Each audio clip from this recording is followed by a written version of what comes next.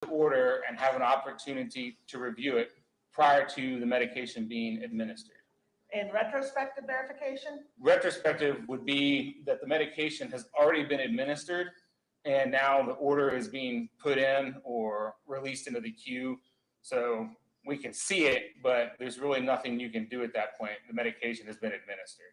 All right, how do you tell on this form whether it is prospective verification or retrospective verification? Looking at this form, I would suspect that this one is a prospective verification because the order went in at 7 minutes after midnight, and then I approved it at 13 minutes after midnight, and then it was completed at 16 minutes after midnight. So 3 minutes after you approved it, it's completed? Yes. Which means you looked at it before it was administered? Yes. Okay.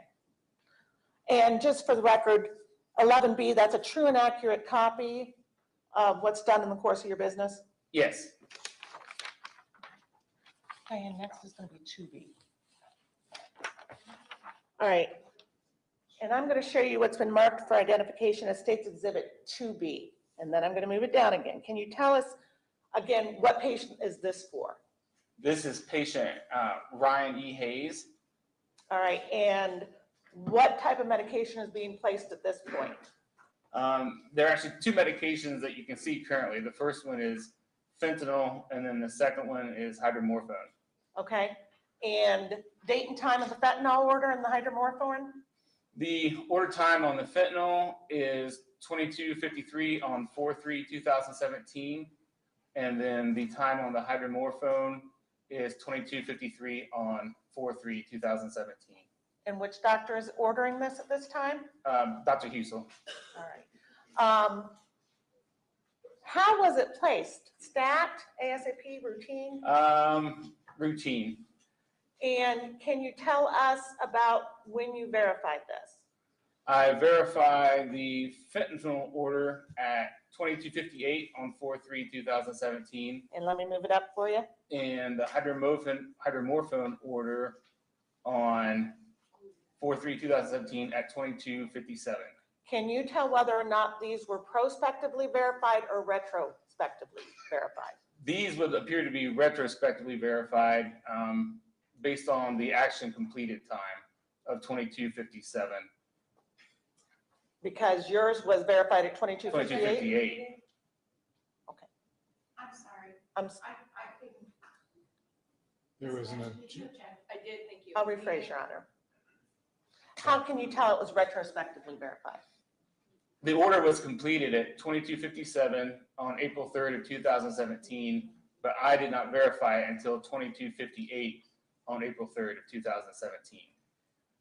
So is it fair then for me to say that in order to see whether it's retrospective, you have to look at that action type and when it was completed? Yes. Okay. Diane, 13B will be next. All right, and I'm now going to show you what's marked as State's Exhibit 13B, and then I'm going to move down for you. Okay. Who is our patient here? This patient is Rebecca Walls. All right, and what is the med order for on this one? Again, there are two medication orders here. The first one is for fentanyl, and the second one is for midazolam. Okay, and who placed these orders? Both orders were placed by Dr. Husel.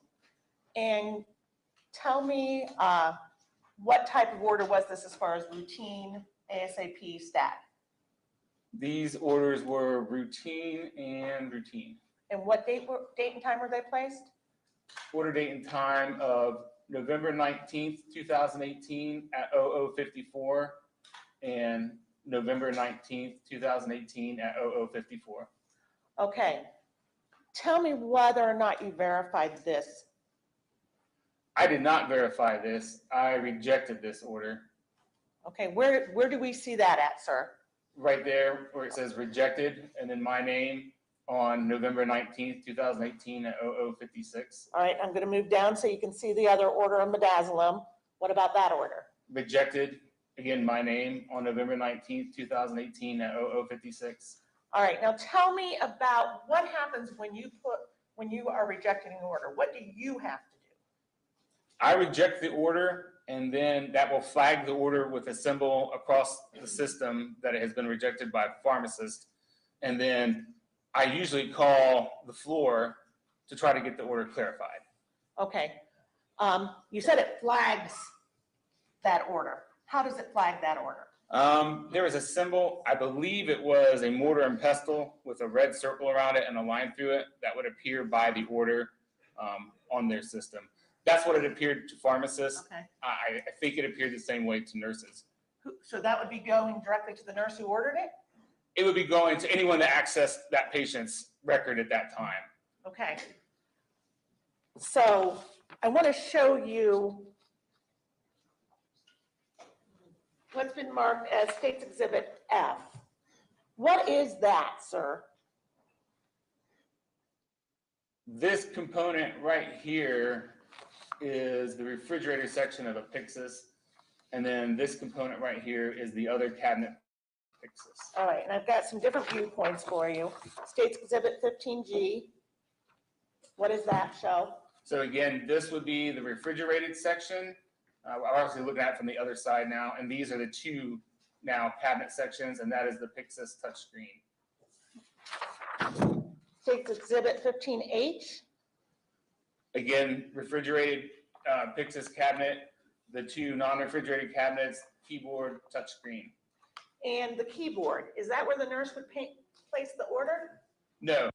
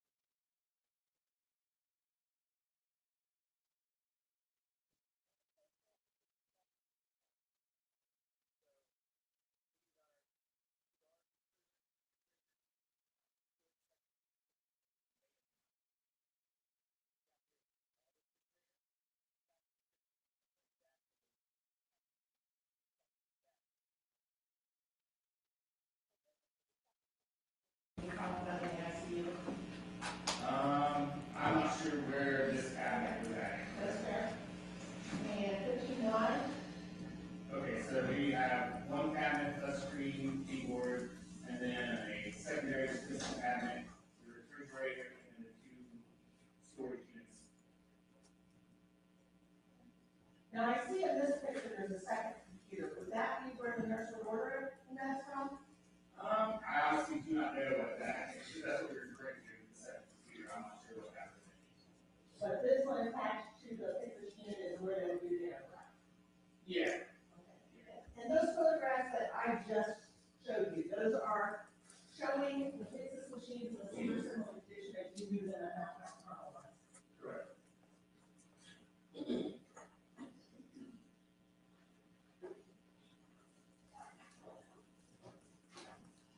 All right, let's start where we just finished with Rebecca's office. All right? So I'm going to show you again 13B. This number, then I'll go down. Let's talk about that fentanyl order. What age again was this from?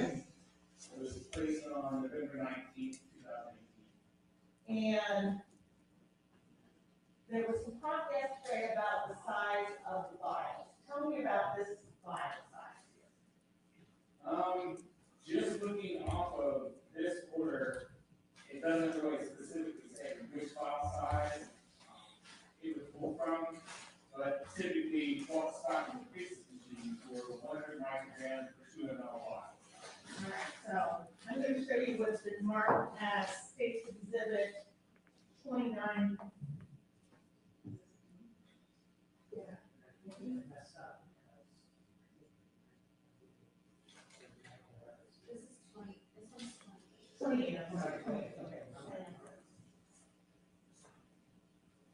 Mr. Dressler, I'm showing what's been marked for identification of States Exhibit 28B. Can you identify that for us? Yes, that is a vial of fentanyl used 100 micrograms per 2 ml. Okay, and would that be what that medication is dispensed in? Yes. Oh, yeah, fine. Thank you. All right, so what was the total dosage of fentanyl ordered for Rebecca Hall at this time? At this time, the total dosage is 1,000 micrograms. How many vials would that take? That would take 10 of those vials. And let's talk about the bedazzler. What type of drug is bedazzler? This is a diazepine. Okay, and you also heard it called Versed, I believe? That's its brand name. All right, what was ordered as far as the bedazzler and Versed? 2 milligrams. And how many milligrams are in a vial on this, do you know? There are actually multiple strengths of Versed available. They come in either 2 milligrams per 2 ml or 5 milligrams per 5 ml. Okay. You rejected this order, why? This order came through after an incident that happened in October, Okay, where we became aware that there were high doses of fentanyl and diazepines used in a powder ventilation withdrawal. So on advisement of proceeding forward after that, whenever we saw in these orders, we were asked if I reject and clarify, and that's what I did. okay, so you rejected, what did you do after you rejected this? I believe I called the front station to the MICU first, and got no response. So then I tried to call the back station of the MICU, and then still got no response, which isn't unusual. They're a very busy area. And then before I could do anything further, I received a phone call from the ER. Okay. And this kind of lays the groundwork. How many people work the night shift? Myself, one other pharmacist, and 2 technicians in the pharmacy. And you're responsible for the entire hospital? Yes. Is it unusual for you to get called and won't be right?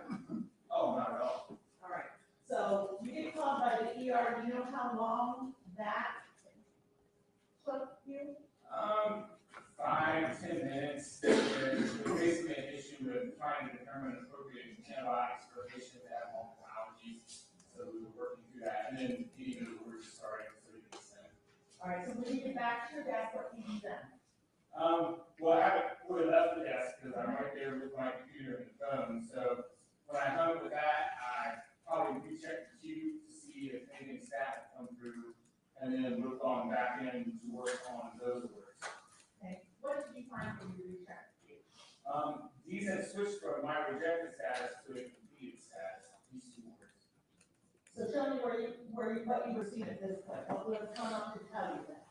Well, again, these are different in how they appear in the queue. In the queue, they're like a 1-line item thing, but instead of rejected around the order, it would say completed. All right, now I see on this part, going down the bottom where it now says you verified, reviewed your name, what time is that today? That is November 19, 2018 at 01:31. And that would be typically what we call the regular secretary, correct? In this case, yeah, because the medication now has been given and completed without my authorization. I rejected it previously. Does you marking that as verified after the fact mean you have approved it? No. What does that mean? In this instance, with this system, you only have one function to move an order order essentially on from the queue, especially once it's been completed and as the verify function.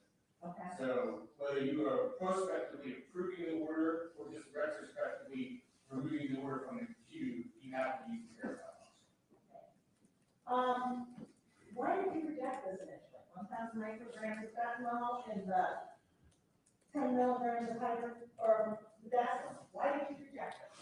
Well, I wanted to call and find out what the indication was for prior to approving and dispensing the medication. All right. And you weren't able to get hold of anybody. Yes. Did you after that find out what it was for? Yes, What did you find out? that they had used it in a palliative withdrawal.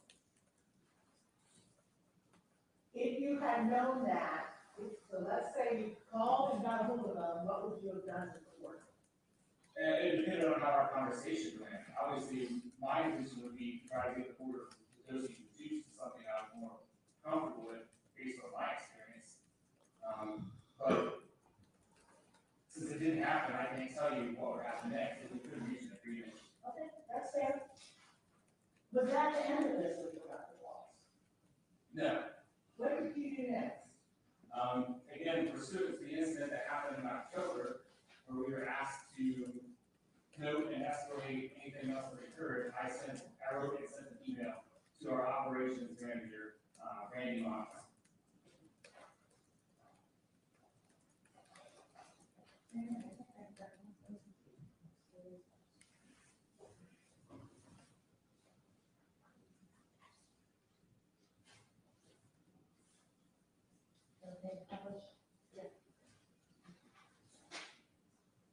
And you tell what date you sent that email on? It should have been November 19, 2018.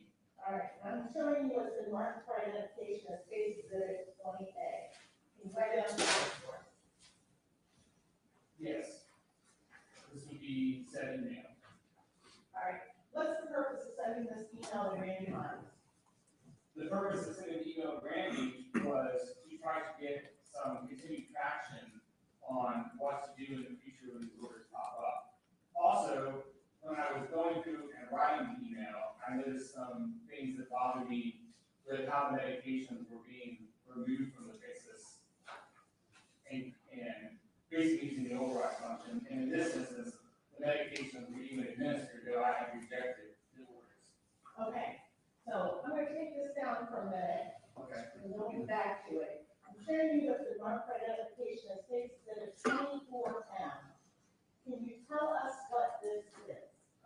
This appears to be a Pixis activity log. All right, and this is for which patient? Rebecca Walls. So this would be the same one we're talking about. Yes. Okay. And the last column, what does that mean to you? Over here all the way to the right, that is whether or not a medication was removed using the override function. All right, so let's go to where that order was placed, take one of the last pages.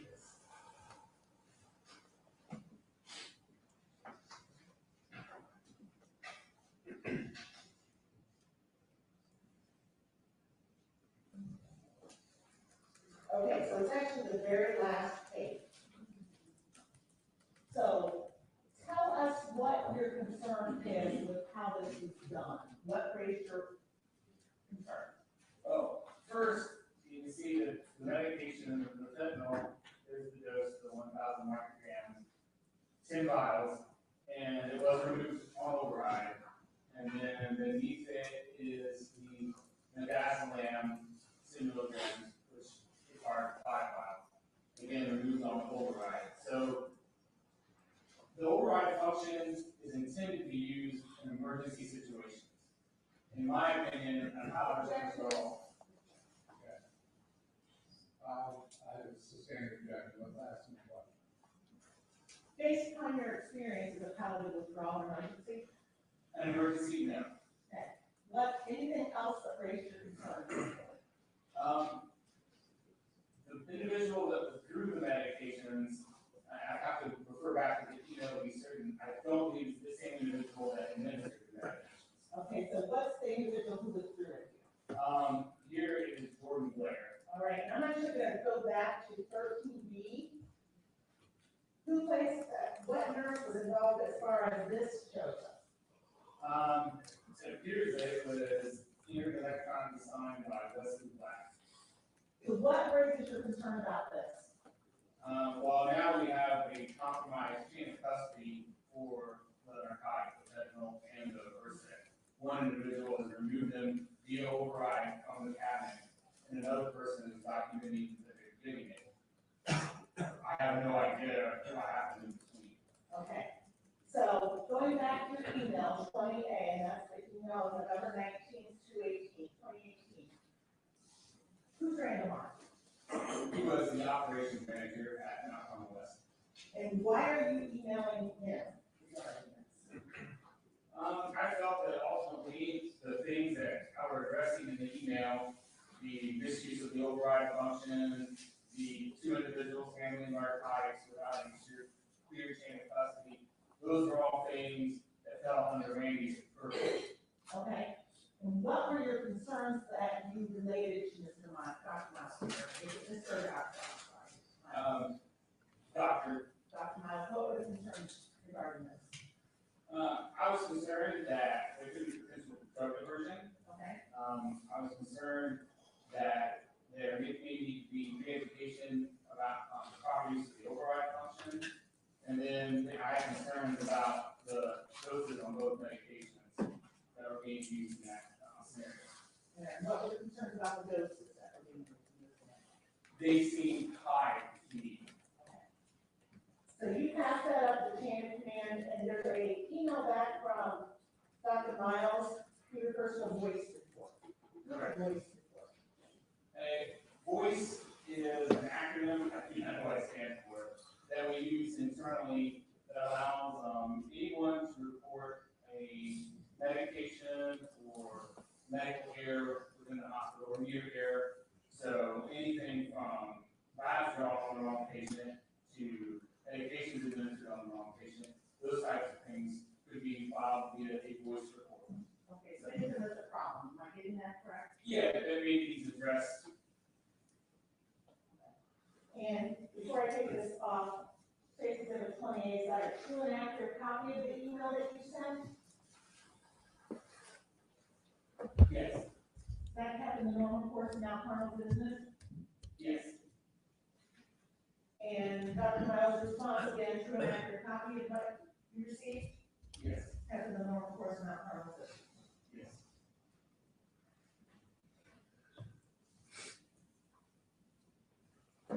Now, obviously, we're here about some specific patients, and you have, as the right pharmacist, had some involvement in some of the other patients and victims we're concerned about.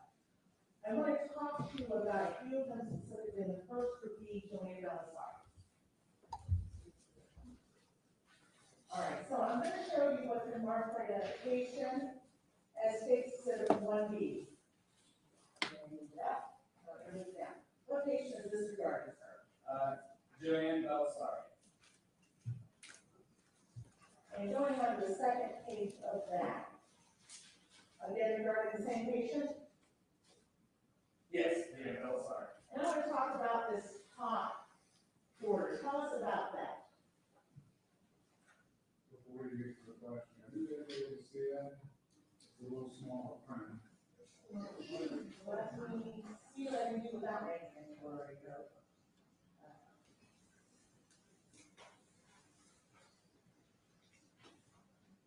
That better? All right, maybe, right? Yeah, maybe. All right. Tell us what date this order was placed, sir. This order was placed on May 4th, 2015 at 03:36 a.m. And who was it placed by? It appears Dr. Husel. All right, what medication was he ordering at this time? This was fentanyl, And what was the full dosage that was ordered? 200 micrograms. All right, now, the other one we saw was 1,000, this is 200. Did that strike you as anything unusual? No. Why? 200 micrograms is an acceptable dose in the ICU as a one-time push. All right, did you verify this prospectively or retrospectively? This would appear to be a prospective verification. All right, tell us what says that. I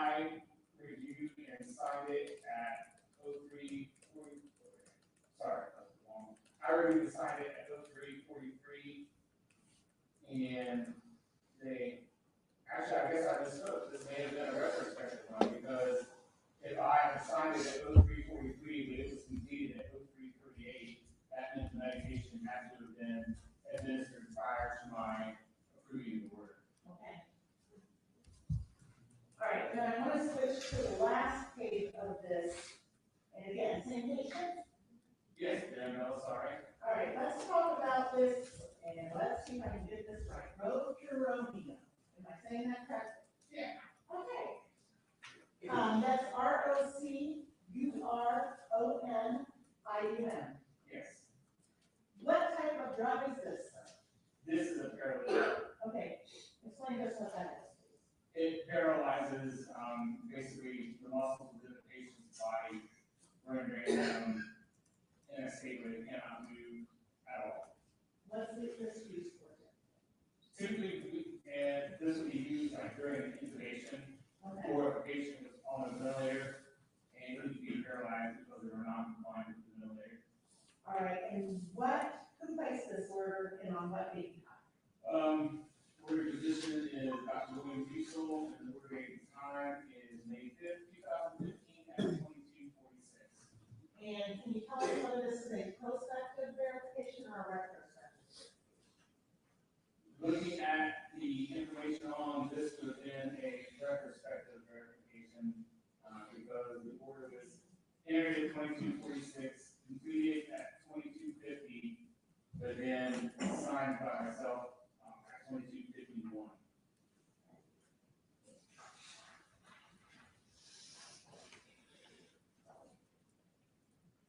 All right, another patient I believe you have some involvement with would have been James Timmons, not Jack James.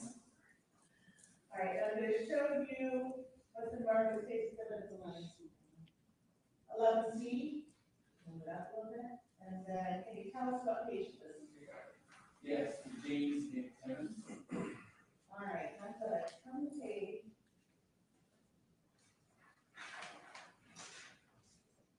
And I want to talk about the one at the bottom. Can you tell us what this is about? This is an order for fentanyl, 100 micrograms, IV push every hour as needed for agitation. So this is a very typical order that you can see in the ICU where the patient appears to be in pain or exhibiting signs of pain or agitation. You can give this dose every hour as needed. That's 100 micrograms. That's 100 micrograms. All right, now I notice on this one it says an order status discontinued. What does that mean? For that field, at this time, this order would be discontinued, so no longer active. I'm going to turn to the next page. So tell us about this order, Mr. Kemp. This order is again for fentanyl, 100 micrograms. IV push. This is a one-time order. Again, not uncommon at all to see in an ICU. Okay, and who placed this order? Dr. Husel. And can you tell us whether, okay, you signed it, Eric, the verification? Yes, I signed it at 0:13 on October 23rd, 2018. Based upon that, can you tell us whether that was a prospective or a retrospective verification? This one appears to be prospective because I verified it 13 minutes after midnight, and it was completed at 16 minutes after midnight on the same day. Okay. And the bottom one shows a fentanyl additive for 2,000 micrograms. What's a fentanyl additive? So this is an order for an IV continuous infusion. Okay. So this is 2,000 micrograms of fentanyl and 200 ml of sodium chloride. All of this stuff in the middle basically is stating that this patient needs this fentanyl infusion to remain sedate and unagitated while I presume they're on the ventilator. Again, not at all an uncommon order to see in an ICU. All right, and when you say it's an infusion, explain to us, lay people, what that means. So if you watch a movie or TV show, you see them hook up an IV and then it runs through the tubing. That's an infusion versus an IV push where you just have a syringe and you inject. And this type of infusion, how long would that last? This type of infusion can last indefinitely. It is strictly based on the needs of the patient. So the rate that it runs in can fluctuate based on the state of the patient. Okay, and I see the word titrate or titration. What That's does what that that mean? means. That's what that means? Yeah, titration means you adjust the rate based on the patient's clinical presentation. Okay. And then the last page for Mr. Timmons, talk about this one for us. Actually, the top one. Yes. Okay. This is midazolam or Versed, 2 milligrams, IV push every 1 hour. Routine is needed for adaptation.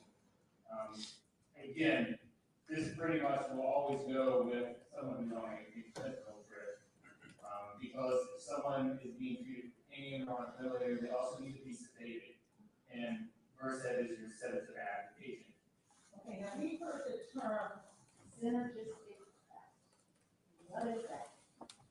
The synergistic effect would be when you give medication A and you expect it to do one thing, medication B you expect it to do one thing, but given together, the two generate an effect greater than either one separate. So the sum is greater than its parts. All right. And we've heard that used in relationship to using opiates and benzodiazepines together. Tell us about that. Well, opiates are more for pain relief, and the benzodiazepines are more for a sedative factor, but both have CNS effects. So when used together, you expect a synergistic effect on the central nervous system. So things like What's that? CNS effects. So the one most commonly associated with those agents is respiratory depression. Okay. So getting them together to make that work. Yes, it could make that worse.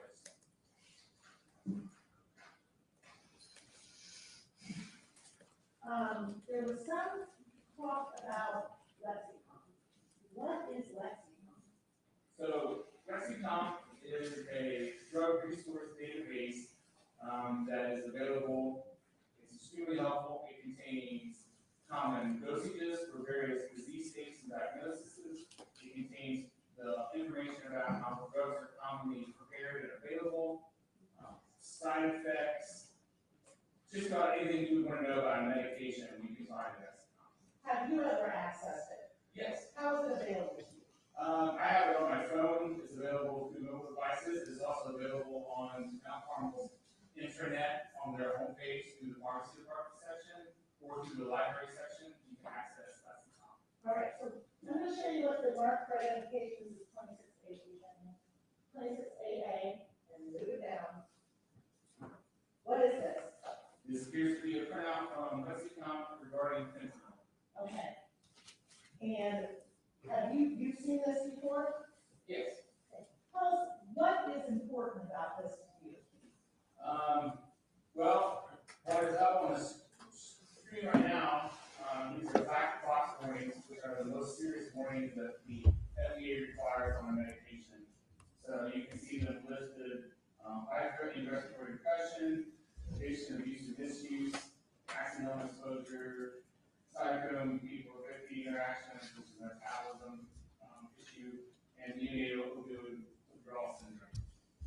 And then on risk from concomitant use with benzodiazepine or other CNS suppressants, risk of medication errors, and the RIMS program. I want to go back up to the risk of concomitant use of benzodiazepine or other CNS suppressants. First off, what does it mean when it says other CNS suppressants? It can refer to opiates, any medication that is known to depress the central nervous system. These are the two main classes that come to mind. Ibuprofen? Yes, that's an opiate. Okay. What is the risk with those two together, according to Lexicon? According to Lexicon, together they would have a larger impact on central nervous system suppression than either one alone. So a synergistic effect. Okay. And this is several pages long, so when you turn it, what is the rest of this about? Maybe it'd be easier just to hand it to you to kind of summarize it for us. Objection, Your Honor. Don't be summarizing lexicon. Why don't you just come and you ask questions? Sure. Just the narrative is inappropriate. Can you tell us what other information you draw from Lexicon that's important to you in your job? Well, the dosing information, Lexicon provides dosing information for various disease states state some diagnoses for adjustments needed in renal or palliative liver failure, doses for pediatrics, neonates, any sort of dosing information would be found in here. That's for fentanyl specifically. Yeah, it can be for any drug in this account, but one hand is for fentanyl specifically. Does it address usage in palliative withdrawals? Let's see.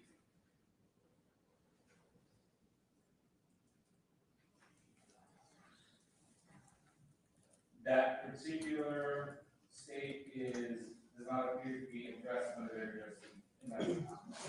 All right. Mr. Graves, I'm going to show you a mark for identification.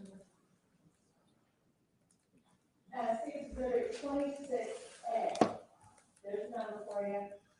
Can you tell us what this is, sir? This is an IV guideline which was used at Mount Carmel to give you basic guidance on common doses and strengths for medications.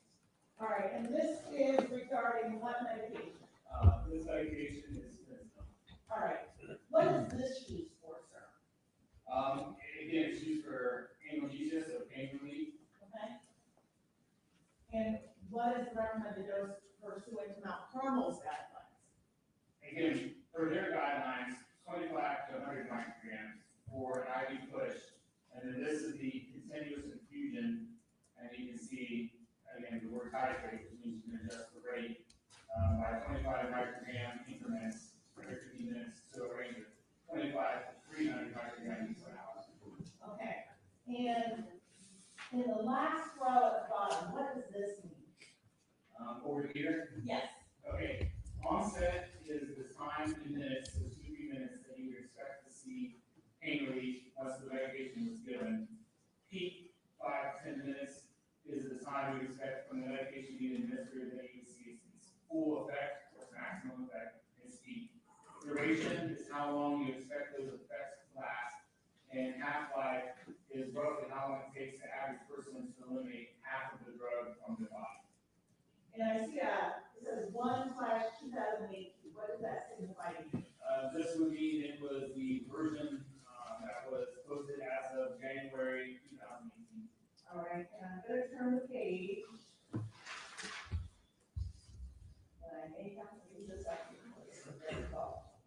Okay, and again, same medication. Yes.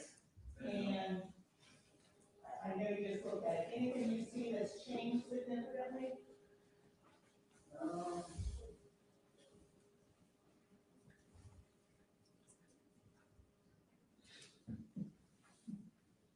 Not without having both of those side by side, no, nothing more. Okay, and the date on this one? 7/2016. All right, and something I'm seeing that I don't think I actually did on the first page, and I go back to the first page and back. I see adjust dosage for elderly. What does that mean? Again, with any medications, there are sometimes considerations you have to take based on the patient population. Sometimes that can be more, sometimes it have to be less. The elderly are typically more susceptible to the CNS effects of these medications than, say, a younger person. And this goes back to the 2016 date, the same thing was noted on this one. Yeah. And looking at.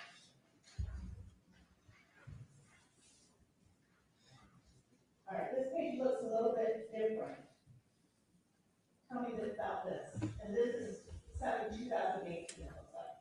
So this is specifically for use of fentanyl and procedural sedation. Okay. So this would be an instance where, say, someone had a dislocated shoulder, something where you needed to sedate them and not necessarily put them to sleep to the point that they required ventilation. Okay. So these would be the recommended dosages for procedures such as that. Okay. All right, turning the page again. This is 2018, that looks like the prior page. Yes. Okay.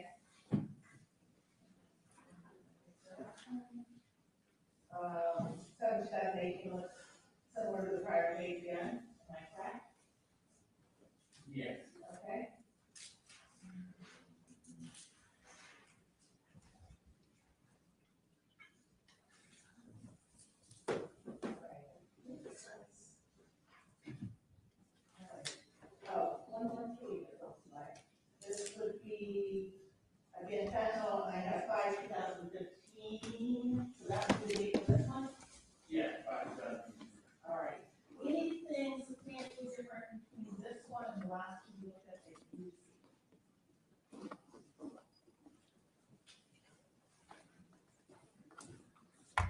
The half-life column is missing over here under onset peak and duration, and that's the only thing that jumps out without being able to compare it side to side. Okay, and when half-life to me, decide to try this. So the half-life measures the time it takes for half of the drug administered to be eliminated from the body. So if I give you 100 milligrams of something, and 2 hours later, 50 of it was gone, and then half-life is 2 hours. Okay. Mr. Dresdoff, does this appear to be 26A, a true and accurate copy of those policies regarding fentanyl?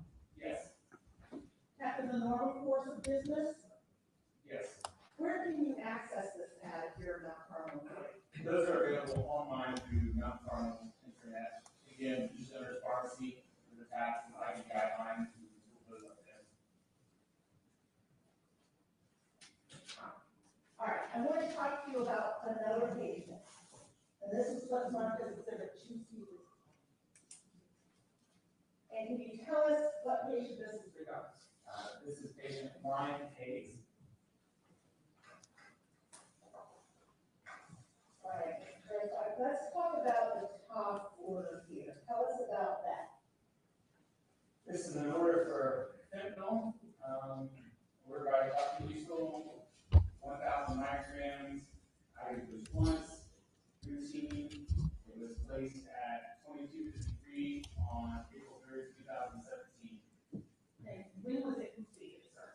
It was completed at 2257, April 3rd, 2017.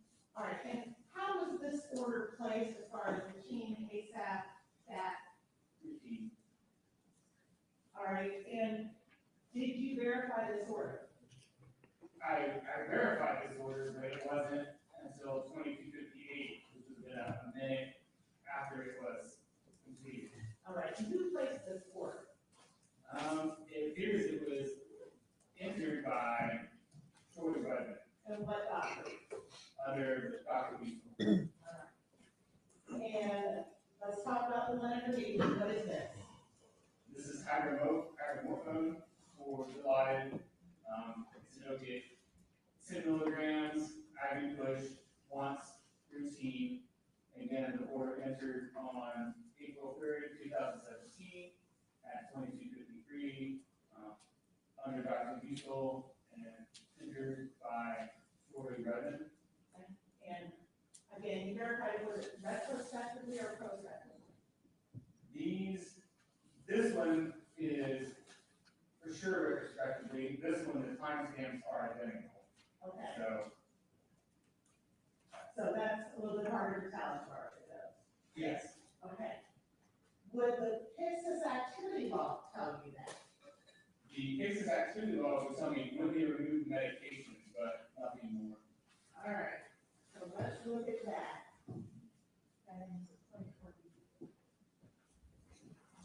All right, so this is marked, Mr. Dresdoff, as clinical B. Can you tell us what patient this is for? The patient is Brian Hayes, All right, and again, just to verify, the last column shows what? overrides. All right, so let's look at the order.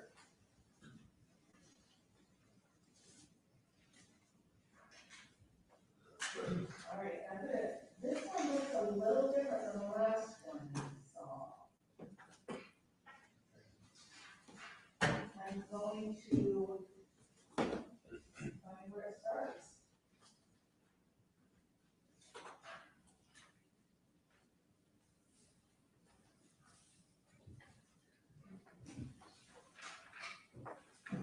Okay. Again, which patient is this? Brian Hayes, And who's taking this out of the Texas? well, depending on which road you're talking about. Yeah, right down there, we'll start with that one. Okay, Troy Redmond. Okay, I'm gonna move this over just a little bit. Tell us, if we're looking at that next last line here, tell us what's going on. So in this line, it would appear at 2244 on April 30th, 2017. Troy Redmond went in under patient Brian Hayes and removed one 100 microgram vial of fentanyl via the override. What about the line underneath that? The line underneath that is the same thing on April 3rd, 2017 at 2244. Troy Redmond went under the patient Brian Hayes and removed one 100 microgram vial of fentanyl via the override. So that's 2 vials this one. That's the amount. All right, let's turn the page. All right, next page, and let's start at the top. What happened next? So, again, April 3rd, 2017, at 2244, Troy Redmond, the same patient, Brian Hayes, removed another one vial of 100 mic fentanyl via the override. All right, keep going. Underneath, the exact same thing, same time scan, same patient, same drug, 100 mics, one vial of fentanyl. Okay, and under that? Again, same thing, same time stamp, 2244, for Redmond, patient Brian Hayes, one 100 mic vial of fentanyl via override. Okay. Then what? Then, it looks as though at 2245, Troy Redmond, again, under the patient Brian Hayes, removed one 2 milligram vial of hydromorphone via override. And next? Next, same thing, same time, 2245, Troy Redmond, under the patient Brian Hayes, removed one 2 milligram vial of hydromorphone via override. Okay, and after that? After that, same scenario, same time scan, same patient, same nurse. Again, one 2 milligram vial of hydromorphone. And under that? Under that, another instance at 2245, Troy Redmond appears to remove under Ryan Hayes, one 2 milligram vial of hydromorphone. Move it up. And the last line on this page? The last line indicates the same again, same time stamp, same nurse, same patient. One 2 milligram vial of hydromorphone via override. So I got 5 vials, I'm counting that are hydromorphone at this point. Correct.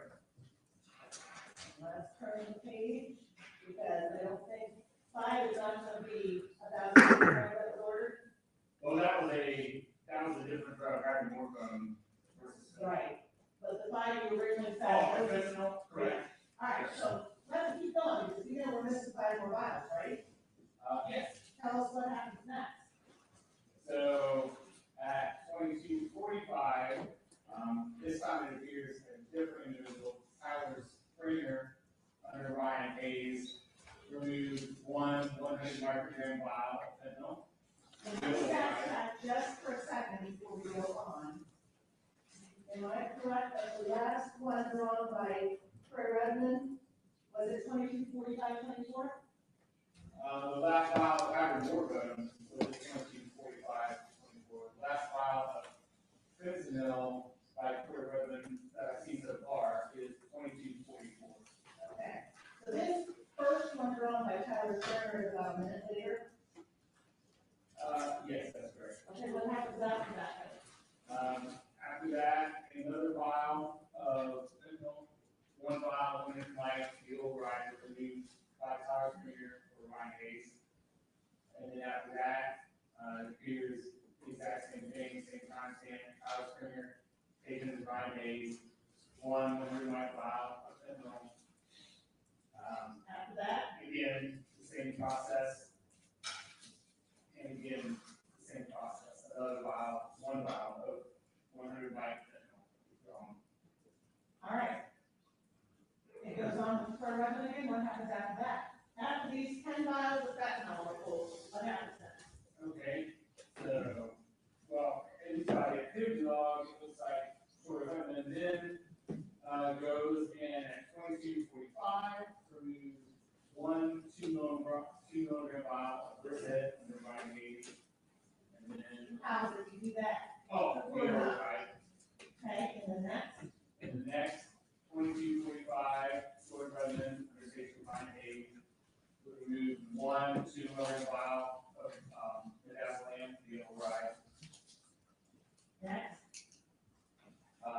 thing, 2245, for resident, underground case, remove 1 2-milligram vial of bedazzling via override. That's for it, and the last row, And then the last row, again, 2245, for the resident, under patient case, remove 1 2-milligram vial of bedazzling via override. so I'm saying at this point, 4 vials of that one, Yes, on this data as equal.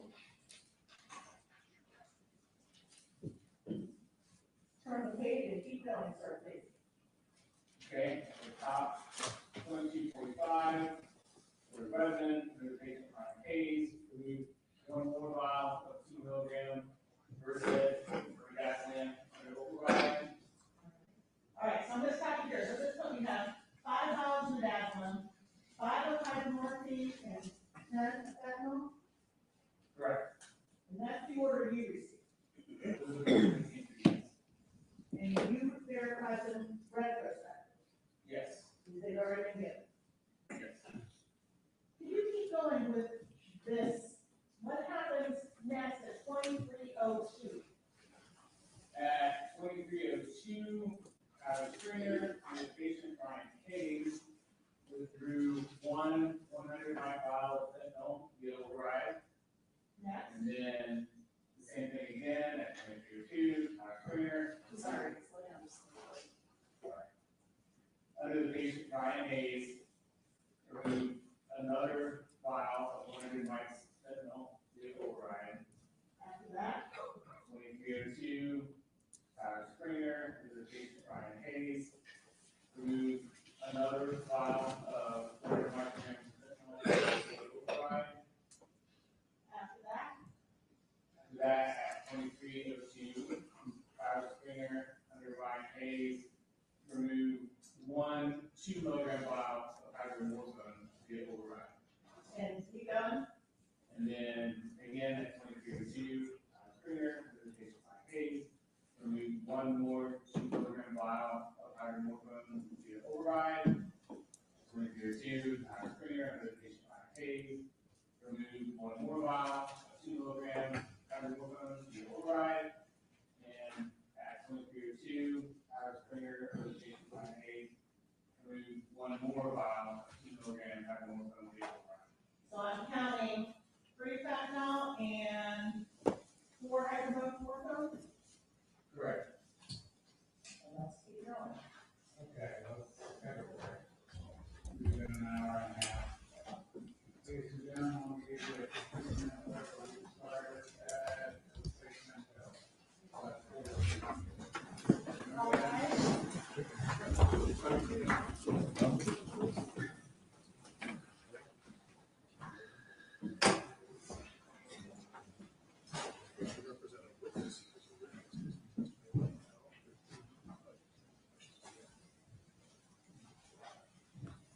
Have a great day, ladies and gentlemen.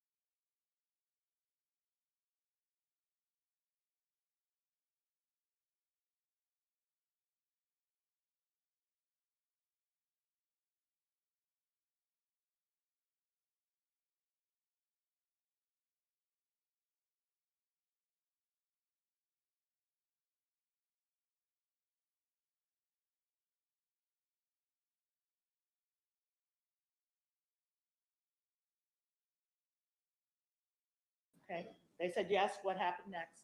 So I went into that patient's profile to see what was ordered and what had been administered. And that's when I found that I believe it was 2,000 mics of fentanyl, and I'm not sure how much Versed may have been on, had been pulled and administered to that patient. So 2,000 mics, again, would be 20 vials of fentanyl. Yes, of those vials, yes. So again, we have 20 vials up here. All right, and what was this patient's name, sir? The last name was Penix. I don't recall the first name. Melissa Penix, sound familiar? Melissa Penix does sound familiar. Okay, what did you do from there? From there, I gathered the same information I'd gathered 2 nights before on the Rebecca Walls. So the nurse involved, Times meds were pulled, Times meds were administered, and I essentially copied my previous email and amended what information needed to be amended. So no longer referred to Rebecca Walls, but referred to Melissa Penix, and then sent that email to Randy. All right. And I'm going to show you what's been marked for identification as States Exhibit 20B. Can you please identify that for us, Mr. Dresbach? This is the second email referring to Melissa Penix. And what date did you send that on, sir? November 21st, 2018. And again, this would be the one regarding Melissa Penix and the information you had gathered. Yes. What concerns you about this incident? Well, now we have an issue where, in this instance, the medications were removed. Well, you can see here, the medications were removed from the Pyxis 15 minutes before orders were even entered. So someone was removing that kind of quantity of fentanyl and Versed without even orders being present. So that was concerning because there's a large opportunity there for drug diversion. On top of that, now the dose was from 1,000, we're now at 2,000. So I felt like just 48 hours ago, I was in this exact same situation, and now I'm in it again, and I'm still waiting for some sort of clarification or instruction from administration on what we should be doing, because obviously the meds are freely available and being removed and administered. All right. And when you looked into this, these meds were removed via override also? I believe so. Well, if they're removed 15 minutes before orders are even put in, they would have to be. There's Okay. no other way to remove meds. And you indicate that in your email? Let's see.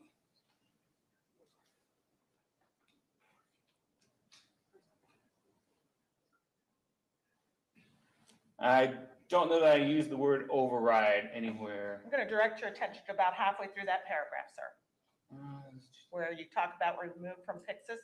Okay, well, you're compounding a Oh. question there. These meds, I'm sorry, there it is, I missed it. These meds were removed from Pyxis via the override function at 2228 and 2230 for the fentanyl. So again, you send this to Randall Miles, one of the Yes. supervisors, Dr. Miles, Yes. and he at least appears, looks like he passed it up the chain of command.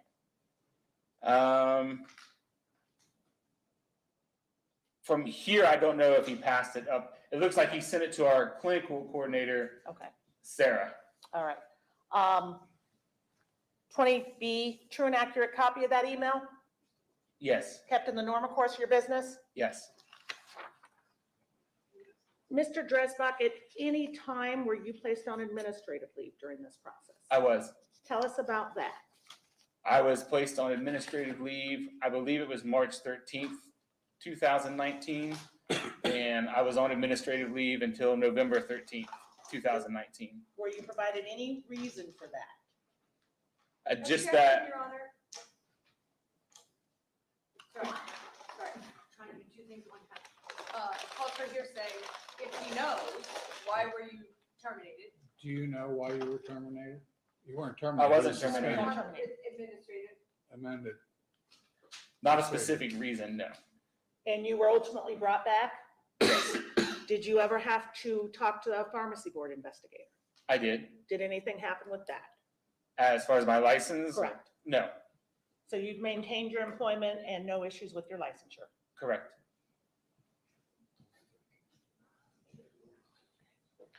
I have no further questions. Thank you, Mr. Ms. Driscoll. Menashe?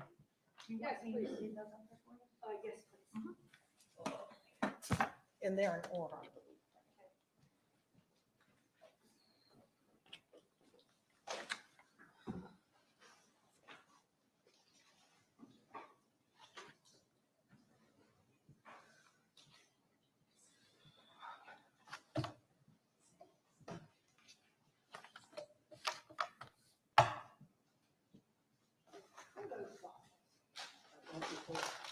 Yeah, those are better. Yeah.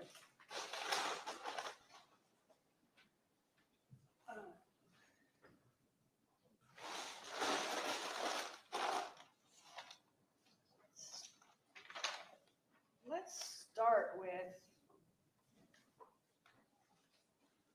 Timmons, Mr. Dresbach.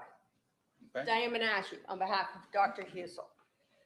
Showing the witness what's been marked as Exhibit 11, page 83, Exhibit 11, page 279, Exhibit 11, 569, and Exhibit, that's it. You were asked a lot of questions on direct about any doctors that ever prescribed as much fentanyl. Remember that? Yes, Okay. And you work in the pharmacy? I do. And would you agree with me that orders for medication placed in the OR never come down to the pharmacy? I would agree.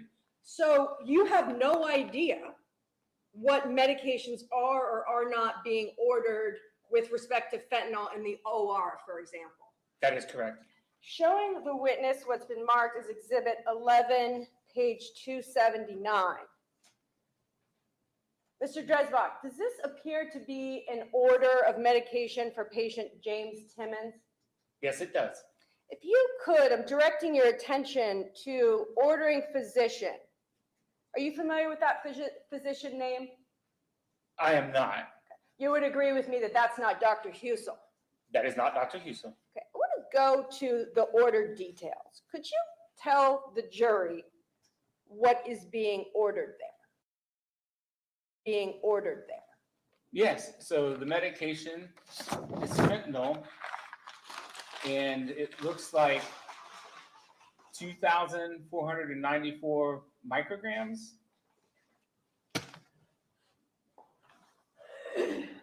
Sorry, it's 14,321.2494 micrograms, right? Okay, it's hard to see the decimal point on mine, but yes, if that's an entire comma, then 3 digits and a decimal point, then yes, Okay. 14,321.2494 micrograms. Because I sat here this morning and looked at all these vials. We were asked about all the vials. I'm not even sure, Mr. Dresbach, if we could fit, if these carry 100 micrograms? 100 micrograms. So let's take 14,000 micrograms of fentanyl that was ordered by a doctor other than Dr. Husel, right? Correct. How many vials would we need up here? 140? 140 vials. And those vials were ordered for patient James Timmons. That is correct. Could you tell the jurors the date when that was ordered? That was ordered on 10/23/2018 at 11:44. Night shift? No, I'm sorry, day shift? day shift, yes. Day shift, 14,000. And please go to the discharge date of Mr. Timmons. Just the date? Just the discharge date, Sure. October 24th, 2018. And assuming that this patient died, that would be the date of death. Would you agree with me on that? I would agree with you on that. So the day before that patient died, he received from another doctor more than 14,000 micrograms of fentanyl. That is what that would indicate, yes. One of the things when you're reviewing orders to determine their appropriateness is tolerance, is it not? It is.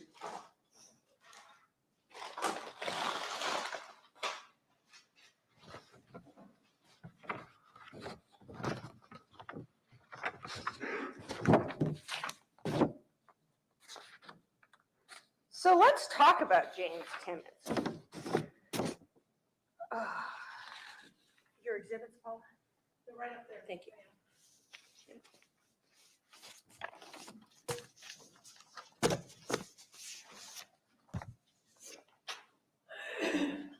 Showing the witness what's been marked as State's Exhibit 11C, we know that James received 14,000 micrograms of fentanyl the day before he died from a different doctor, right?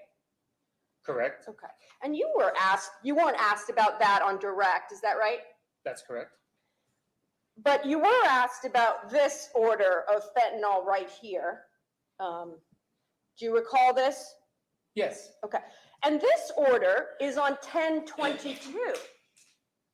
Would you agree with me on that? That's when the order was placed? Yes. Yeah. And how many, tell the jurors how many micrograms that's for. 100. Okay. Then and the doctor ordering that? Dr. Husel, So just 100 micrograms. just 100 micrograms. And you were asked about this word discontinue. Correct? Isn't it true though, Mr. Dreisbach, that when someone dies, medications are marked as discontinued? Yes.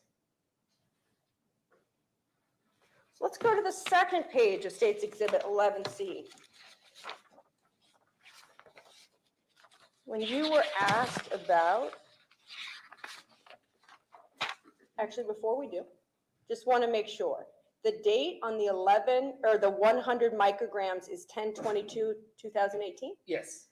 and the date of death or discharge is Yes.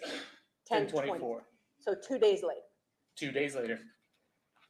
Now that second page, that 2,000 microgram that you were asked about, right? Yes. Tell the jurors, what date is that ordered? Order date is October 23rd, 2018. And the time? 0008, so 8 minutes after midnight. So 8 minutes into the 23rd day of October, that is ordered, correct? Correct. And we know that his date of death is 24 hours later approximately. Correct.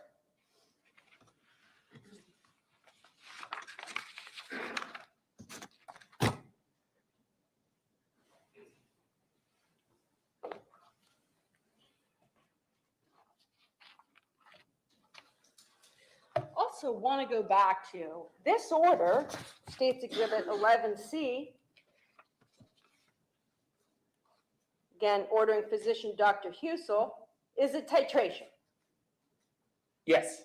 So sometimes the order is calling for a push, and sometimes it's calling for a titration from Dr. Husel. This order would just be for titrations.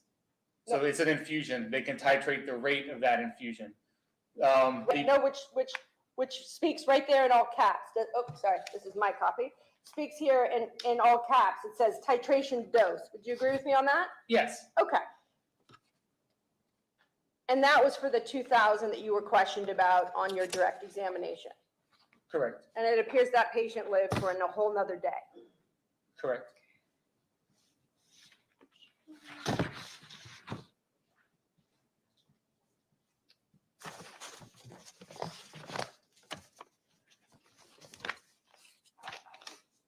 You were asked a lot of questions about State's Exhibit 26A and 26AA. Do you remember those questions? Yes. And remember, as part of that line of questioning, you talked about the intra database at Mount Carmel and that it's easy to use. You can navigate and look at a lot of different resources. Yes. One of those resources is Lexicon. Correct. And you'd agree that there is no maximum dose for fentanyl in Lexicon with respect to palliative extubation, correct? I did not recall seeing palliative extubation listed under fentanyl as a disease state in lexicon. But there's no maximum dose to fentanyl in lexicon. There's not. There's not. Showing the witness what's previously been marked, or what is being marked, is Defendant's Exhibit MCP1, MCP2, and MCP3. Because you still work at Mount Carmel.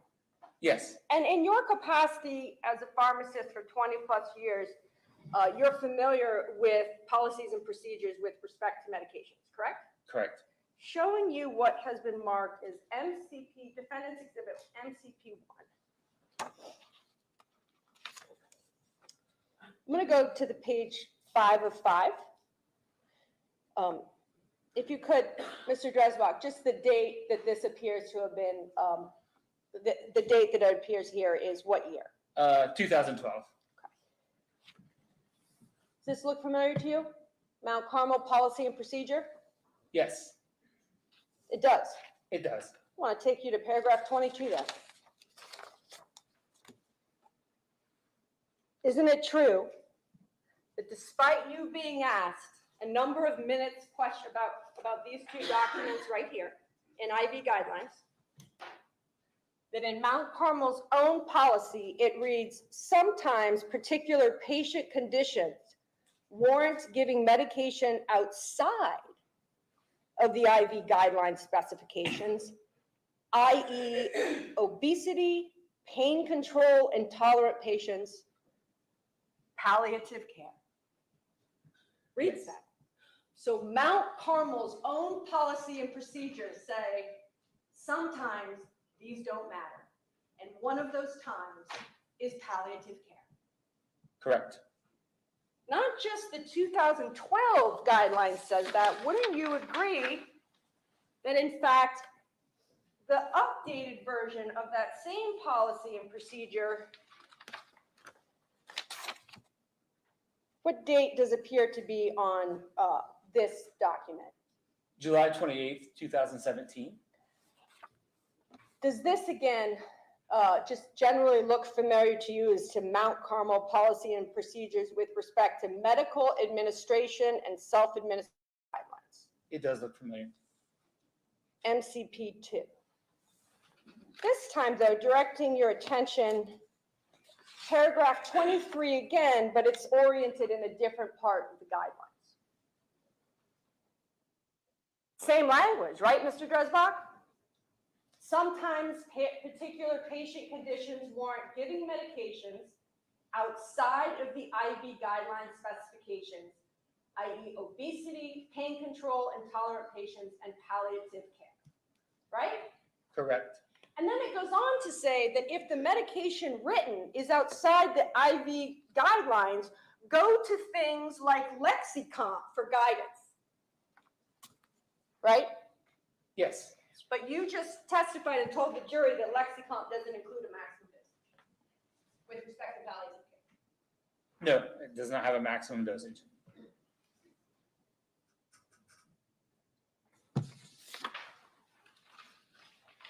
And then, showing the witness what's been marked is Mount Carmel Policy 3. Do you recognize generally, again, Mount Carmel palliative care policy and procedure? Yes. Palliative ventilator withdrawal. And that's what we're talking about in this case, right? Correct. All these cases. Directing your attention to number 2. Appears to say, does it not, symptom management medications will be ordered as medically indicated. It does. Doesn't say in compliance with IV guidelines. No. Because palliative care is different. Is that a question? It is. Yes.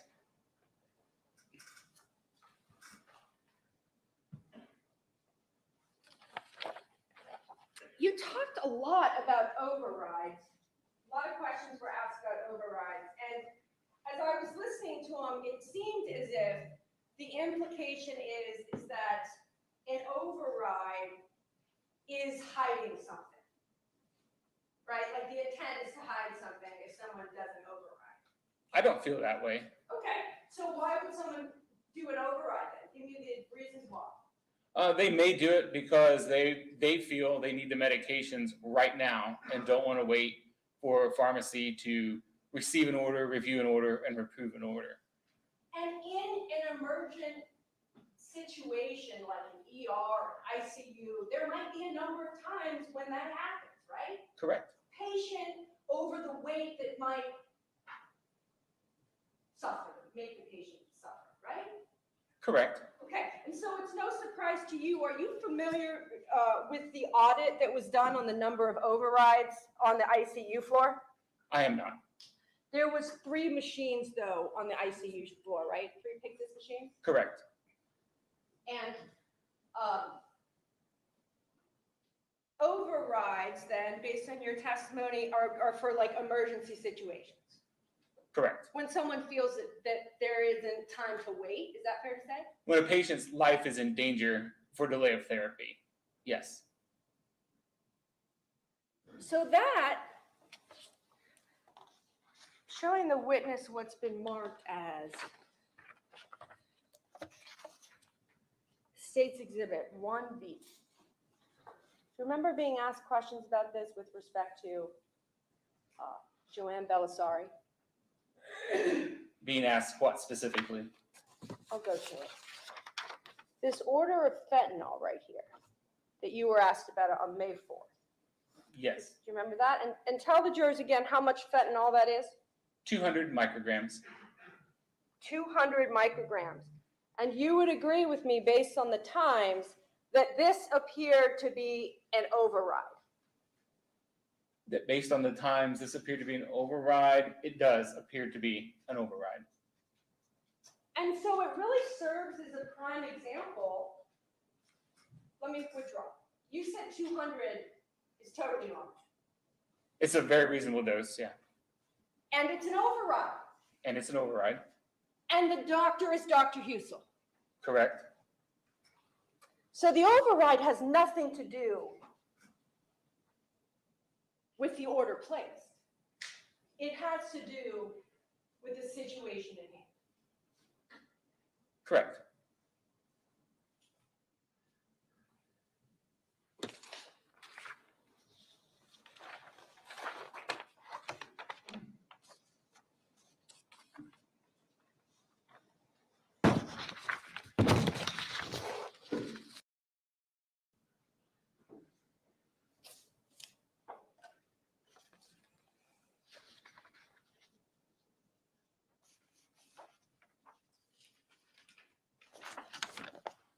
I want to talk to you now about Ryan Hayes. Just give me a second.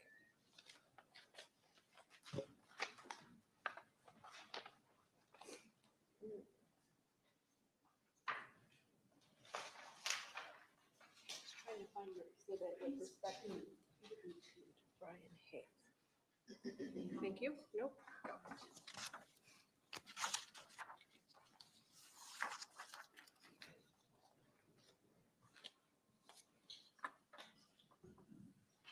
Showing you what's been marked as State's Exhibit 2C.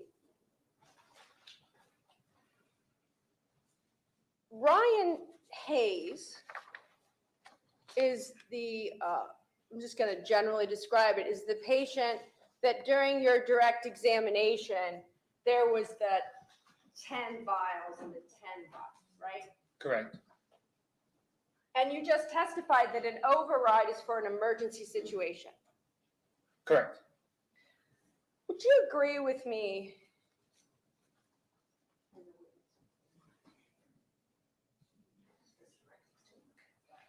that an order sheet doesn't tell much of the whole story as to what's going on in the room? Absolutely, it does not. It's just, it tells you who typed something in, right? Yes. And the medication order. Correct. But a medical administration record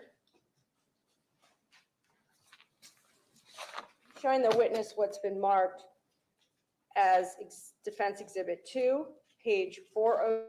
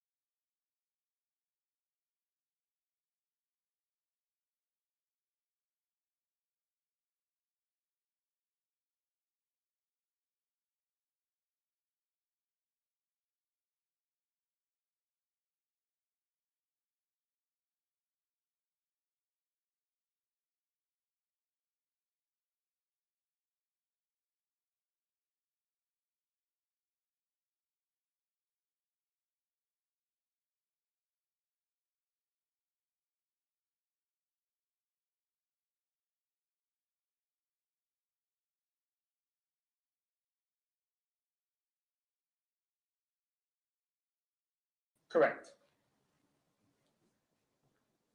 Let's go right down here to the next time you see fentanyl.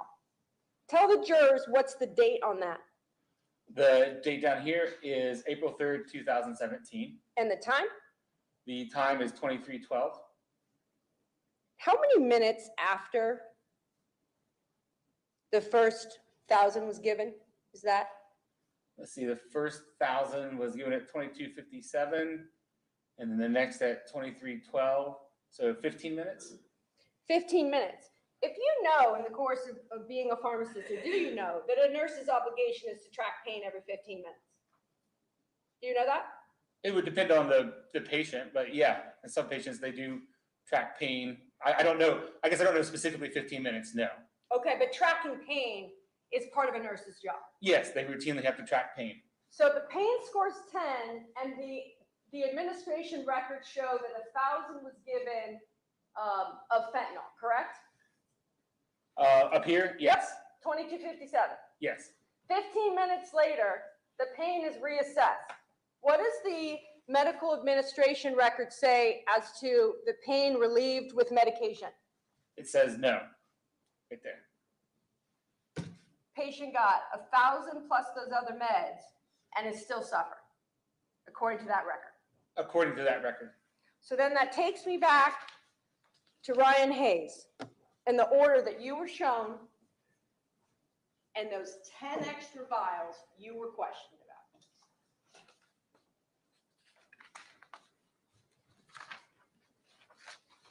Because isn't it true that the second order of fentanyl for those 1,000, what does it say right here? Stat. Are you familiar with the bad death? The bad death. I've heard the term, but I can't say I'm exclusively familiar with it, no. What does it generally mean to you in your Objection, Your Honor, experience he as a says pharmacist? doesn't. Okay, sustained, let's rephrase. You're familiar with palliative extubations generally in that process, I would assume? Yes, And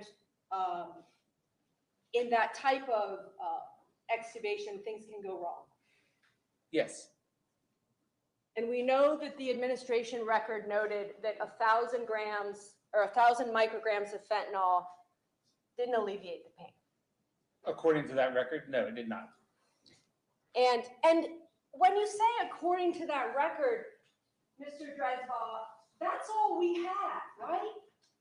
Because we don't have video footage, Not that I'm aware of. right? And we don't have still photos of what's going on in these rooms, right? Not that I'm aware of. And records, while certainly aren't in an ICU setting instantaneously input, it's as good as we've got. Correct. So you have nothing to refute that the pain wasn't relieved after 1,000 micrograms of fentanyl. Correct. And then the next 1,000 is entered in as a stat. That is correct. So it's actually, and then you indicate on your direct it was an override situation. I believe that's what we displayed, yeah. Yeah. So now that you know more about the picture of what was happening in that room, the fact that you didn't know about those extra 10 vials makes a little more sense, doesn't it? Well, I wouldn't have known about those extra 10 vials regardless of all this unless I saw the order. No, that's not my question.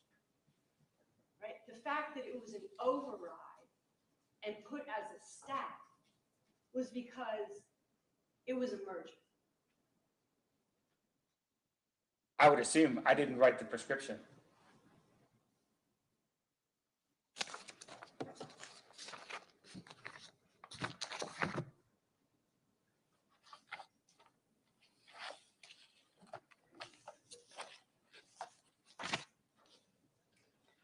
You were asked a lot of questions about States Exhibit 24M and 24B.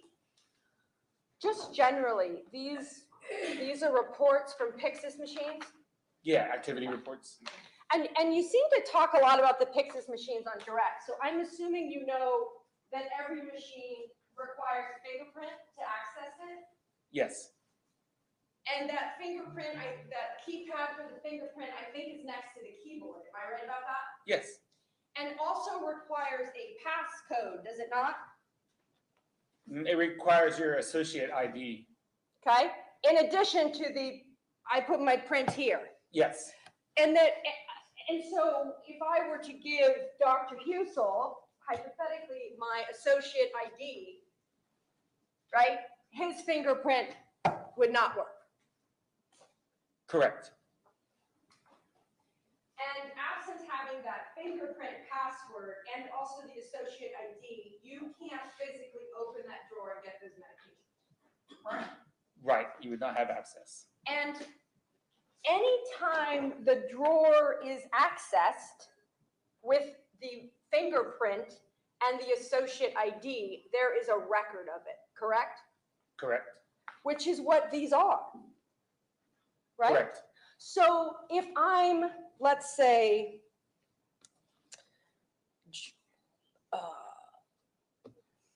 Jason Sims, let's just say I'm Jason Sims for a day. I open the drawer, there's a record of it. There's even a time when I open the drawer. Yes. There's also, I'm showing you States Exhibit 24M. You were asked about a number of overrides with respect to, what does this patient appear to be? This patient would be Rebecca Walls, it appears.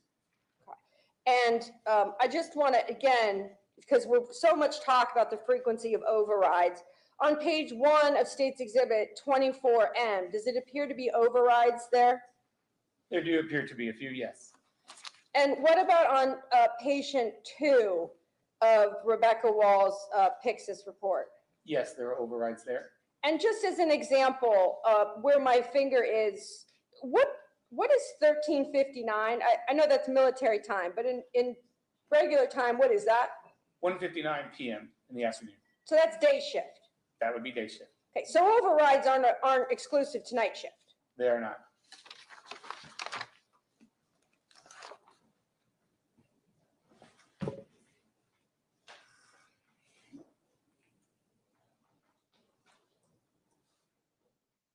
In advance of today,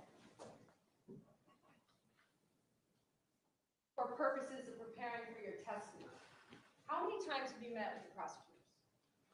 Twice. And when were those dates? One was October of last year. I don't remember the specific date. And the other was February 7th. Yes, February 7th. And was your attorney there with you when you met with them? Yes, And you currently still work at Mount Carmel. I do. So you weren't one of the employees that was laid off. I was put on leave for 8 months. Right, but you weren't terminated. I was not terminated. And wasn't your leave paid? Yes, So you met with the prosecutors twice. If you know, were those recorded? Those prep sessions? I honestly don't know. How long, the first session last year that you met with the prosecutors, how long was that meeting? 2.5 hours, approximately. And how long was the meeting in February, this month? Around 2 hours. And have there also been emails that the prosecution has sent you, or do they send those to your attorney if you know? They send those to my attorney. And in those communications and conversations, they've let you know that while you've been subpoenaed and you're a state's witness, they don't intend to prosecute you. I don't think I've ever received anything that stated that. That's certainly your understanding, is it not? I have not been granted immunity in any form that I know of. Okay. And so it's your testimony that you never received anything from your attorney that indicates that you won't be prosecuted if you tell the truth. No. Okay. So let's talk about the other interviews you've given in addition to the prosecutors, the time with the prosecutors. You gave an HR interview. Correct. And you gave an interview with Columbus Police Department. Correct.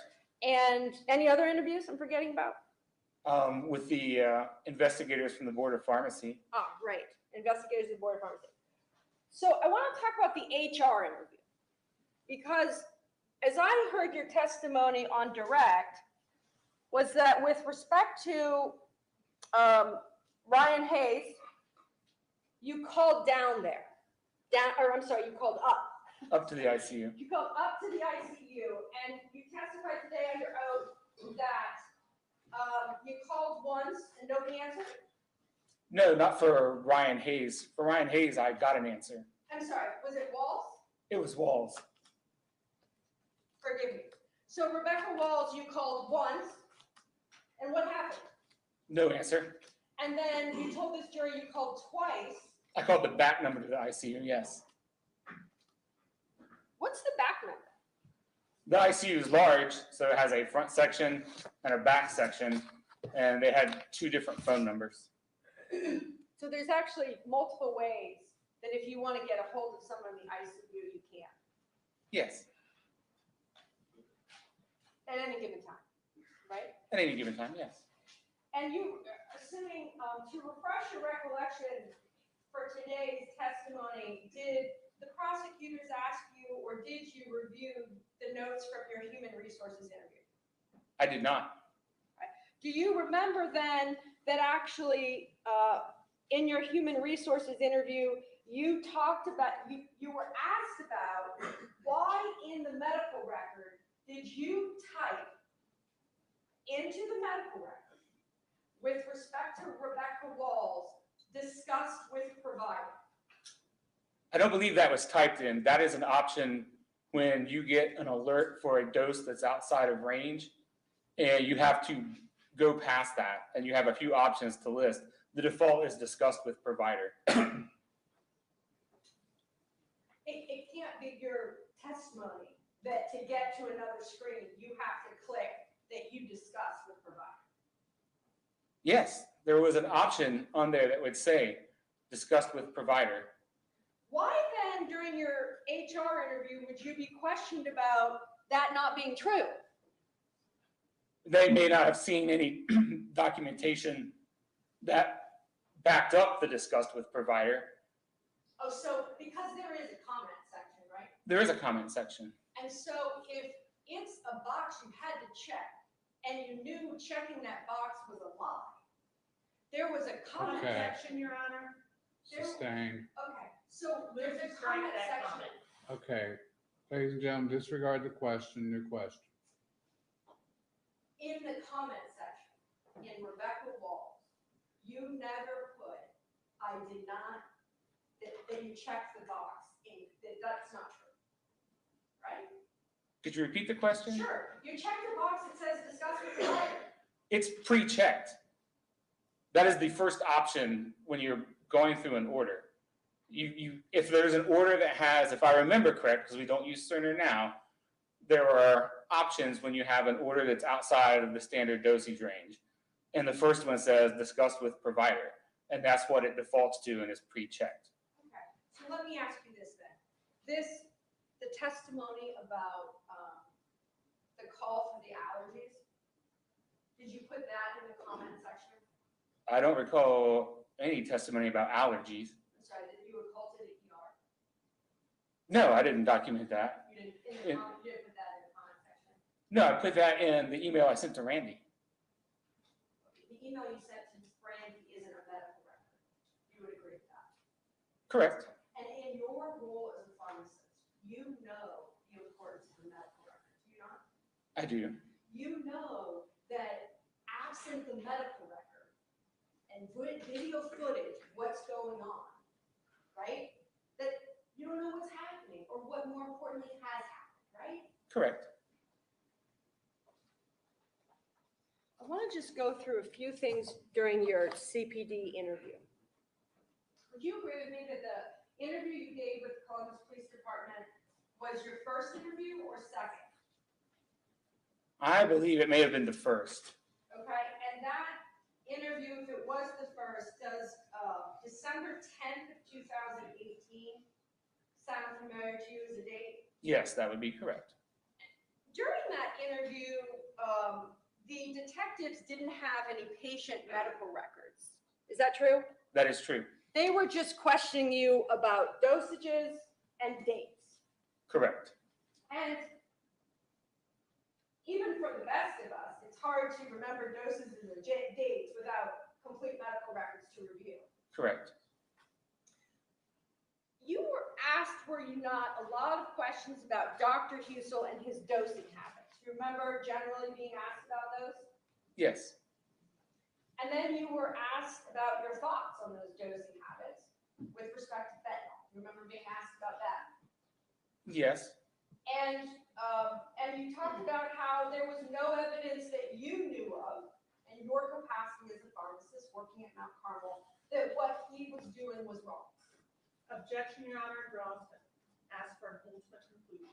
Okay, let's take a little sidebar here, because I know we're gonna need it here in a second. Talk amongst each other. I don't know what happened to Darcy.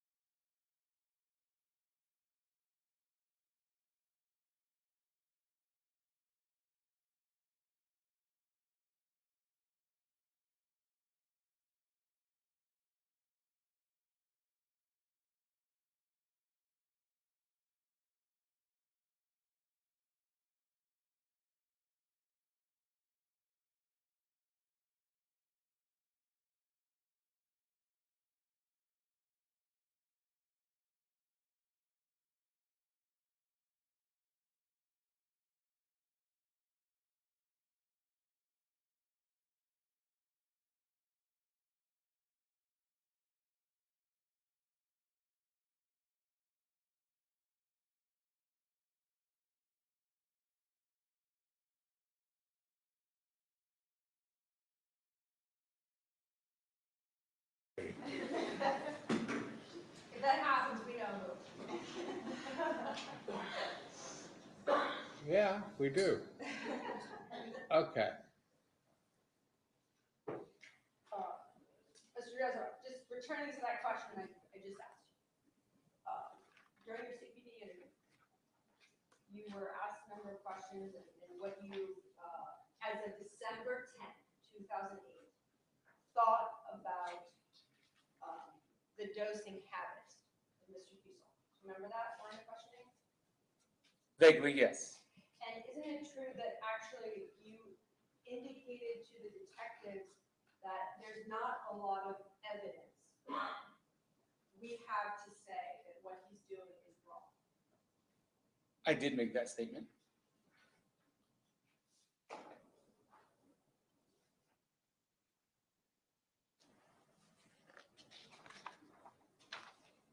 One moment.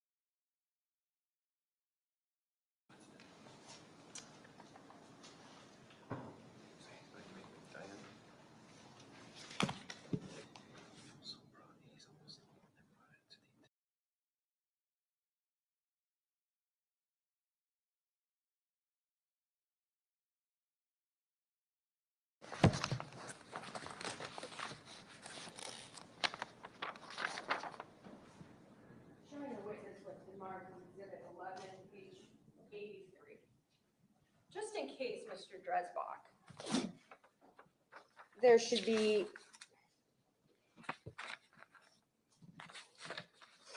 any discussion later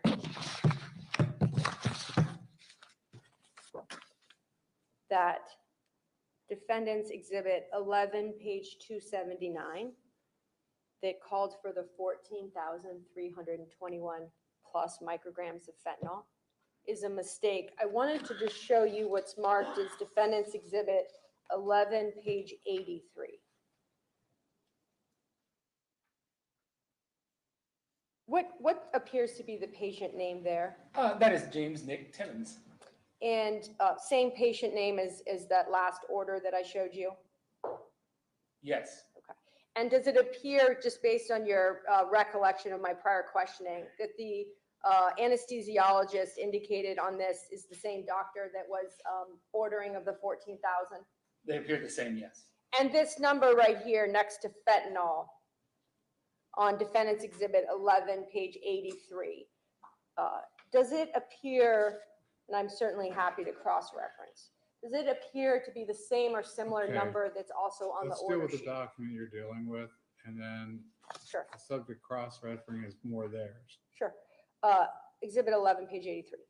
Next to fentanyl, what's the number that's indicated there? 14,321.2494 micrograms.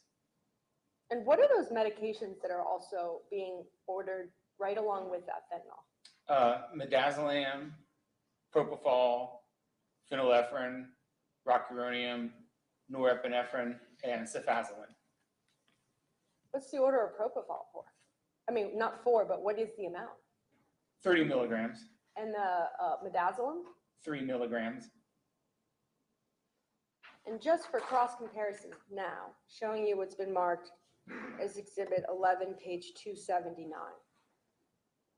Does that appear to be the same physician? Yes, And the amount of the micrograms of fentanyl being over 14,000, does that appear to be the same? it does. Nothing further. I won't be longer. Okay, I still have last two documents.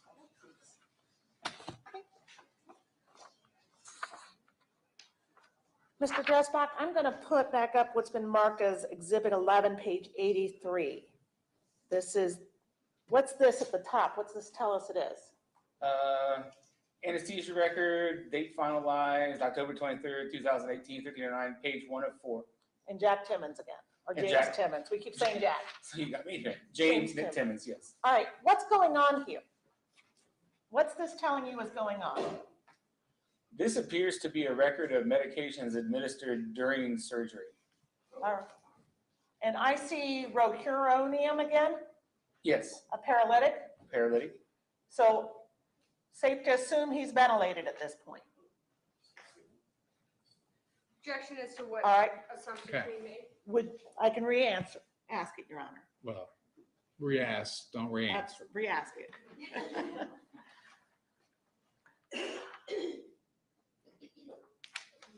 Would you believe, or let me rephrase that. What do you believe is going on here? It's anesthesia, and you indicated it's an anesthesia report. It looks like the patient is under general anesthesia for surgery, which would require intubation. Okay, and intubation means what to us? You're on a breathing machine to do your breathing for you, a ventilator. So is this type of dosage appropriate if the ventilator is breathing for them? Yeah, Objection as to whether he knows whether Okay, that's appropriate. sustained, Do you know whether this type of dosage is okay, appropriate? it's the same Okay, issue. we talked a little bit about Ryan Hayes. Are you aware of what his medical circumstances were when you were approving medication? no,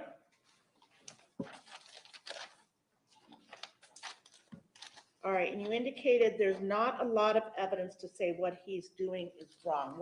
That's what you told Columbus PD. What did you mean by that? giving these higher doses than I would typically expect to see in an instance of palliative vent withdrawal. All right, explain that to me. I didn't. With fentanyl in particular, having no dose ceiling, then it's hard to establish any evidence that giving doses like that during the palliative vent withdrawal or the removal of the breathing tube is wrong, And that's based upon what you know in your job as a pharmacist. based on my experience, yes. And that's because, as you stated, there's no maximum dosage for fentanyl, Correct. and that's pursuant to Lexicon. Right, there's no therapeutic ceiling. What is, if Lexicon does not have a maximum dosage on it, what then are you supposed to do to determine what an appropriate maximum dosage is? Your Honor, I would argue it's it's beyond his expertise. He's not even tendered as an expert, but I don't think he's qualified to answer the question. Okay, so you're saying it's outside of the scope? Yes. Sting. Your Honor, I believe she asked. Sustain. Okay, thank you, Your Honor. Are you familiar with a policy at Mount Carmel regarding what to do if there's no maximum dose listed anywhere? I am not. Okay, thank you.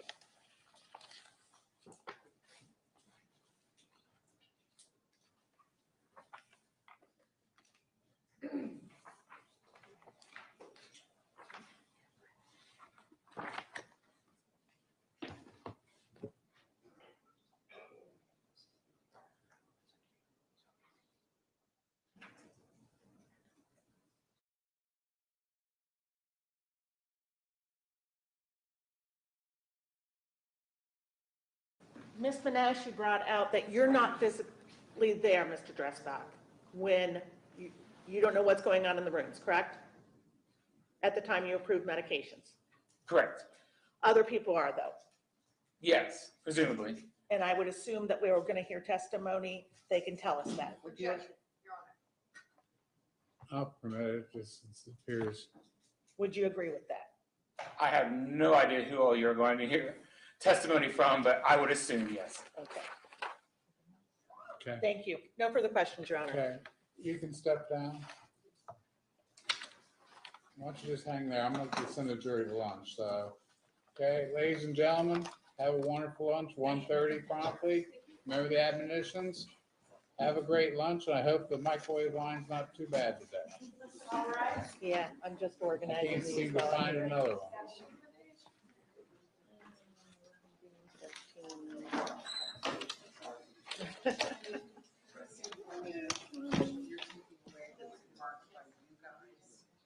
Yeah, that's what we're looking at now.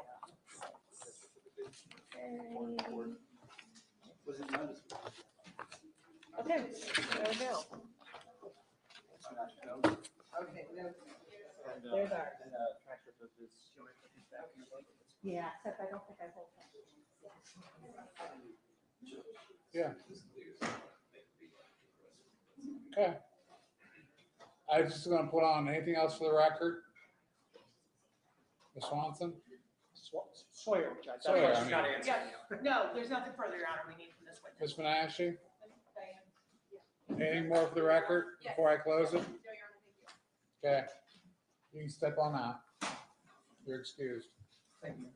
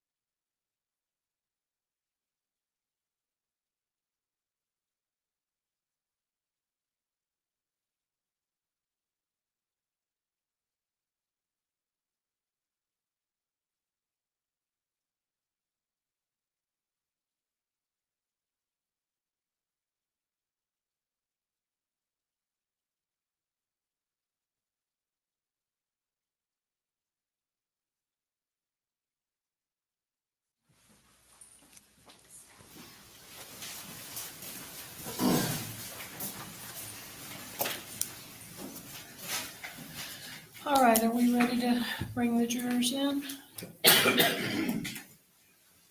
I'll take that as a yes.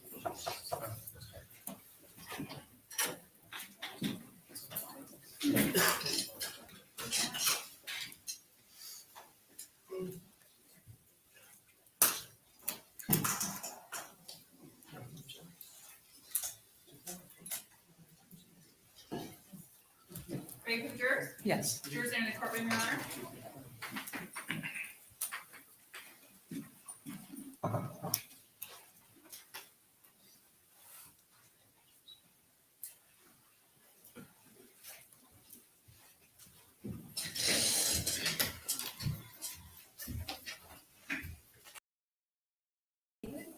All jurors present and accounted for, Your Honor. Thank you, Deputy. Thank you, ladies and gentlemen, for returning. Were you all able to abide by my instructions during the recess? All right, then we will get started again. Mr. Rosenwasser, Yes, thank you, Your Honor. Mr. Reeves, you're still under oath.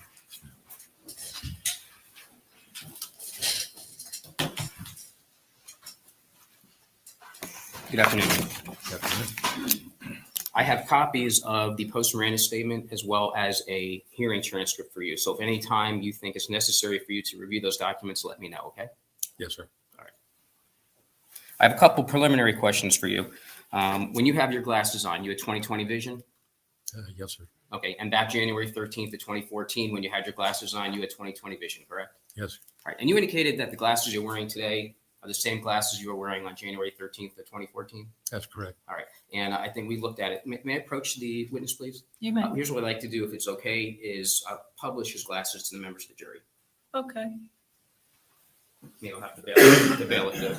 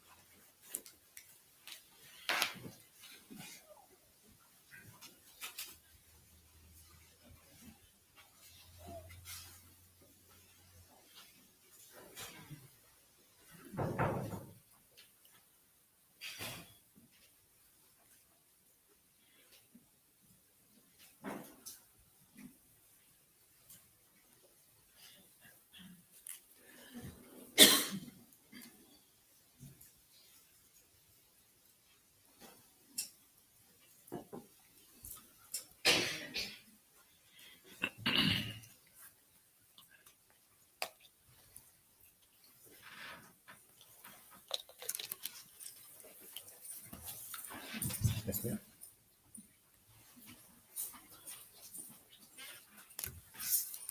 All right, just a few preliminary questions. All right, your testimony is that you intentionally shot Chad Olson, correct? Yes, sir. This wasn't an accidental shooting. You intentionally pulled the trigger, correct? That's correct.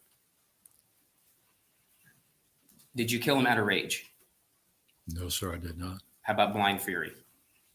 I'm sorry. Blind fury. Did you kill him out of blind fury? No, sir, I killed him out of fear. Okay. You didn't just snap and kill him? No, sir. And you had brought your firearm to the theater in a holster that's been admitted into evidence, correct? Yes, sir. And that was in your right pocket? Yes, sir. Now, at the time of the shooting, you had been retired for 20 years, correct? Yes, sir. And you testified that back when you went to the academy, that was what, back in the late 60s? The Recruit Academy, yes, sir. Okay. Probably And- 66. Okay. And you had about 320 hours of training at that time to become a law enforcement officer. I think, yeah, yes, sir. Okay. Are you aware that there's today 770 hours? Have no idea, sir. You don't know? Okay. Yes, sir. Would it surprise you to learn that? Everything. No, sir, it wouldn't. In other words, the academy is over 2 times longer now than it was back then. Okay.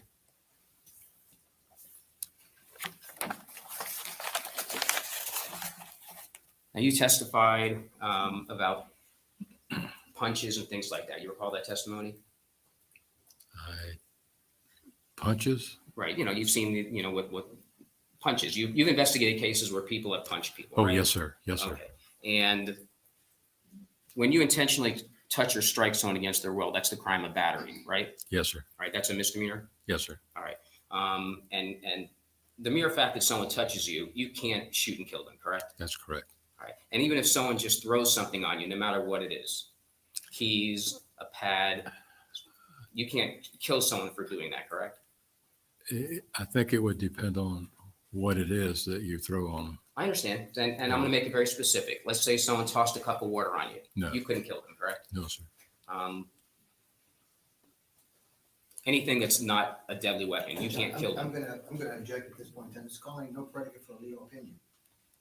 Because you're talking now about a legal opinion. Didn't he put forth all his training Yes, experience? approach. Yeah, approach.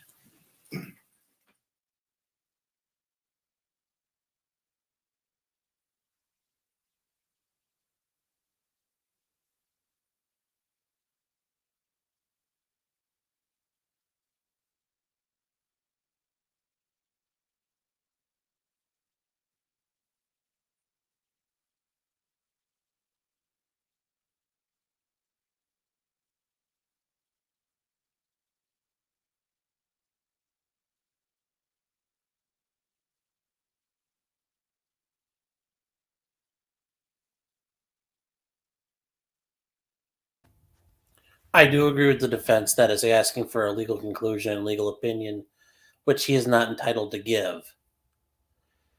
Because at that point he could say, well, that's against the law, and that's not a fact. That's not for him to decide. It's for the jury to decide what's against the law.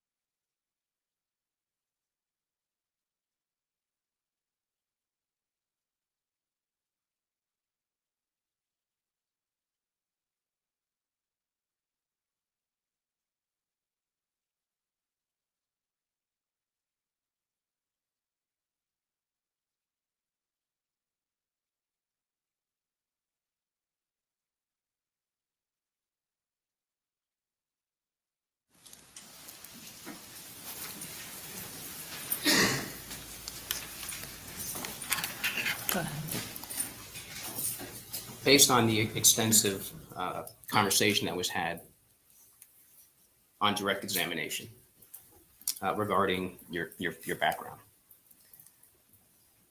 isn't it true that if an object, a non-deadly object, is thrown at you, thrown at anybody, you can't kill that person for throwing that object at them, correct? If it's, that's kind of a hard question to answer because. I'm going to give you an example. depend- I'll give you an example. Okay, I'll give you an example. Someone throws a plastic water bottle at another person. It hits that person, falls to the ground. You can't kill that person for doing that, correct? That's the fact pattern. That's all it is. That's all I'm asking you. That would, under those conditions, no, sir.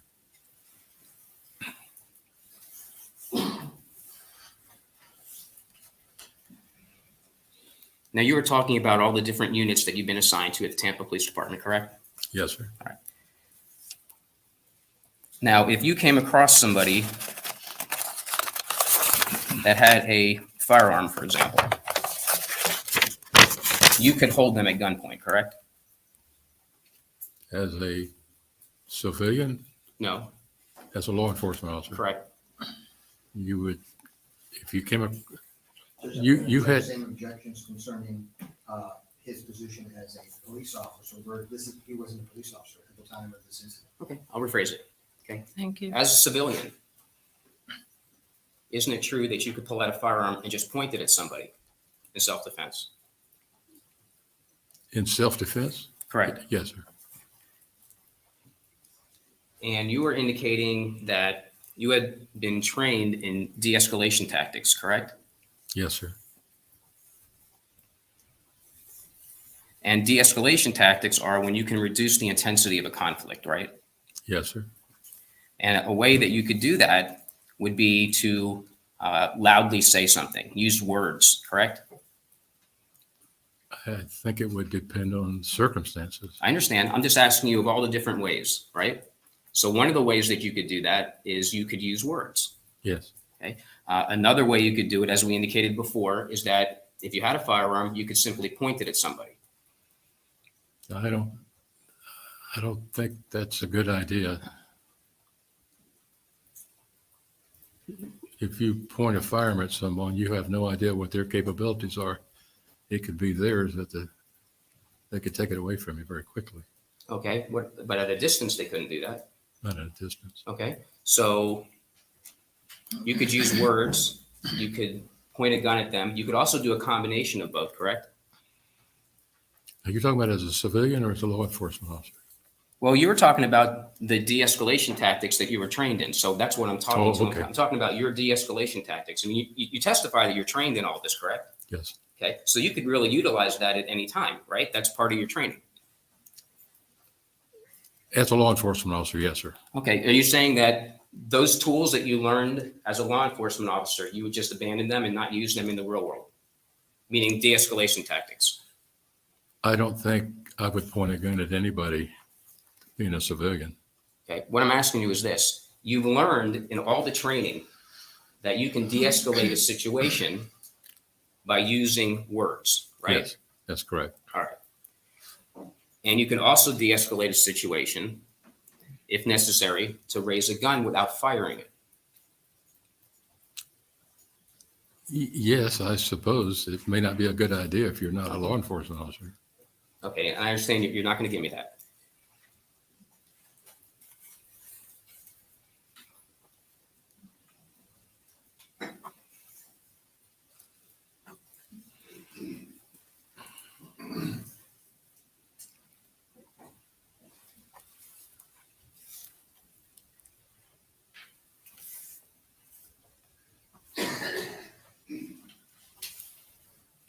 Now, in the past, when someone's had a weapon, you've held them at gunpoint and told them to drop their weapon, correct? Yes, sir.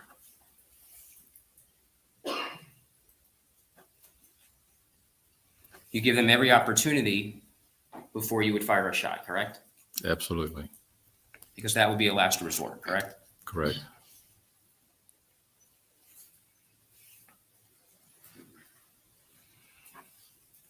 And I think you indicated that at Busch Gardens, you are also trained in de-escalation tactics, correct? Yes, sir. Okay. And at Busch Gardens, you're dealing with other civilians, correct? Just people who are at a park. Yes, sir. And you weren't law enforcement at Busch Gardens, you were security for Busch Gardens. Correct. So you were using non-law enforcement de-escalation tactics at Busch Gardens with just regular citizens who were at the park. I think their de-escalation is kind of universal. Right, and that's my point. That's kind of what I'm getting at with you. Right. Is that you can use these universal de-escalation tactics to calm things down, especially in a movie theater. Correct.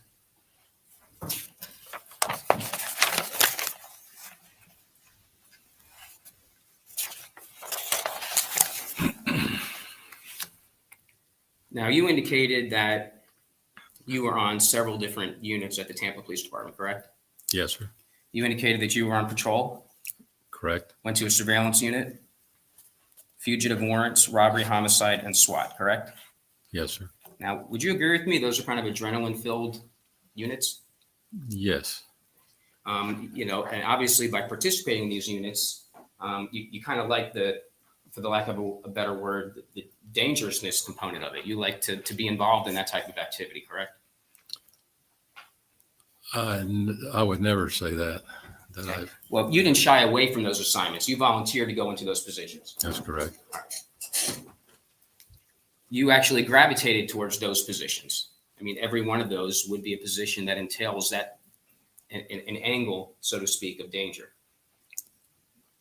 I think the opportunities were there. I didn't consciously gravitate towards them. Okay. Well, when they opened up, did anybody force you to go into those positions? No, sir. Okay. You volunteered to go into those positions. Yes, sir.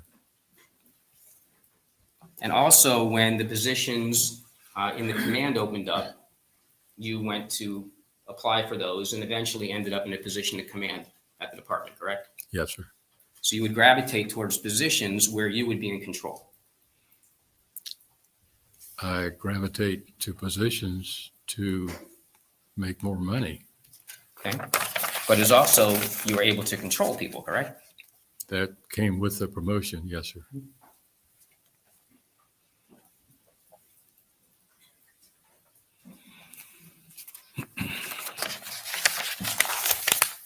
Now, there was a certificate that you had about firearms instruction. If you are firing from the hip, what do you do with the other hand? How do you prevent yourself from shooting yourself? The training that we used to train is that you kind of put your left hand out in front of you. You kind of hang it out there to balance out your body. Okay, so you put it out in front of the firearm? No, you put it out kind of to your side. And I don't think it's called hip shooting. I think what it's called is instinctive, or I think I've heard index shooting, I think it is. You try to maintain a body positive position, which means you stay perpendicular to the target, and you kind of put your left hand a little out in front of you so that you're kind of balanced when you come out with the firearm. Okay, and when you're sitting, isn't it true that you would take the other hand? So for example, you shot with your right hand in this case, correct? Correct. And so when you're in a seated position, so you don't shoot yourself, you took your left hand and you placed it close to your body, correct? No, I've never trained to do that. Okay. But that would be a way that you would avoid shooting yourself if you instinctively took your left hand and brought it across your body. Yeah, but I've never done that. Never. You've never done that before? I've never trained that way. No, sir. Did you do that in this case? No, sir. You didn't take your left hand and put it close to your chest? Not intentionally. Well, I'm asking you if you did. I don't have any idea. I think I had, if I'm not mistaken, a bag of popcorn. Okay, so just to be clear, when you fired the shot, you didn't take your left hand and put it close to your body to avoid shooting your own left hand? No, sir. Okay. Not intentionally.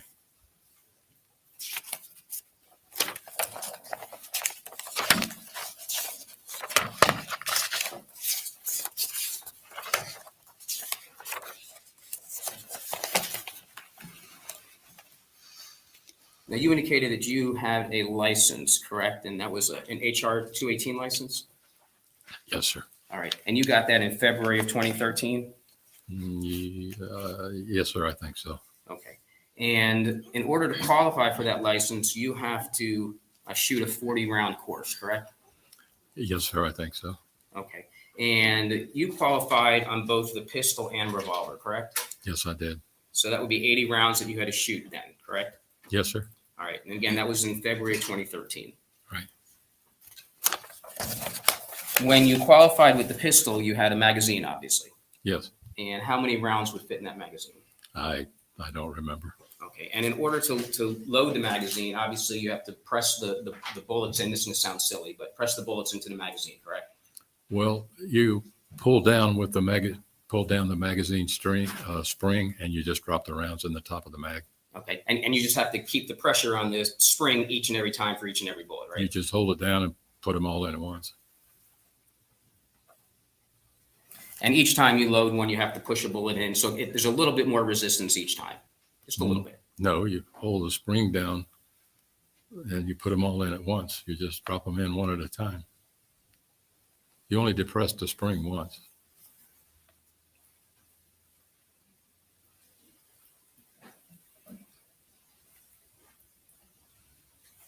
And for a revolver, there's 6 bullets in the revolver? I don't remember if it was a 6-shot or an 8-shot.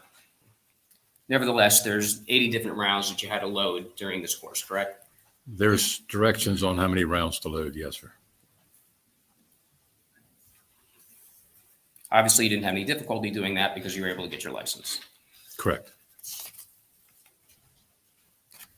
Now, you were obviously present when your daughter Jennifer Shaw testified, correct? Yes, sir. All right. And she was talking about how you ride your bicycle. I think it was a road bike and a mountain bike several times a week in 2013.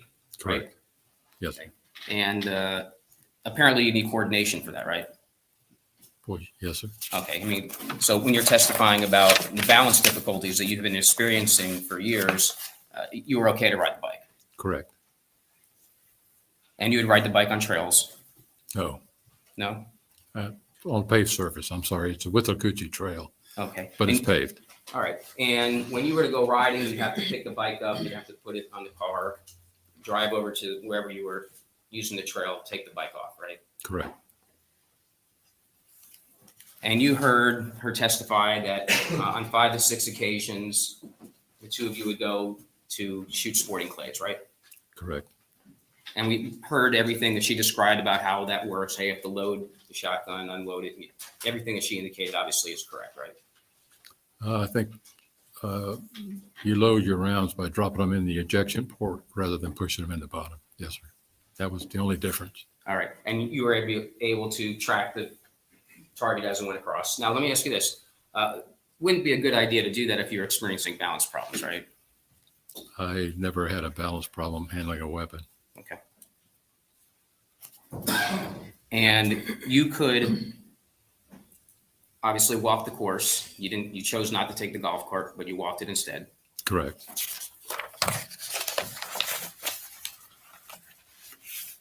She described the kayaking, walking around the neighborhood, pulling the wagon, archery in the backyard, all the yard work covered during direct examination as well, correct? Correct.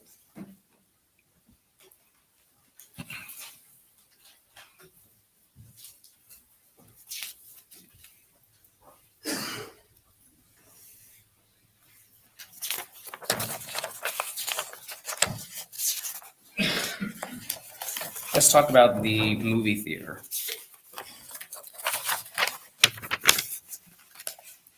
Lighting wise, the lighting was obviously good enough for you to find your seat, correct? The lights were on when we came in. Okay. But at some point in time, you did leave to go talk to the manager. Yes, sir. All right. And that was during the previews. Yes, sir. And the lighting was good enough for you to leave and come back without any difficulty.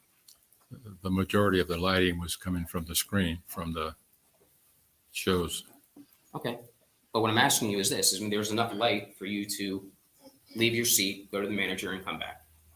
Correct. You could see fine. Yes, sir.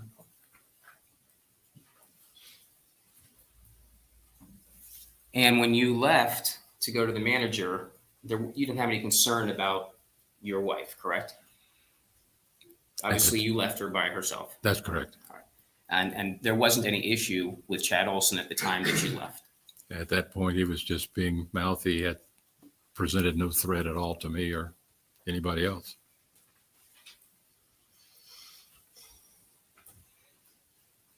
The lighting conditions at that time were safe enough, so to speak, that you were able to, and you felt comfortable leaning forward and telling Chad to turn his cell phone off.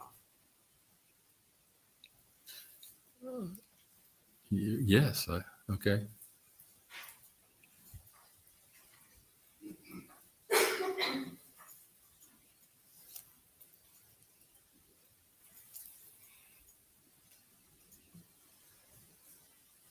And at that point that you leaned over to Chad, there wasn't any safety concern at that point, correct? I don't know what you mean from The him? first time when you leaned in,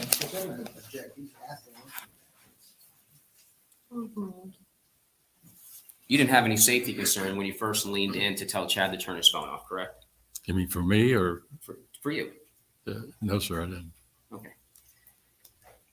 And the reason that you were leaning in was because you're saying that he had his cell phone on, right? And by on, just it was illuminated. It was shining in my face, yes, sir. Okay. So he was holding it out in front of him and it was shining in your face and that was bothering you. Yes, sir.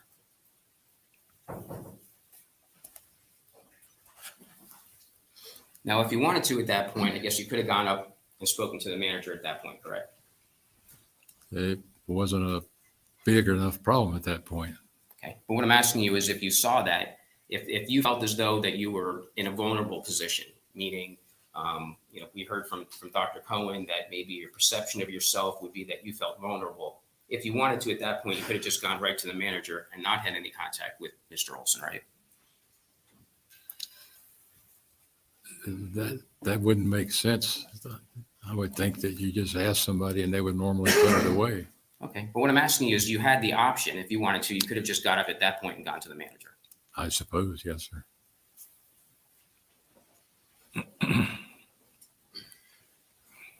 Now, at this time in the theater on January 13th of 2014, you were 6'2", about 270 pounds. Thereabouts, yes, sir. And you had just returned from a week-long hunting trip, correct? I think it was about 5 days. Okay. And obviously, you were fine to sit in the car for a long trip to go up to North Florida. We stopped for gas and so. Okay. Just normal things like that, correct? Yeah, I don't recollect. All right. And Matthew testified that when you would get out to go hunting, you'd walk 100 yards to go to the hunting spot, correct? Thereabouts, yes, sir. And during that particular trip, you climbed up 10 feet in the tree stand, correct? Yes. Okay. And that's where you had to bring the bow and arrow up, right? And you hunted from that particular spot, right? Correct. All right. Now, you'd agree with me that someone that perceived themselves as vulnerable wouldn't climb up 10 feet into a tree and hunt, correct? I think that I know what my capabilities are, and I feel comfortable doing that. Okay. So you weren't concerned about you testified about all these issues that you found about. You weren't concerned about your shoulder or your back or these discs. I mean, it was fine enough for you. You felt comfortable enough at that point to go 10 feet up into a tree and hunt. It's very easy to do, and you have a safety belt on. Not much can happen.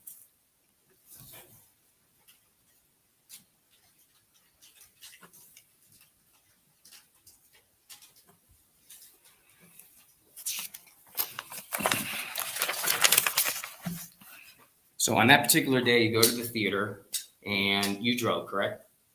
Yes, sir. Okay. Obviously, you felt good enough to drive. You felt good enough to park a distance away from the front of the theater and walk to the theater, right? We parked the closest parking spot that was not handicapped. Okay. It's still quite a distance away. I don't recollect. You went into the theater. You were waiting for your son, texting on your phone, correct? Yes, sir, I did. No difficulties doing that. Now, when you chose the seats that you were going to sit in, you chose the very back row, correct? Yes, correct. All right. And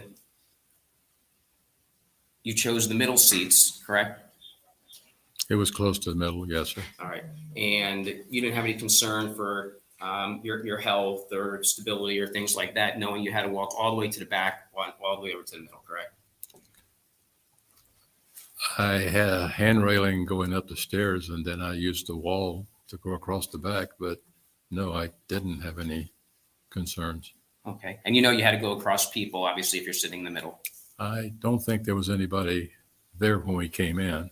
Well, right. But if you're sitting in the middle of a theater, you know at some point people are going to be on either side of you. That's correct.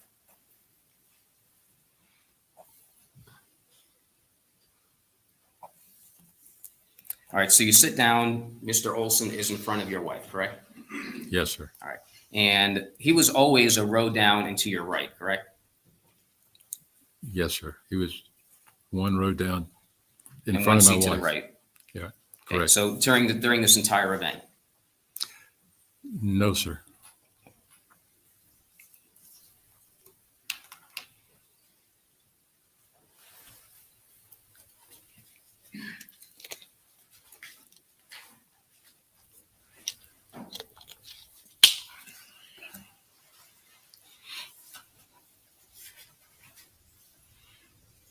So was he off to the right of you? His seat was off to the right of me, and when he jumped up, yes, sir. All right, let's talk about exactly what happened.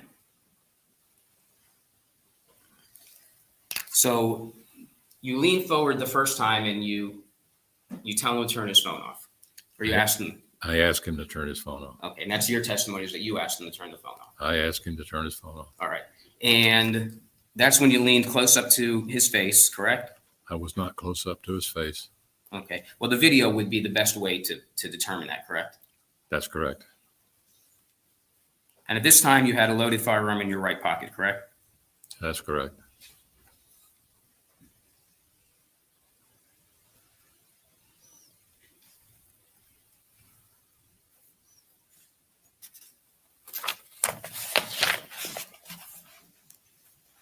And you indicate that at the time that you leaned forward, Mr. Olson cursed back at you.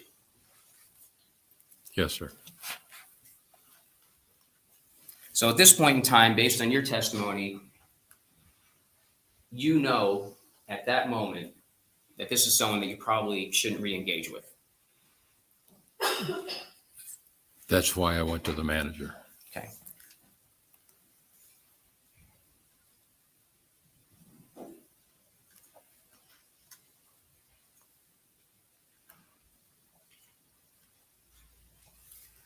Now, even though, according to you, Chad Olson cursed at you and told you that he didn't want to have any contact with you, He did despite not. that, He did not tell me that he did not want to have contact with me. okay, well, basically, you're indicating that his statement was one that let you know he did not want to have contact with you.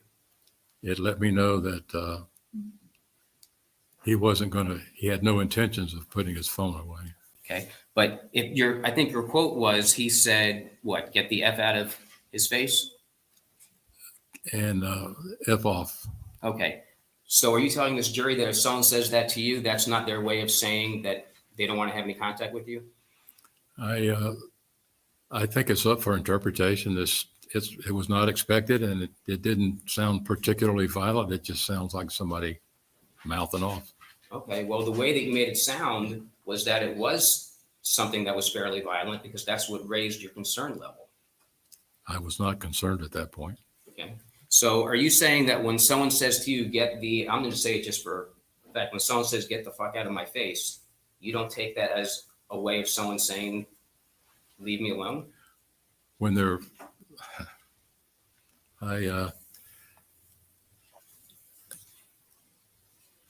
I suppose that you could reach that conclusion. My conclusion was it was just a guy being mouthy. Okay, but he actually told you to get out of his face. First of all, I wasn't in his face, and he was facing the other direction.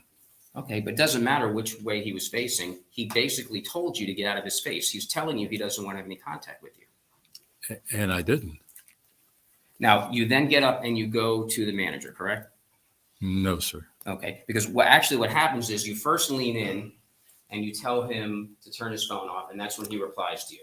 I asked him to turn his phone off. I did Okay. not tell him to turn his phone off. And he responds the way that he did, that we just discussed. Correct. All right. So then you waited another 30 seconds, right?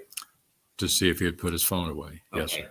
And even though he had said to you, get the F out of my face, instead of getting up and just going to the manager, you decided to lean forward and engage him again.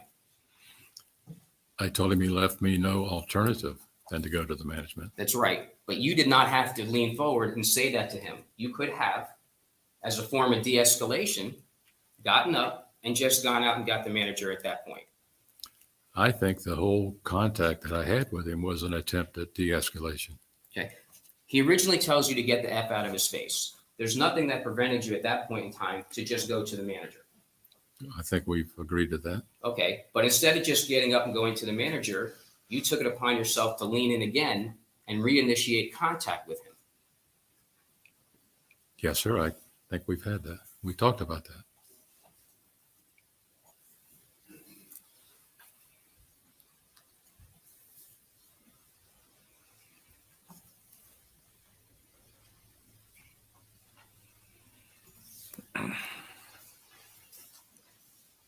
Now, at this point in time, you could have moved, correct? I'm not saying you were under an obligation to do so, but if you wanted to de-escalate it, and if you felt as though you were a vulnerable person, you could have moved like your wife wanted to. Correct. And your wife actually mentioned it to you, but you decided that you weren't going to move. Yes.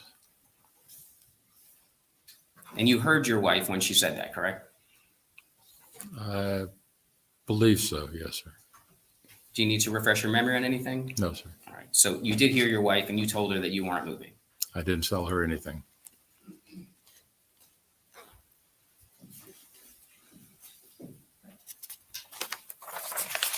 So now you go to the manager. And at this point, you've already had 2 contacts with Mr. Olson, right? Correct.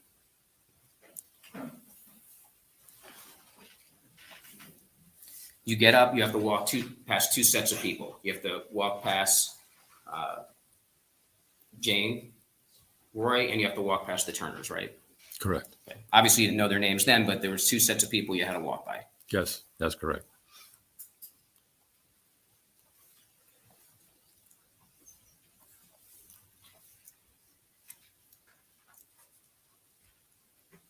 Now, when you're at the manager's desk, you tell the manager, I think your testimony was he, meaning Mr. Olson, doesn't seem to have the right attitude for me to try and talk to him again. You recall that? I don't know if those were the exact words, but I indicated, I apologized to him first off that I had to come down there on a grown man. And then I told him that I had tried to get a gentleman that was sitting in front of me to turn his phone off, and he had used profanity, and I didn't think it would be appropriate for me to try to talk to him again. And so did you tell the manager that the guy's got an attitude and that he told you to F off? I did. Okay.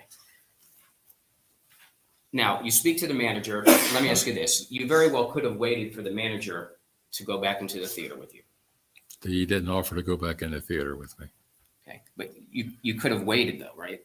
You had a conversation with him. You could have said, hey, I'd like you to come back and, I'm going to wait for you. There's nothing that prevented you from saying that. The manager told me I could return to my seat.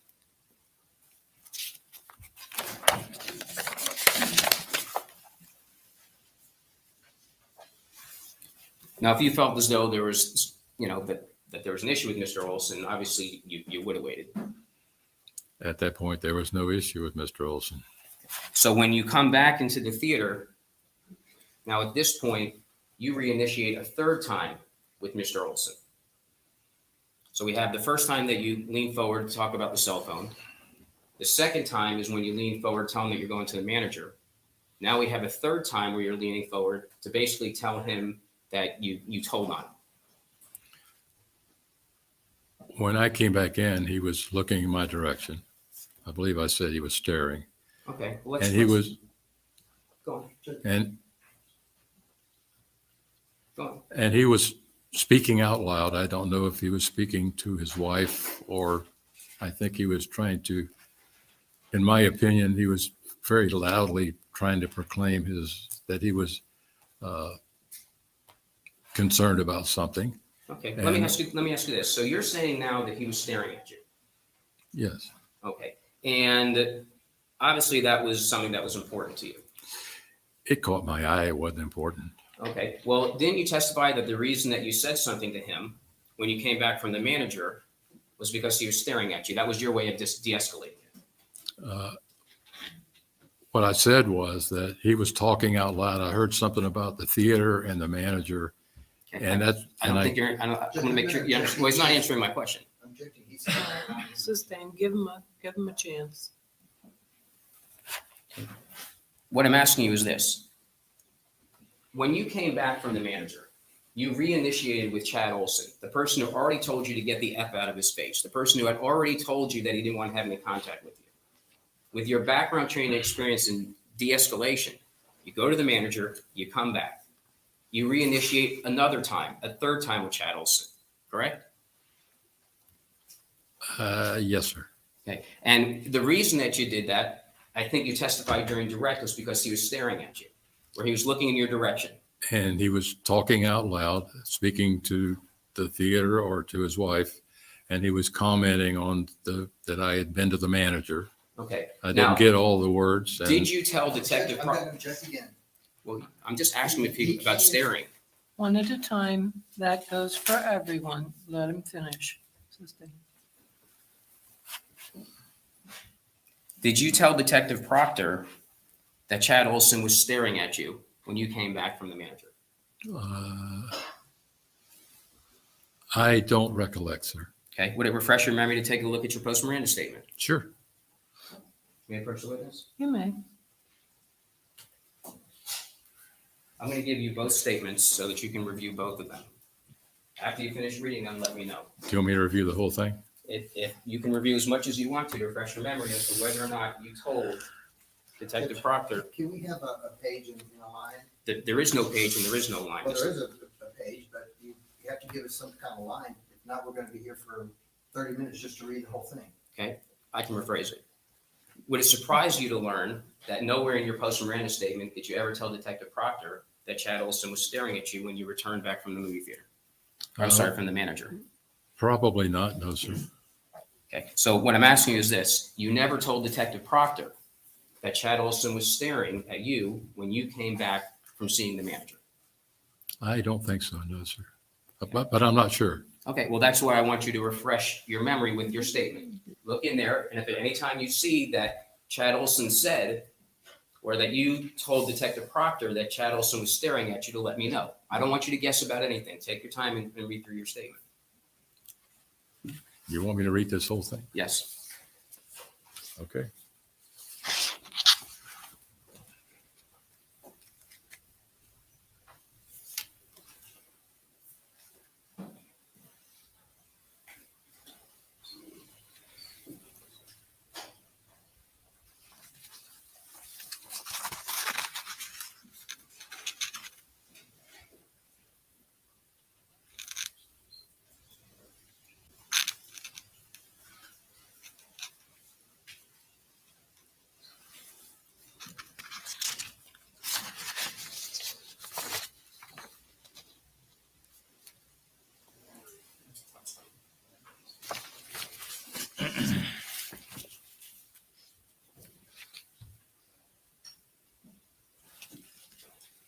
Do you have some idea where this might be, sir, so I don't have to read the whole thing? I'm sorry? Do you have some idea where this might be? It's not in there. Then, okay, then I'll agree with you. I didn't. Okay. I mean, I didn't want you to take my word for it. I will. Okay.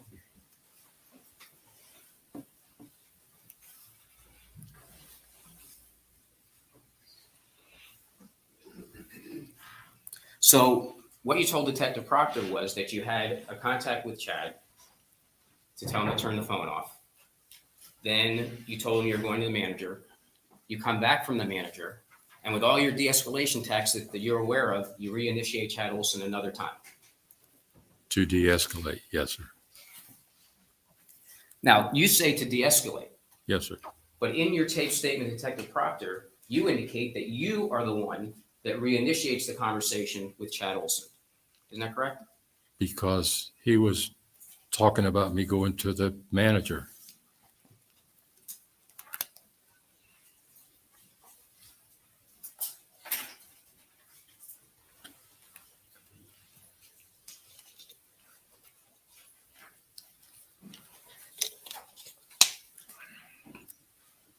If you can look at the post-Miranda statement that's in front of you, I'm directing you to page 6.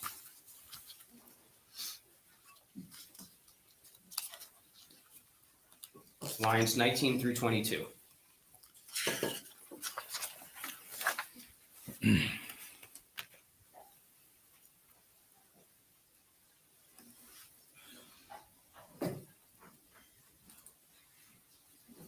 Tell me when you're finished reading that to yourself. I finished. Okay, so when you came back from the manager, you went over and you saw that Mr. Olson had put his phone away. And when you went by, I said, I see you put the phone away. I told the manager for no reason. In other words, I went in and ratted you out. That's, well, I mean, that, I went in and ratted you out was my comment, not what I said to him. He's the one that was, he wasn't talking to me. He was talking to someone else. I guess I was responding to what he said. I was trying to de-escalate because it seems like with the stare and the other stuff that he was very, still concerned. In your statement to Detective Proctor, the one that you just read, you did not tell Detective Proctor that you overheard Mr. Olson or that Mr. Olson in any way said anything to you. You said that when you came back from the manager, you were the one that reinitiated, correct? That's what's in the post-Miranda statement. Okay. Yes, sir. Okay. I don't want you to just agree with me. I want you to look at it. I did. Okay. So when you told Detective Proctor, or when you spoke to Detective Proctor, you told him you reinitiated with Chad.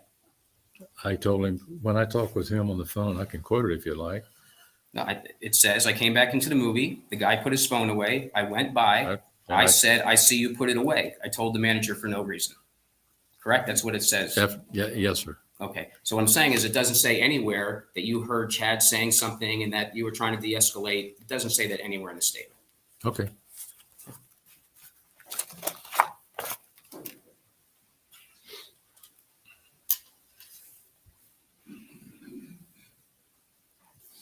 So going back to my original question, this is the third time then that you yourself reinitiated with Chad Olson. That would be the indication based upon what I heard him saying. Okay, but again, and I'm going to move on, you never told Detective Proctor that you heard him say anything. Correct. And obviously you didn't perceive yourself as a vulnerable person because this is the third time that you have initiated a contact with Mr. Olson. I don't think it had anything to do with being vulnerable. I agree with you. Now, when you had come back, Chad had turned his cell phone off, right? I have no idea. Okay. Well, if you look in the same exact spot that I was just referring to refresh your memory, is that page 6, lines 19 through 22?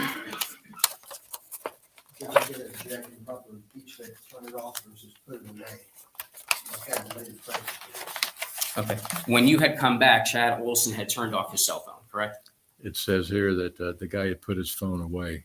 Okay. So he had put his phone away. I have no idea if it was off or on. I didn't see it.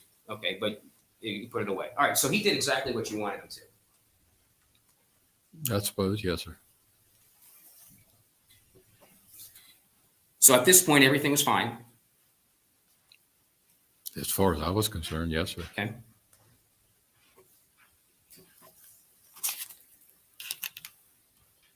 Now, you were wearing sneakers that had reflective material on it on that particular day, correct? Yes, sir. May I press the button? You may. I'm showing you what's been admitted into evidence as State's Exhibit number 50. These are the sneakers that you're wearing on that day? It appears to be, yes, sir. Okay. And on the sides or on the back is where the reflective material is? I think on the outside. I can't really tell, but whatever the gray area is, I think it reflects. So in the back, you see the gray area? Yes, sir. Okay, so wherever it's gray, as you indicated, that's the reflective material. I don't know if it's all reflective or not. Okay, well, you know that your shoes reflected light on that day, correct? Only because the sheriff's office took a bunch of pictures.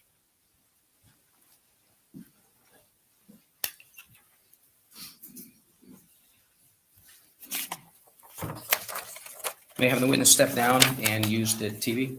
Yes.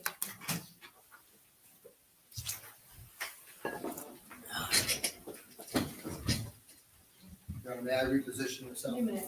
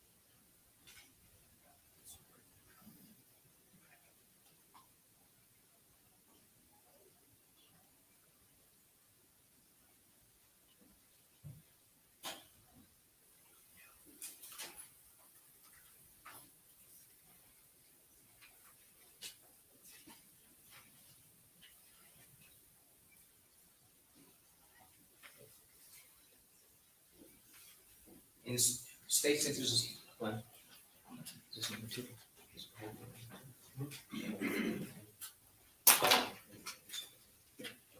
I'm referring to State's Exhibit number 2 for these questions, for the record. You see yourself standing up over here?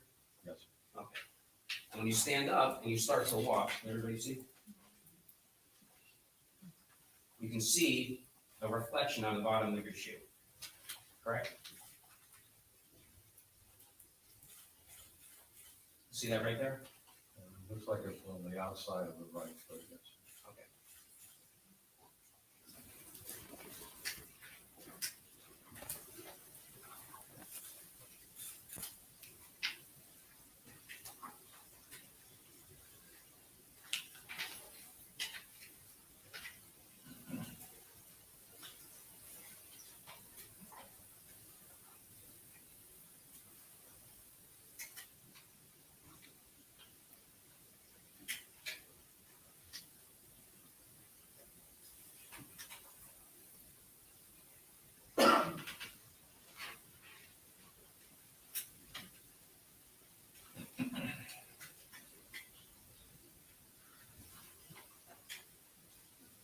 Okay.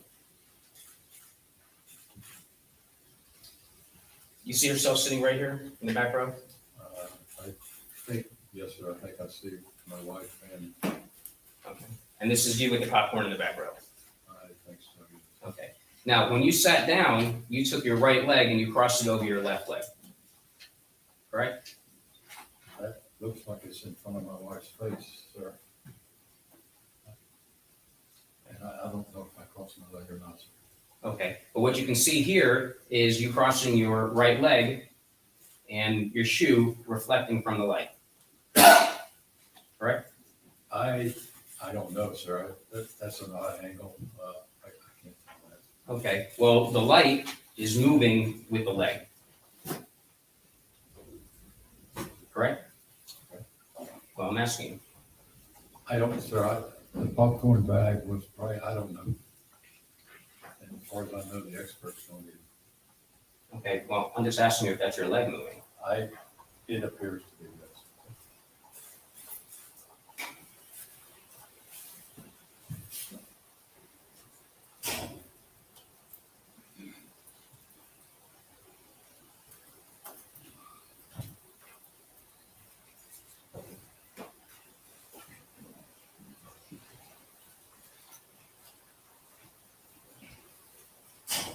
Now, you're coming back from the manager at this point. I'll play it a little bit more. You're coming back and you're sitting back down. You grab the popcorn, right? Okay, and that's you. Yes. All right.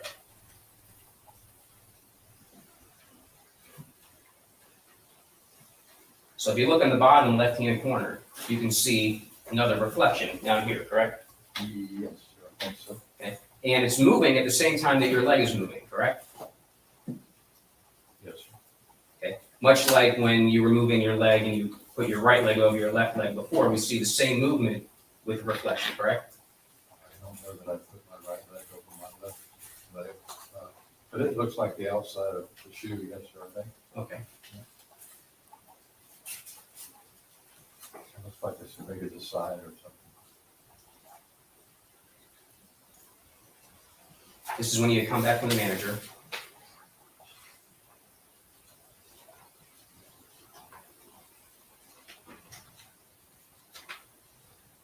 Now, obviously, we just watched, that was you that sat down, correct? Yes. Okay, so when you sat down, in this particular frames, you once again put your right leg over your left leg, correct? I don't recollect that. I don't recollect crossing my legs. And is it a possibility? I suppose it is, or the popcorn bag, or I don't know. Well, right there, you see Mr. Olson throwing something. That would be a pretty good indicator to me. Okay, did I ask you a question about that just now? You asked me what I saw in the video. No, I was asking you about the reflection on your shoe. We're gonna get to the whole event, okay? Don't worry about that. I'm just asking you about the reflection on the shoe. I have no idea.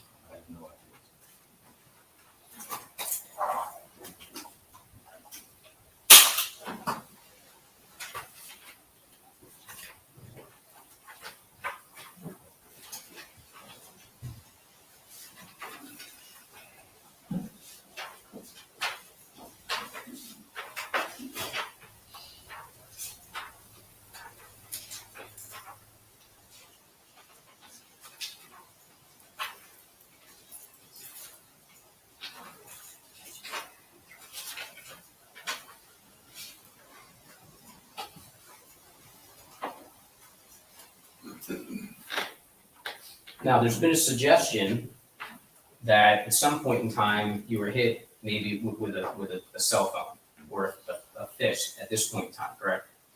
I don't think it was a suggestion, it was a reality. Okay, and we'll talk about that. But in looking at this series of events, you had come back from the manager, you're sitting down in the seat, and when you sit down, you crossed your right leg, and that's the reflection that we see. Would you agree with me that when you're moving forward, the reflection is your right leg going down? At the same time, Mr. Olson is entering the frame, and I don't know, sir. Okay, well, what I'm asking you this, you've seen the previous frames where every single time you're moving, we see that light source moving. Now here we are in this series of frames, and the light source is once again moving when you're moving your right leg. Isn't that correct? I see it on the bottom of my shoes, yes, sir. Okay. So what we see here is your leg crossing and uncrossing, and that's exactly what the white light is. I don't see, I see my leg crossing, I don't see the light is at the same time Mr. Olson is coming across. Okay. Well, Mr. Olson wasn't in the last series of clips that I showed you when the light source was moving with your phone, was he? Those were pretty apparent. Okay. Well, looking at this one, you don't see your right leg moving? I see my right leg coming up, yes, sir. Okay. And you see at the same time that your right leg's moving, you see that light being I see it on the reflected. floor, yes, sir. Okay. I don't know if I crossed my legs or not, but I see it on the floor, just like I did in the other view. It's on the floor.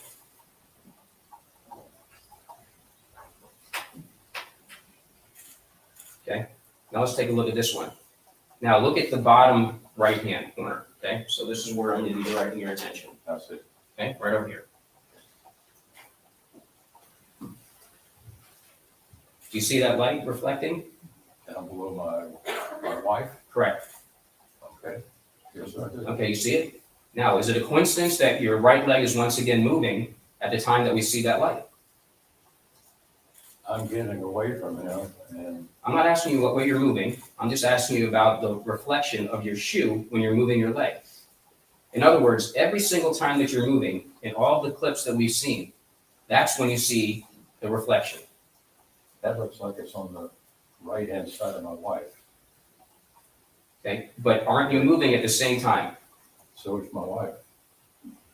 Are you suggesting to the court that that's your wife's shoe? I'm suggesting to the court that that's my wife moving next to me. Okay, I'm not asking you if your wife's moving next to you. I'm asking you about the reflection when you're moving, consistent with all the other times there's a reflection when you're moving. There is a reflection below my wife, or looks like to the right of my wife, and I'm moving and she's moving. And in fact, talking about your wife, she's facing Mr. Olson at that time, correct? But as soon as the shot's fired, she looks to the left. I can't tell the direction. And you can't tell that she's looking straight here and then looking right at the shooting. No, that's right. You can't tell that.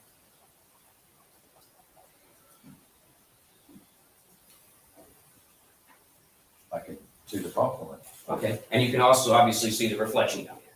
I see a spot down there by my wife. Yes. Okay.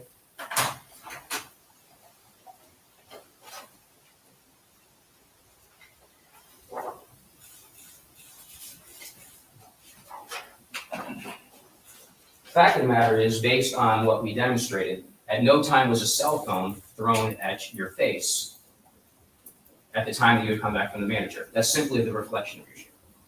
I don't think there's nobody that can answer that but me, and I got hit in the face.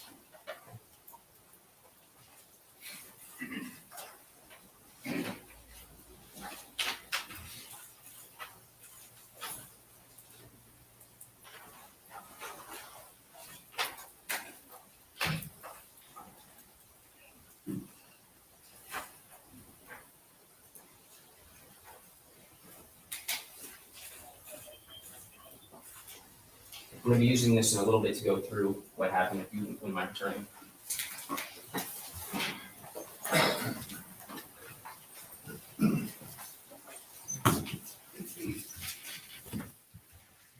Is that showing on my screen too?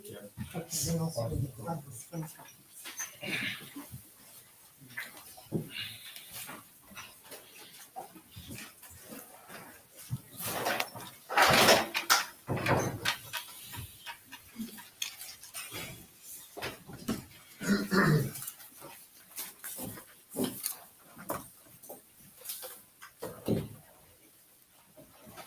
Now, I believe you indicated on direct examination that you had said, and correct me if I'm wrong, you had said to Chad that you were sorry for telling on him. Something similar to that. Well, what's similar? Did you say I apologize? Did you say I'm sorry? When I got back from the manager's office. Correct. Yeah. Sorry, I don't know exactly what I said. Okay, well, It was you didn't- it was an effort to diffuse any situation that might be there. when you spoke to Detective Proctor, you never told Detective Proctor that you apologized to Chad in order to try to de-escalate the situation, did you? I don't know that I called it an apology, no, sir. Okay, well, let's not play word games because it's really important. And I don't mean to be sarcastic. Okay, Oh, did you let's say, move on. did you say, I'm sorry, I apologize, or any word whatsoever that would give an indication that you were sorry or apologizing? When you spoke to Detective Proctor? I don't, when I spoke to Detective Proctor, I told him that I did speak to him when I came back. Okay, but you didn't specifically tell Detective Proctor that you apologized to Mr. Olson. You said you're sorry to Mr. Olson. Any words of that effect? That's the question that I'm asking you. I don't think so. I think I told him that I don't know that I formed it as an apology, but Okay, but you didn't say anything at all like that. I don't think so. To Detective Proctor. Right. Correct. All right, so let me ask you this. How many times are you saying that Mr. Olson attacked you? Twice? I think we were, at the time, he either hit me in the face, and I suspect very, very, very strongly, rather than a fist, it was a phone. And then he you saw him grab the popcorn. I was not aware of the popcorn, but I was aware that he was trying to grab a hold of me. Okay, so And then he pitched it back. I'm not sure I saw that, but I did see him coming over the seat with his fist at okay, the instant he got shot. okay, we're going to talk about all of that. Okay, Okay. I'm asking you how many attacks there were. So based on your answer just now, you are saying that there were 2 separate times that you were attacked by Mr. Olson. Correct. And the very first time was when you came back from the manager, correct? Yes, sir. And that's the time that you're saying that it was a fist or a phone, correct? Right. And you're saying that you strongly believe it was a phone. Very strongly. Okay. So you must be saying that by getting hit with this phone, it must have been so hard that you were actually realized that Mr. Olson is a danger to you. In other words, if he tossed the phone at you or dropped the phone towards you, it wouldn't be a big deal. He hit me in the face. I saw him as a threat at that point, and I tried to get out of his way. Okay. So he hit you in the face. Your testimony is with a cell phone. Yes. Now, isn't it true that you told Detective Proctor that you weren't sure it was a cell phone? And in fact, you only put 2 and 2 together, so to speak, when you looked down and saw a cell phone. That's pretty much accurate. Yes, sir. Okay. So today you're testifying. I'm fairly certain it was a cell phone, but the day of the shooting, you told Detective Proctor, I don't know what it was. I looked down, there's a cell phone. Must have been a cell phone, right? At the time I interviewed with Detective Proctor, I had not seen the video. Well, why would you have to see the video? You lived it. My impression at the time that I was hit was that he was perhaps too far away for a fist. When I saw the phone, I put 2 and 2 together. He hit me in the face with his phone. So a minute ago, you said you hadn't seen the video. So you're not telling us that you're tailoring your testimony to what you witnessed in the video, are you? I think the video is supporting my position. Okay. Even though it's been shown that the reflection was clearly your shoe? I don't think at every instance it's been shown that way. So you're indicating that there were 2 separate times. Okay, so let's talk about only your post-Miranda statement with Detective Proctor. Then we're going to talk about this additional attack. Let's talk only about your statement to Detective Proctor, okay? All right. To Detective Proctor, you indicated that you had come back from the manager.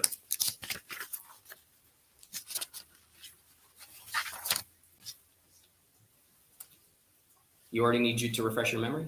No, I'm sorry. Yes, sir. I had come back from that. Okay. So you indicated to Detective Proctor that you had come back from the manager and you had reinitiated with Mr. Olson, even though he had put the phone away, correct? I think, yes, sir. That was pretty much it. Okay. And obviously you could have just gone and sat in your seat and not had any conversation at all with Mr. Olson. Except that I heard him complaining about the manager. Okay. And we've already established that's not in this post-Miranda statement. That's correct. All right. So assuming that that didn't happen, just for the sake of my question, because it's not in the post-Miranda I'm statement. going to object, Your Honor. I can't assume that it didn't happen. He's testifying just the opposite. That calls for speculation at this point. All sustained. So you come back from the manager and you sit down. Now, the words that you use to Detective Proctor are as follows. Chad turns around in his seat. You recall that? Yes, I do. Okay. And the word in means he is in his seat and he turns around. Correct? In my statement, I believe I was interrupted by a deputy who brought me a drink. And when he turned in his seat, he stood up. Okay. If you need to, refresh your memory with the post-Miranda statement transcript. I did. Okay. All right. In there, you told Detective Proctor, when I came back, Chad turned around in his seat. Yes, sir. And then you discussed something that we're going to get to in a second that happened right after that, correct? The deputy handed me a drink that had a pile of ice on top of it. It kind of interrupted the conversation. Okay. Really, this is what I'm asking you. You said that Chad turned around in his seat. Forget about when the deputy interrupting you after the fact doesn't mean anything. Your language, your I'm gonna word. object, move to strike. It does mean something. For him to be testifying what it means and what it doesn't mean is from the witness stand that means something. Let's rephrase. Prior to being interrupted, you used the words, Chad Olson turned around in his seat. Correct. And stood up. Not on the deposition. Your Honor, I haven't asked the witness a question.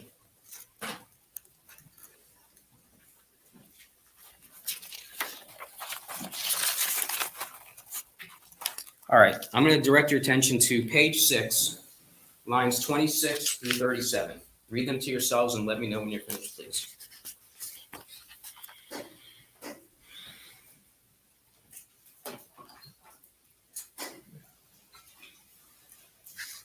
Through 37. Page 6, lines 26 through 37. Just read them Okay. to yourself and tell me when you're ready.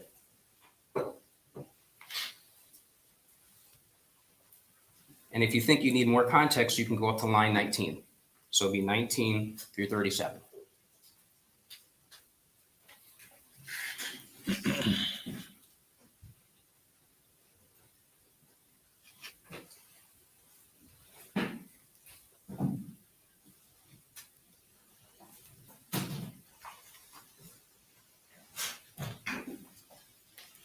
Yes, sir. Okay, so when you read that, going in chronological order, because I would assume you're explaining it in chronological order. No, well, no, sir, I wasn't, but I understand.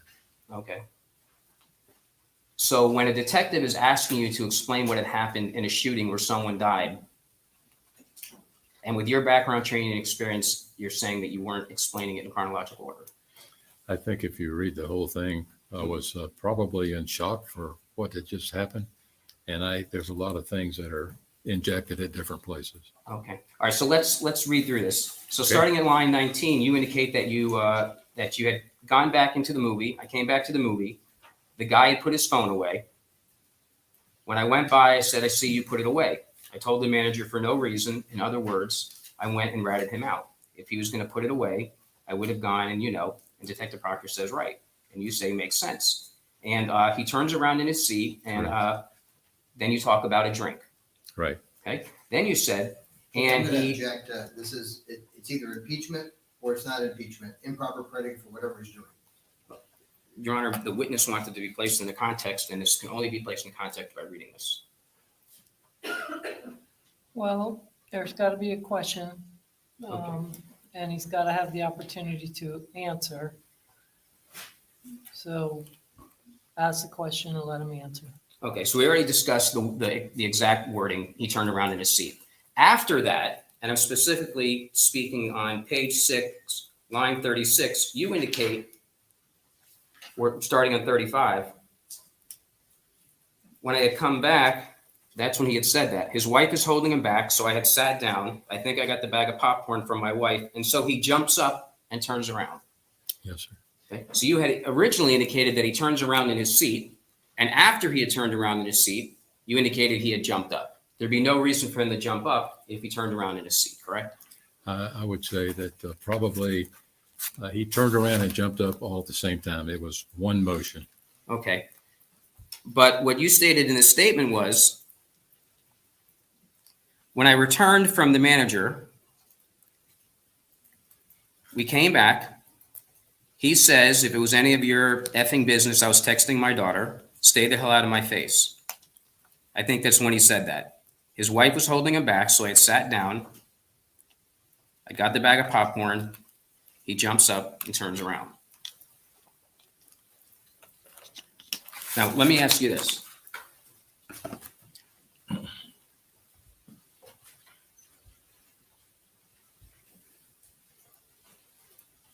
May I briefly have the witness step down again?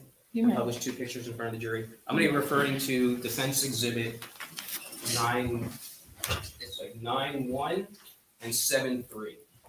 What they admitted? Yes, Your Honor. That's not what it came in. Is it 9 composite? Yes, Judge. No, it's a 9. Okay, all right. So it's Yes. composite 9 and those are the individual pictures.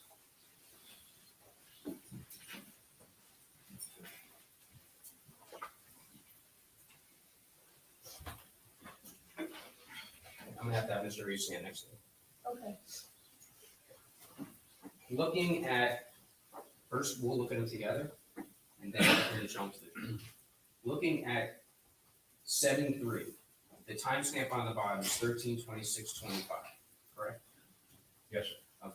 So Point 322. Okay. So this happened closer in time than this one because this is 13/26/36.266, correct? This one's first. This one was first because it's 25 Oh, I here. got it. Okay. Okay, it's and 36 here. Okay, so this one happened first. Okay. Now, looking at this, this is when you're saying that a cell phone hit you. Is that correct? Yes, that's what it appears to be. Yes. Okay, that's what you're, that's That's what, because I can see Mr. Olson's arm all the way across the back of his seat, or back behind his seat. Yes. correct, and that's what we're gonna be talking about right now. Okay. So, would you agree with me? And we'll turn and show, I'm gonna show you first, and then we're gonna show the jury. Let me ask you this way. Was he standing at this point in time? It happened so quickly, I'm not sure. I think he was. He was either in the process of standing or whether he turned and stood or stood and turned. I'm guessing he jumped out of his seat and flipped around. Okay, so I'm just trying to make it clear. Was he standing or he wasn't standing? I don't know. At the time, Just give me just 1 second.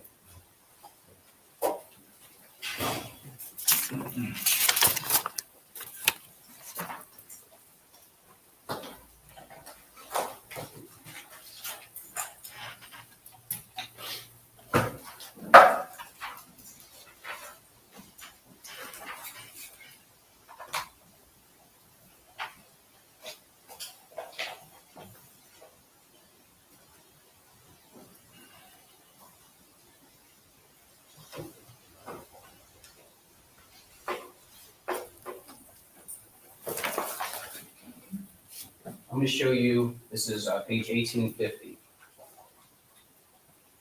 lines 10 through 14. that's up there.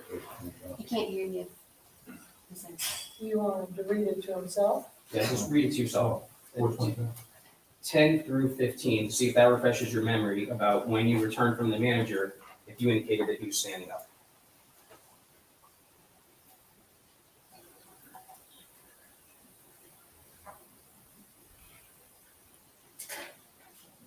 It sounds like he was jumping up and turning around like this. Okay, so what I'm asking you is this.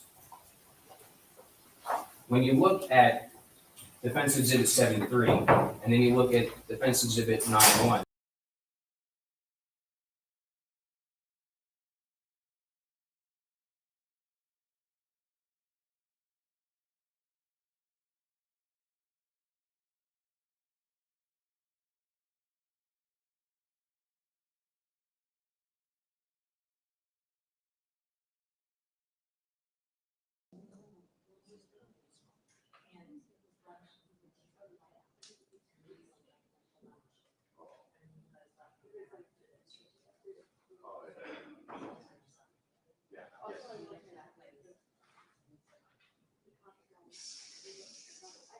I don't remember that.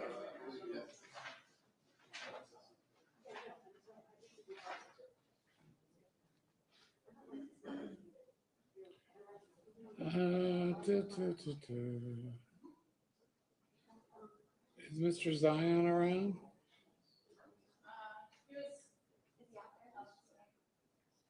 Why don't you tell him to come on in, because there's been a request to go on the record.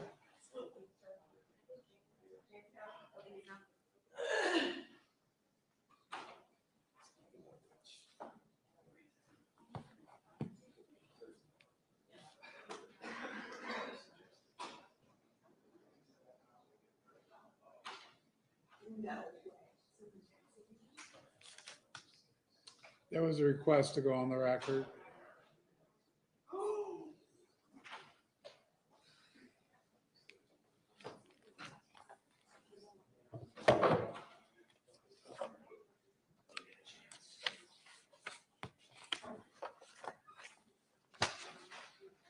Okay. We're gonna go back on the record. During the break, Mr. Lapidus asked to get the record. What did you want to put on the record? Yes, Your Honor. In your mic.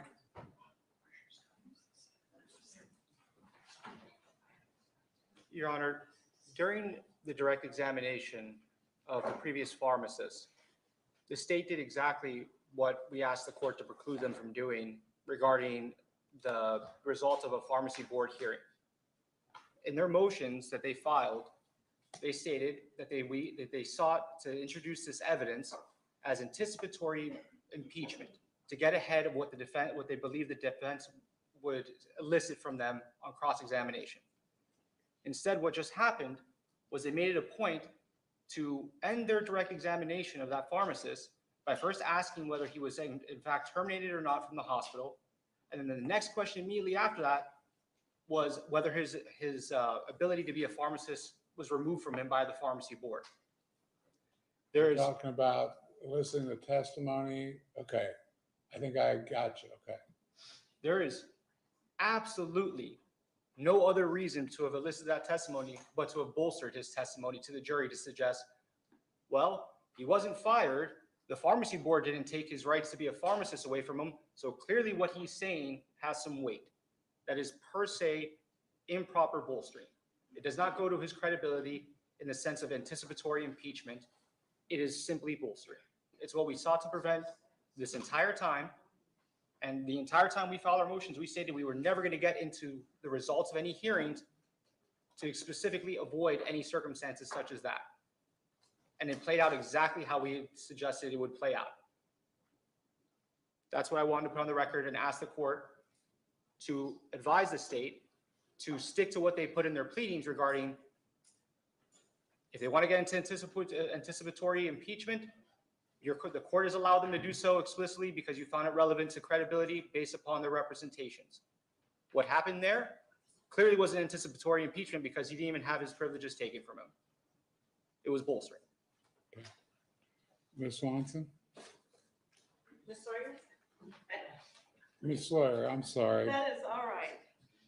Your Honor, in the course of the testimony, before we even got to that issue about the licensure board with Mr. Dresbach, he indicated he had been placed on administrative leave for 8 months with the hospital. He also indicated he'd spoken to a pharmacy board representative, which is exactly what Talon Schroyer had indicated.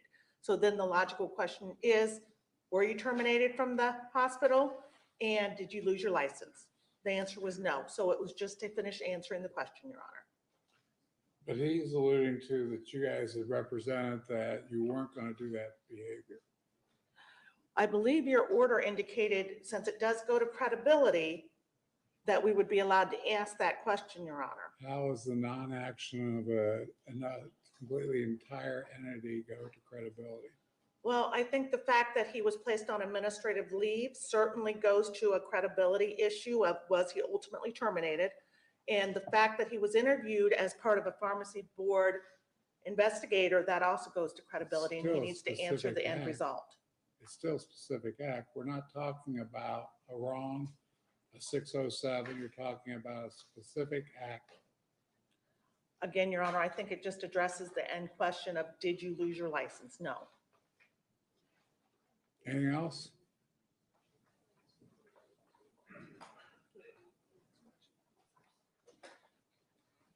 Your Honor, if the court is inclined to allow similar testimony to be elicited, we'd ask that the court instruct the jury in regards to how to accept that testimony. Because otherwise, it's inescapable that a layperson hearing that from the state of Ohio being asked that to conclude their the testimony of direct examination is simply to say, hey, by the way, someone else didn't take your privileges because what you said was right or what you did was right. And that's the exact thing we sought to preclude when we filed those motions. And their representations to the court in their response to our motion was that their belief was that we would elicit that on cross-examination and that they would do it in an anticipatory way to get ahead to essentially go to the credibility of their witnesses before we could attack it. And what we told the court is that we had no intention, whether they weren't put on, whether they had their privileges revoked or not, that we had no intention of ever wanting to introduce the end results of those hearings for the pharmacists, nurses, or anyone else. And now what played out was the exact scenario we sought to preclude. Well, doesn't a curative instruction accent the issue? It may very well, which is why I would ask the court, first and foremost, to instruct the state to not elicit any more testimony about the results of these hearings, whether it be for the pharmacists or the nurses. And if the court is inclined to not do so, in the future, we would ask for limiting instructions if the court's going to allow the state to bolster their witnesses' credibility this way. Well, what we're gonna do is, if we're gonna get to those issues, if that's gonna be brought up during the state's questioning, sidebar before the question comes out. I don't want it out of the barn until we can put a record on there, and then I'll give a rule. Okay? Thank you, Your Honor. I don't feel a curative instruction helps us here, because I'm accenting something that was just basically the end of the questioning. I don't want to put any false light that they should told not to consider it. Again, Your Honor, I mean, if you want to propose a potential thing, we'll talk, but for right now, if you're going to get into those issues, sidebar first. And Your Honor, if I can, just for the record, to complete our part of the record, I believe when it was discussed in voir dire, we found a supplemental response. So part of what we were addressing in that question was based upon that supplemental response and the fact that it was addressed in voir dire, Your Honor, just to make it for the record. Okay. I don't believe we have to say anything further, Your Honor. Your Honor's ruling is very clear. It doesn't reference any doors having been opened. Your ruling said it was relevant to credibility based off their representations, and they did the exact opposite of what they represented to the court. So I don't believe I need to say anymore. Okay. We've got a record then. Anything else? Yes, Your Honor. Yeah. Thank you. I am going to call this state's witness. And I have the settlement agreement from the Board of Pharmacy to present at this time. Wait, I'm sorry, you're being called as the state's witness. I'm calling the next state's witness. Oh. Okay? He's a pharmacist. He signed a settlement agreement. Settlement agreement is here. I'm tendering it. If you have an objection about me talking about it, now's the time to do it, because the judge has said that he doesn't want necessarily to have this happen in open court. So if you'd like to see the settlement agreement, and then we can talk about it. Okay, let's take a couple minutes then. David, go back and run a little interference for me. Because I still have one more issue to talk about.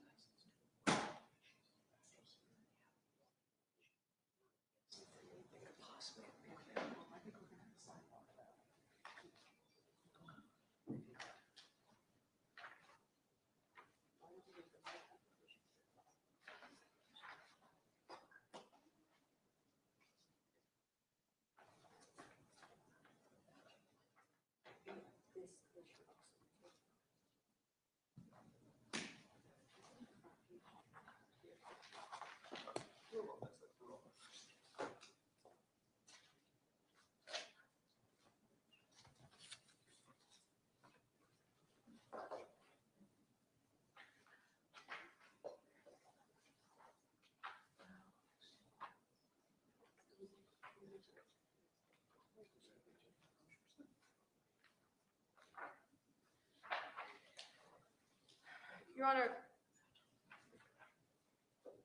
tell me when you are ready, Sam.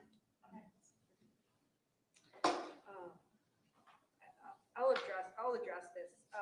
We would object to the notice of settlement agreements in connection with the investigation of Mount Carmel and William Husel, dated March 4th, 2020, marked as State's Exhibit 25, from being introduced. It really dovetails on the argument that we just raised in terms of bolstering, but the litigation itself is named Randy Miles will be the next witness. It also includes information as to which cases or complaints were dismissed against individuals, which goes back to this bolstering argument. And then it lists certain pharmacists that are included in the settlement. I think if the state wants to elicit testimony about a settlement and that Randy Miles signed a settlement, or that there was a settlement, we certainly would not object to, was there a settlement? Yes. What was the amount? Did you sign the settlement? Yes, I did. No objection to that. 3 questions, but to introduce the settlement itself, we certainly have an objection to that. I don't think it goes back to the jury. I mean, she can allude to it, but I agree. Are those three questions acceptable for your purpose? There may be some more, but they would all be in that neighborhood. I'm not going to get into the allegations. I would only elicit what the actual agreement was, which involved a fine and some remedial action. We can allow So you the had to court do to like look at it. seminars or something? Your Honor, I'm You had to sorry. do like seminars, continuing ed or something, or? It had to do, well, Diane has the document, so thank you.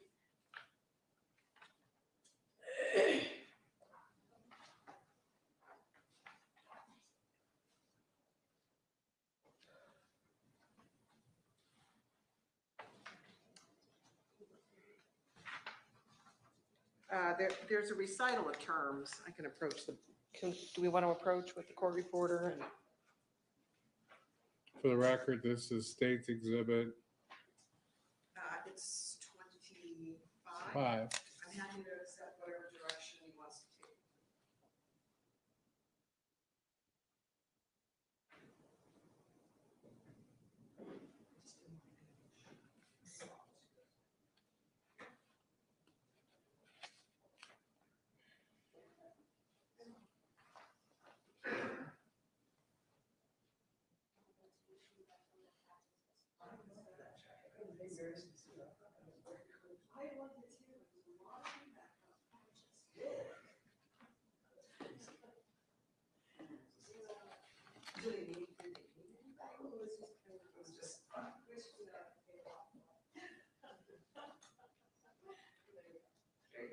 Well, oh, there's more. Hold on. There's a recitation of the allegations, which I was never Well, 2, we shouldn't get into the everybody denies everything and the Yeah. usual. It's Release release document. document. Without an admission of anything.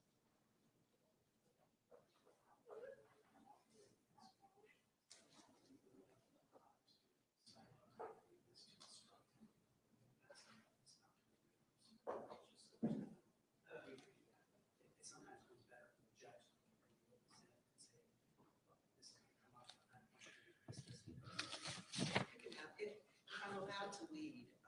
I can lead right through and ask for yes or no answers, and that way we avoid any extemporaneous.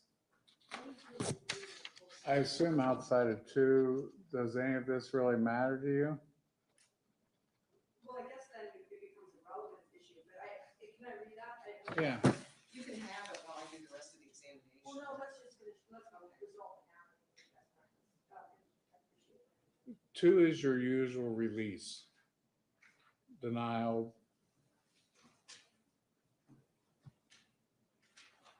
The other are, I don't like going into a bunch of sanctions. I said I don't like going into a bunch of sanctions. Okay, so you would intend to say the terms of the agreement are beginning with 3, 4, and 5?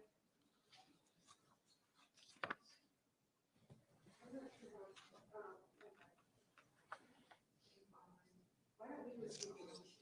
Perfect. And I think that's much clearer than what is. Those are the questions that you asked. Yeah, was there a lawsuit, was there, obviously, was there a settlement? Yeah, okay, we can work on the simulation. Yeah, that'd be great.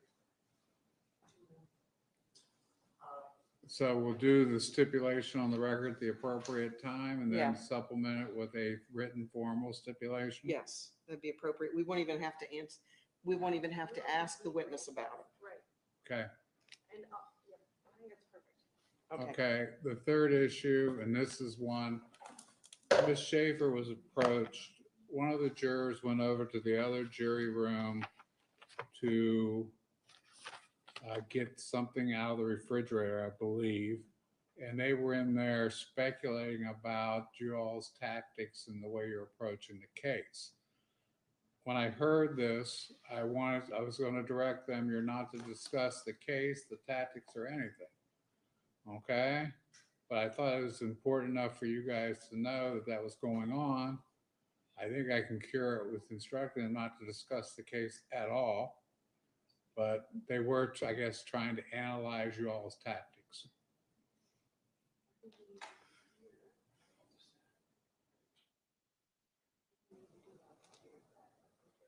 Any commentary?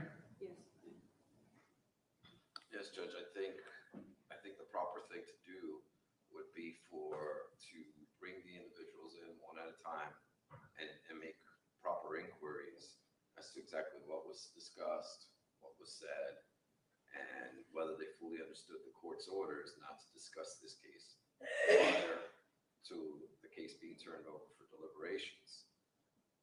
I have a real problem doing it in open court. There are jurors, there are anonymities there, and it's being streamed. I agree. We can do it in camera with lead counsel if you wish, I think that's probably the way to go. and the court reporter and me. Okay, but I don't have the details as to who was what. I don't know which jurors to pull out. I know which jury room it was, and maybe we there, but I don't know if they switched back or forth or anything. So we may have to question all 18. We wouldn't have an objection. Well, I was going to say the first thing that might, if both sides agree, that maybe David could inquire who went in this room during the break, and then break it down from there. Did Darcy talk to you all about this? No, this is the first time I'm hearing about it. We defer to the court, Your Honor. I think some inquiry is appropriate.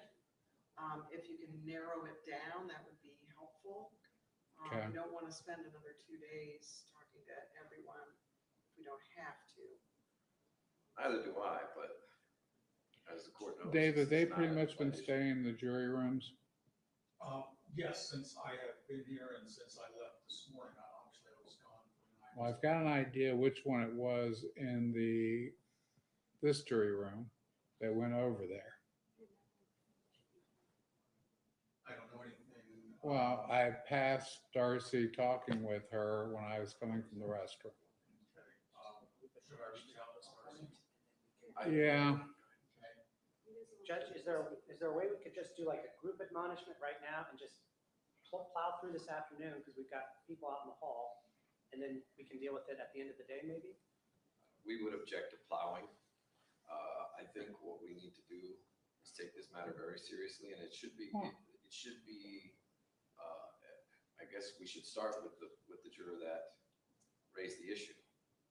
Maybe he or she could identify who it was and eliminates us. Basically takes a lot of time out of this whole thing. I reached out to her, Judge. okay. Did she say who? No, I just sent it because she was asking me a question regarding jazz upstairs. And I just sent this, so. Okay.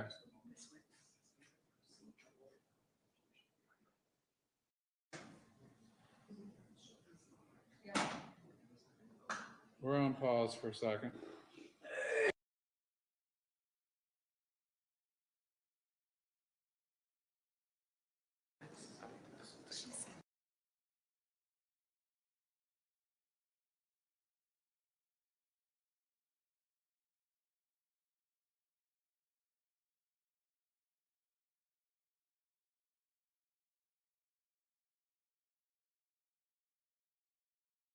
Let's call her. That could save a lot of.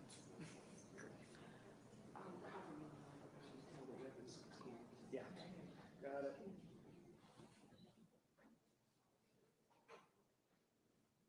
Permission to go talk to the witness, Your Honor. Yeah.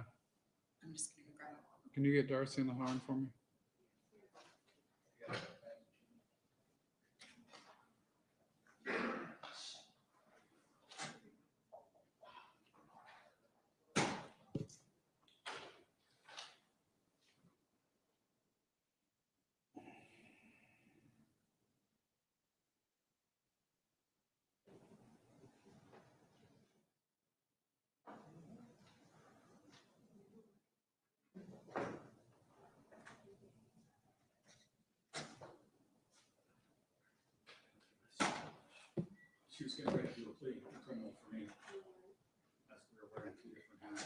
Okay, She well, said she's coming down.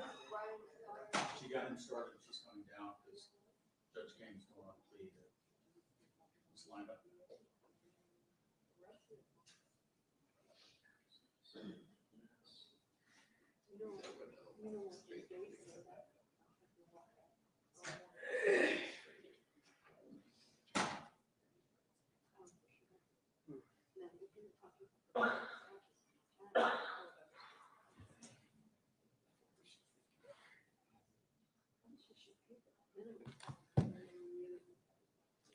should probably have to come through that door. Freight elevator's down. Oh, no, it's legit. It's not. It's back up? They sent an email.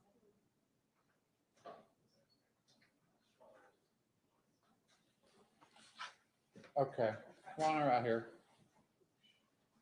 I thought you said, and she said that it might be different. Yeah. That a juror approached you and they were talking strategies of the lawyers in the other room. Did I misunderstand? You misunderstood. What exactly were you told by the juror?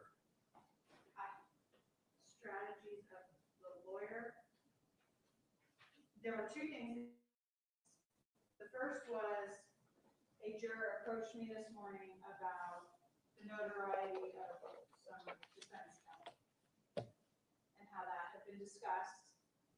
She just said, and I do know specifically who that is.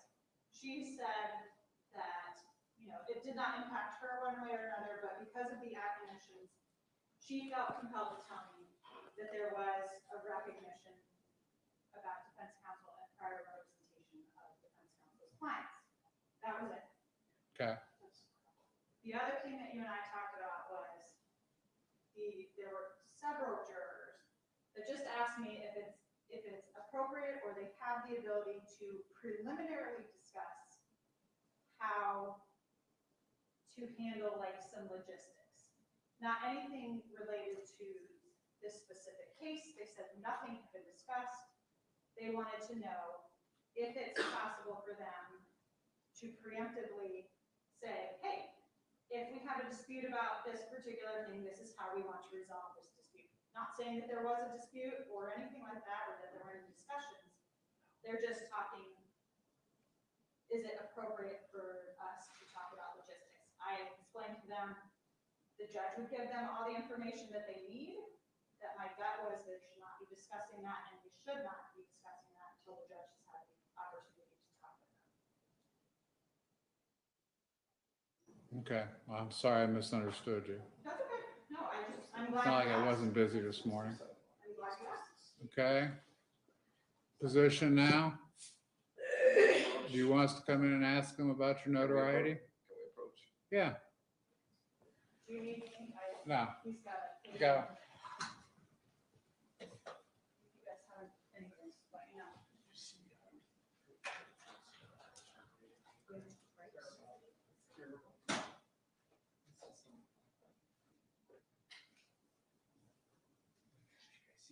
You guys can talk out there. That way it doesn't carry over. Okay.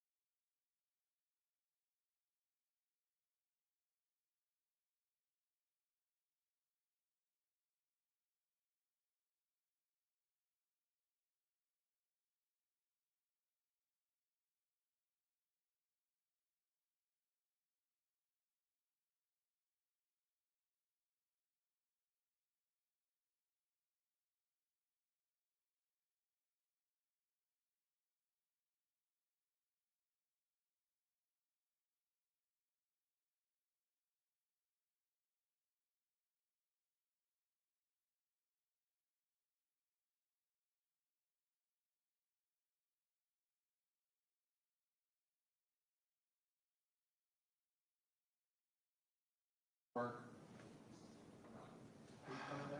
Otherwise, nothing's gonna happen for, I'm guessing, half an hour.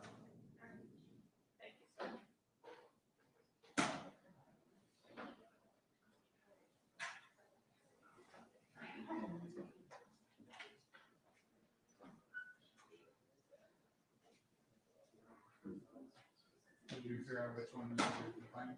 I don't know. Well, Darcy. Yeah. I think,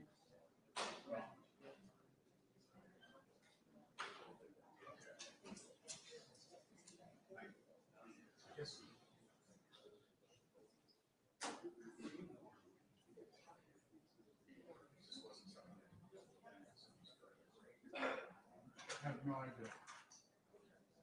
I've been trying to remain anonymous as possible with it. I thought Darcy said they were talking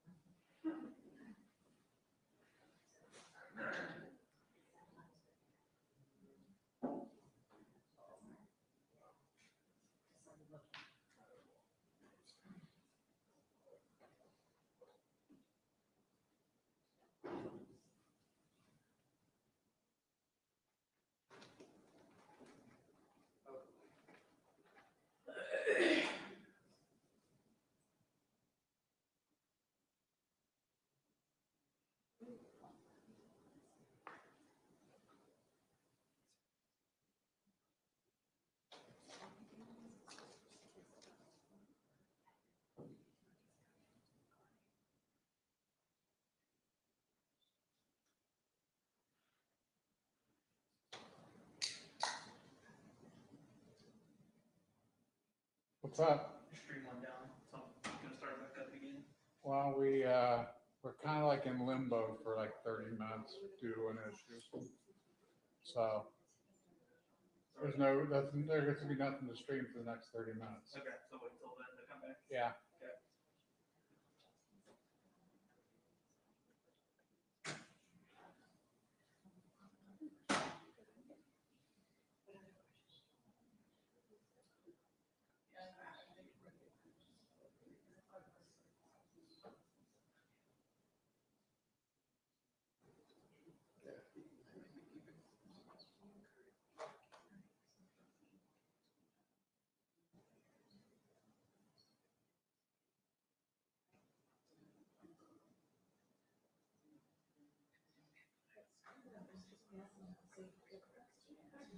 Yeah, that's it.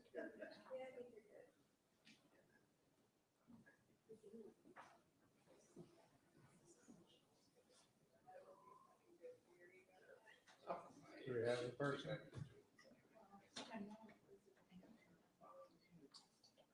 Okay.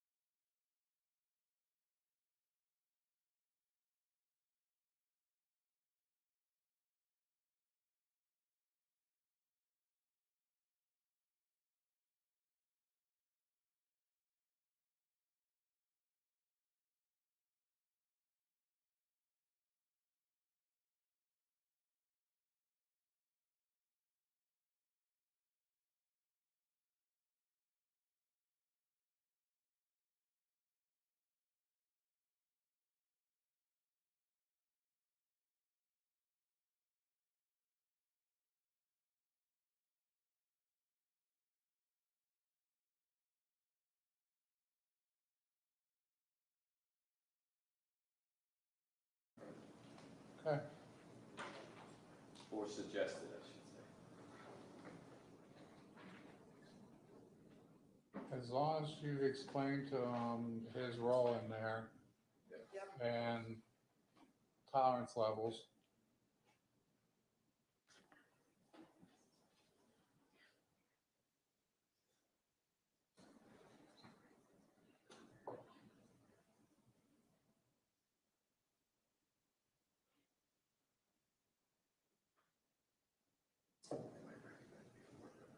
Well,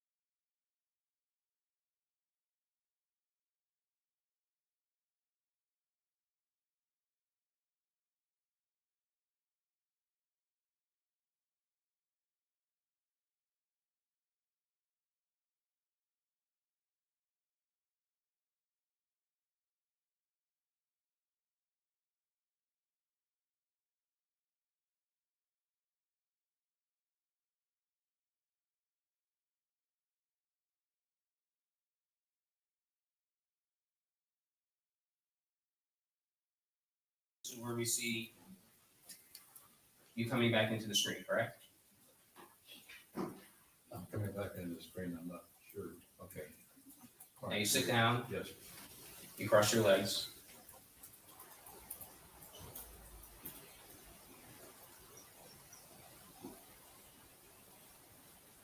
Now your testimony is this is when you're attacked, correct?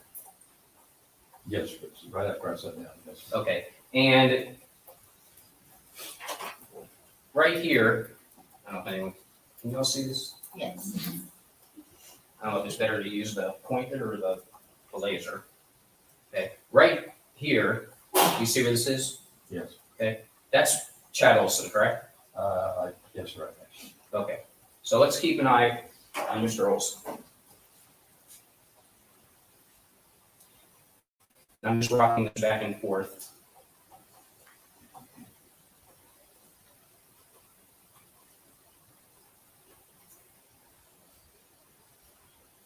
You see him turning around in his seat here, correct? He's just swiveling at the hip as he's looking back at you. All I can see is a head and an arm. I'm sorry. Okay, well, I mean, your testimony was that he was standing up and he attacked you. But if you look at the video, doesn't it look as though he's turning in his seat?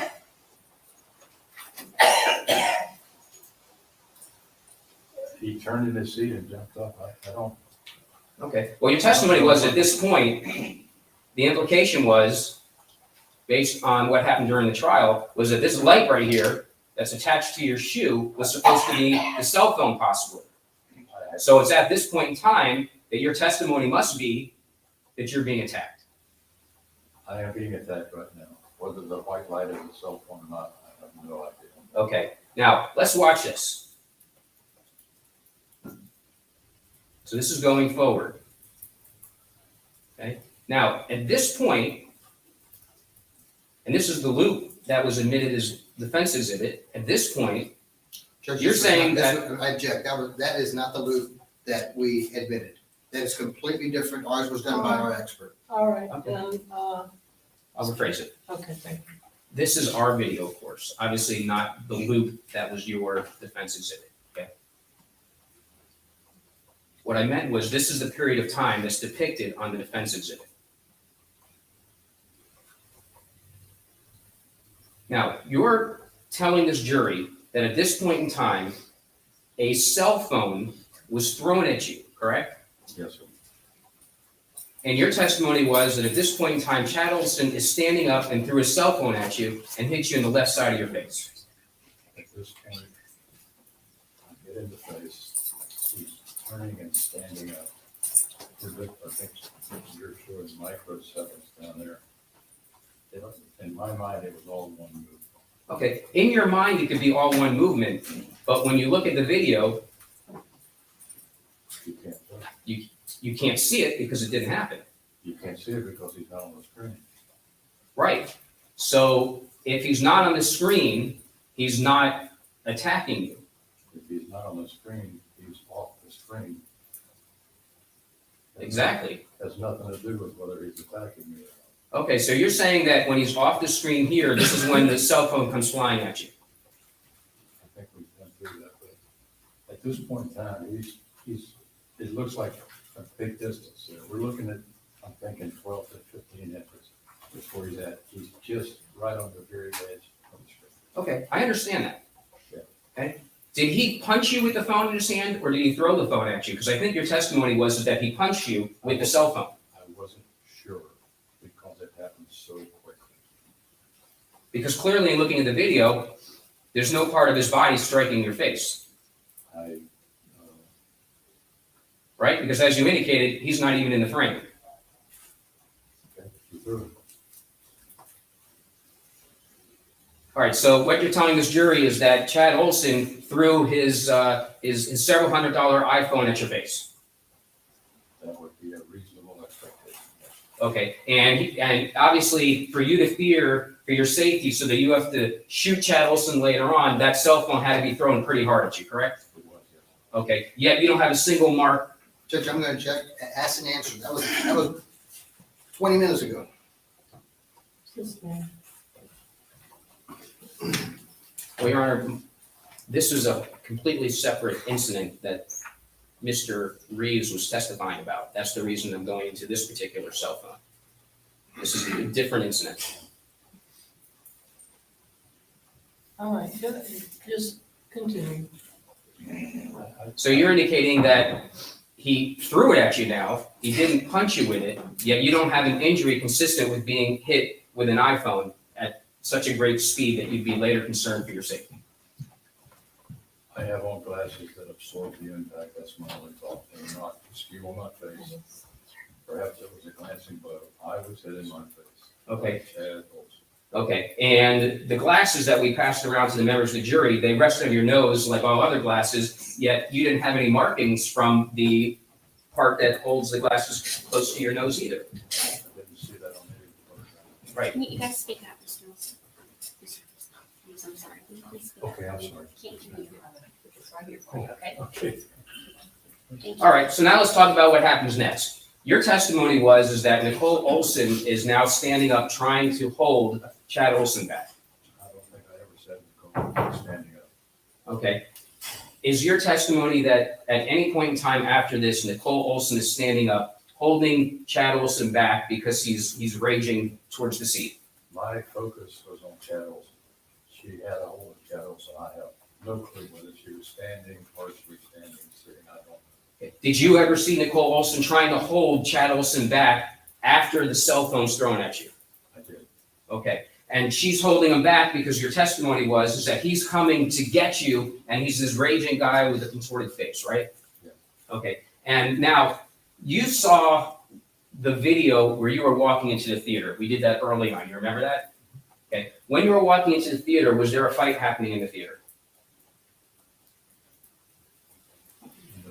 Here I'm walking at? Right. No, that's fine. Okay. I mean, I don't know what was on the screen, but. Okay, I'm not talking about the screen. I'm talking about people in the theater. There wasn't a fight or something crazy going on, right? No. Okay, and here's what I'm saying. When you're walking into the theater, this motion-activated camera picks you up just walking with your wife casually to sit down in a seat, correct? You saw that? I did. All right. Now, you want this jury to believe that Nicole Olson is holding Chad Olson back. And he's raging to come at you.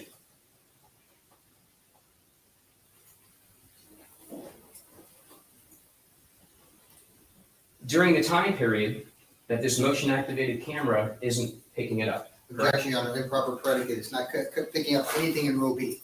Anything in row B. No, That camera's picking nothing up in row B. Excuse me. We can approach, no standing objections, Can we please. approach? Yes. And what is?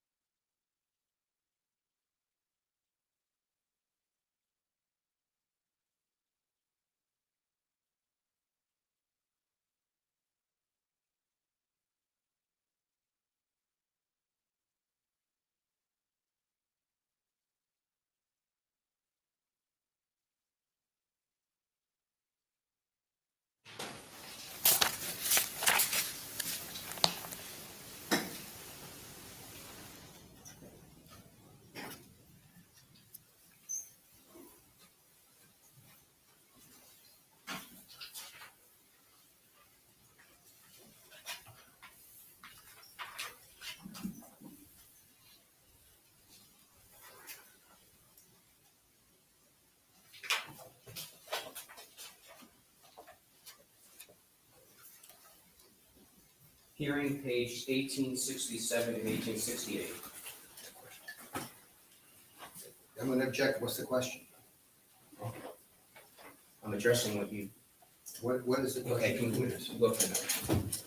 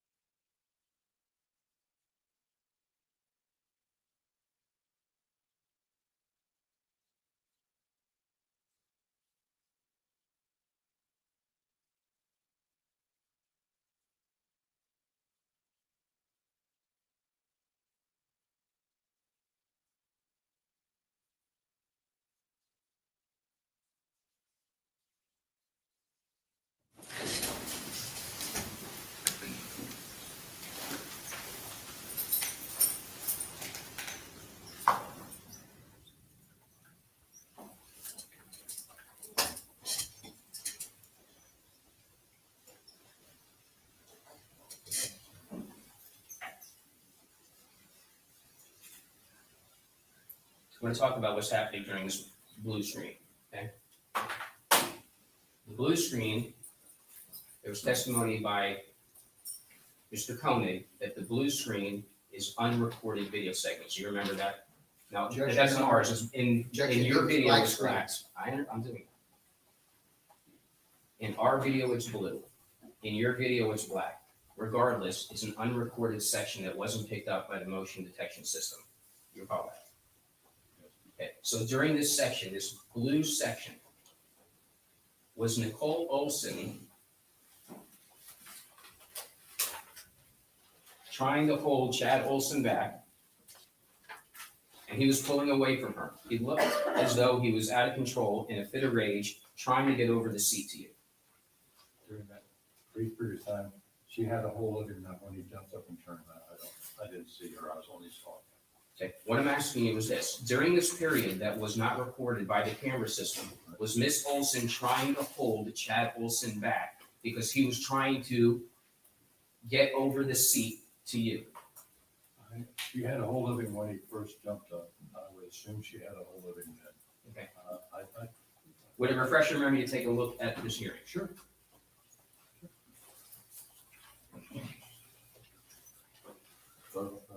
Bottom of page 1868.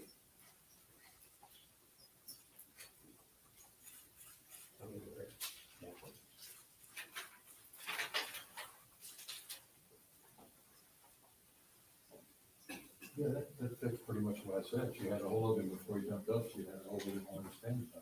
So Chad Olson was pulling away. He looked to you like he was out of control in a fit of rage, trying to get over the seat to you. Yes. Okay. Yet, my point being, when you're walking into the movie theater, the camera system is picking up just you and your wife walking in, correct? When I first got there. Correct. Okay. But this description that we just talked about, the way you're portraying it, he's trying to get over you, and she's holding him back. The camera system doesn't capture that. Yet it can capture you just walking in the movie theater calmly. It doesn't capture anything on their camera system. Okay? It doesn't capture it on your row.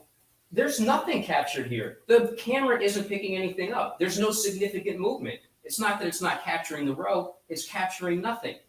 Isn't that correct? The blue screen is not capturing anything at all. I see. It's not detecting motion. Is that what you're saying? Correct. You're portraying this, that Nicole Olson's holding Chad Olson back. He's trying to answer, and it's one interruption after It another. hasn't. I'm sorry. No, I'm listening.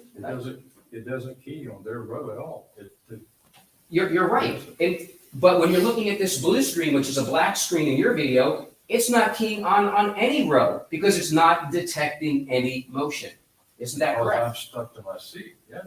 But you're saying that Nicole Olson is fighting with Chad Olson, who's trying to get over the seat, yet it's not recording any motion. Their row does not trigger, in my mind, does not trigger the camera in that row. If it did, we'd have full view of everything that he did. No, the reason you don't have a full view of everything he did is because the Objection, Your Honor, camera angle. that's not a question. He is argumentative at this point.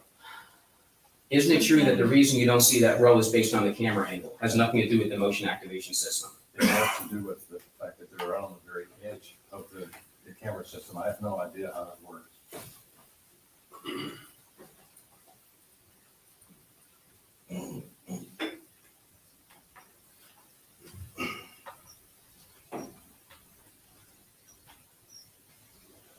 Remember when I was asking you questions about your left hand?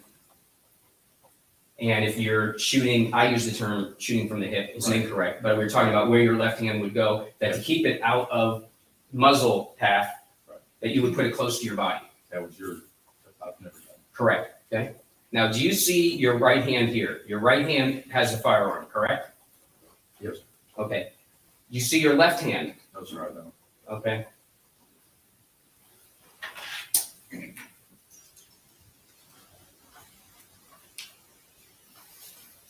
Right here.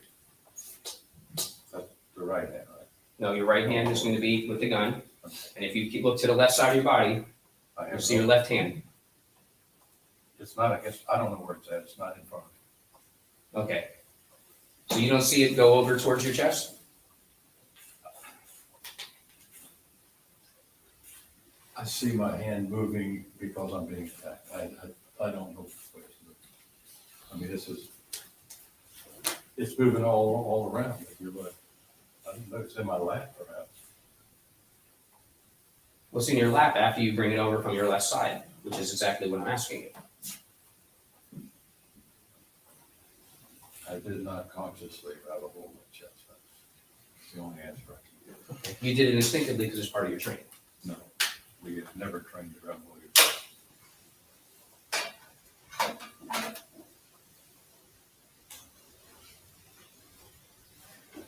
I'm not using the whiteboard anymore. Okay.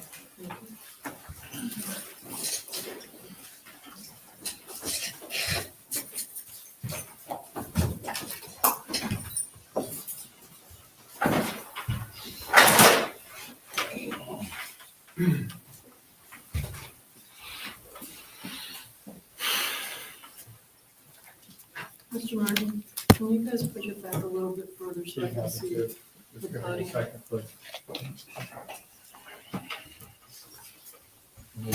good, that's good, thanks.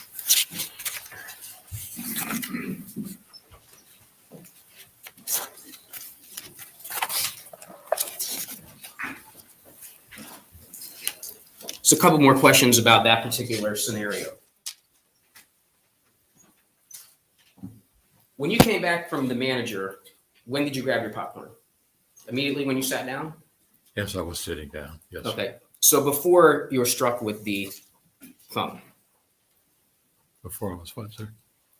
Before what? Before you said you were struck with the phone, you grabbed your popcorn? Right, yes, sir. Okay, but your popcorn doesn't spill when you're struck with the phone very hard, does it?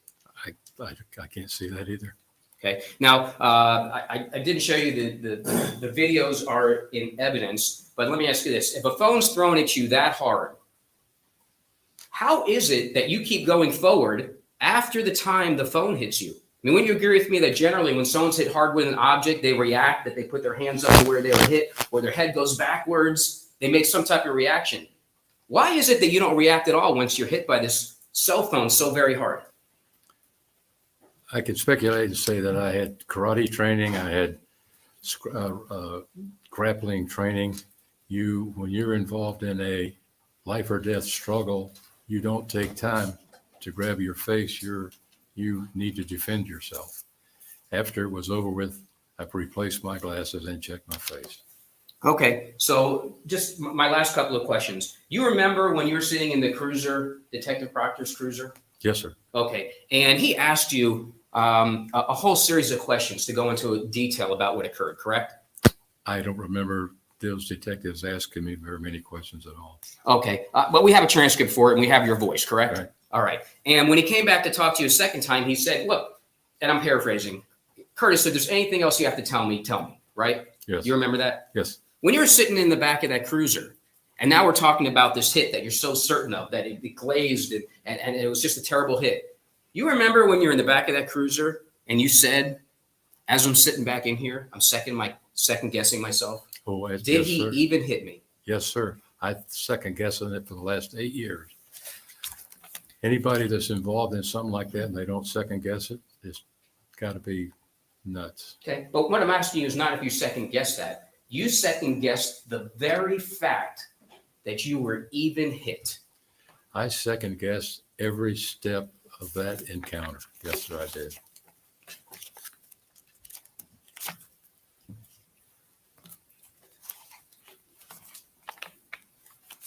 You agree with me it's not good to second guess whether or not someone ever hit you, or even second guess yourself when you shoot and kill another person? I think that if you are human and you have respect for human life, you would always second guess yourself constantly. You second guessed this very hit that you testified to. I second guessed this entire event. I understand. I don't have any further questions. Thank you. Redirect? Yeah, just briefly, Your Honor.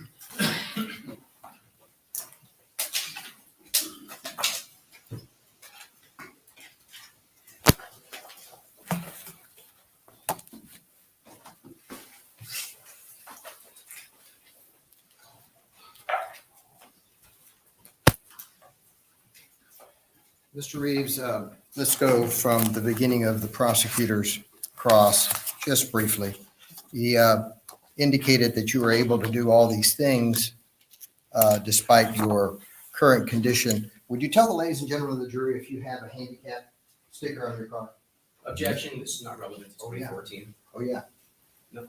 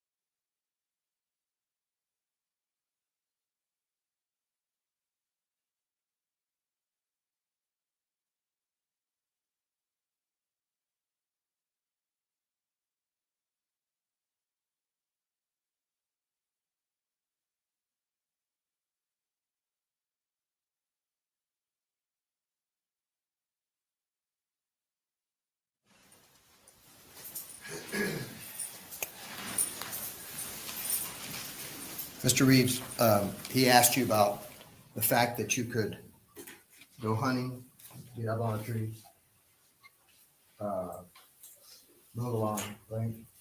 Yes. Somehow indicating that you don't have the conditions that you currently have, correct? Correct. Tell the ladies and gentlemen of the jury why you do all those things. All right, Your Honor, I'll just object to the timeframe that we're talking about. It doesn't matter what's happening. 2013, 2014, those 2 years. Yes, sir. Tell the jury why you do those things. To try to maintain a level of fitness as I get older, keep my joints. I do range of motion exercises. I rode bike. I used an elliptical. Tried to do it 4, 5, sometimes 6 days a week. I pick up, instead of using a pitchfork to pick up things in the backyard, I use my hands to bend over and pick them up. It exercises my back. I wear a back brace when I mow the yard.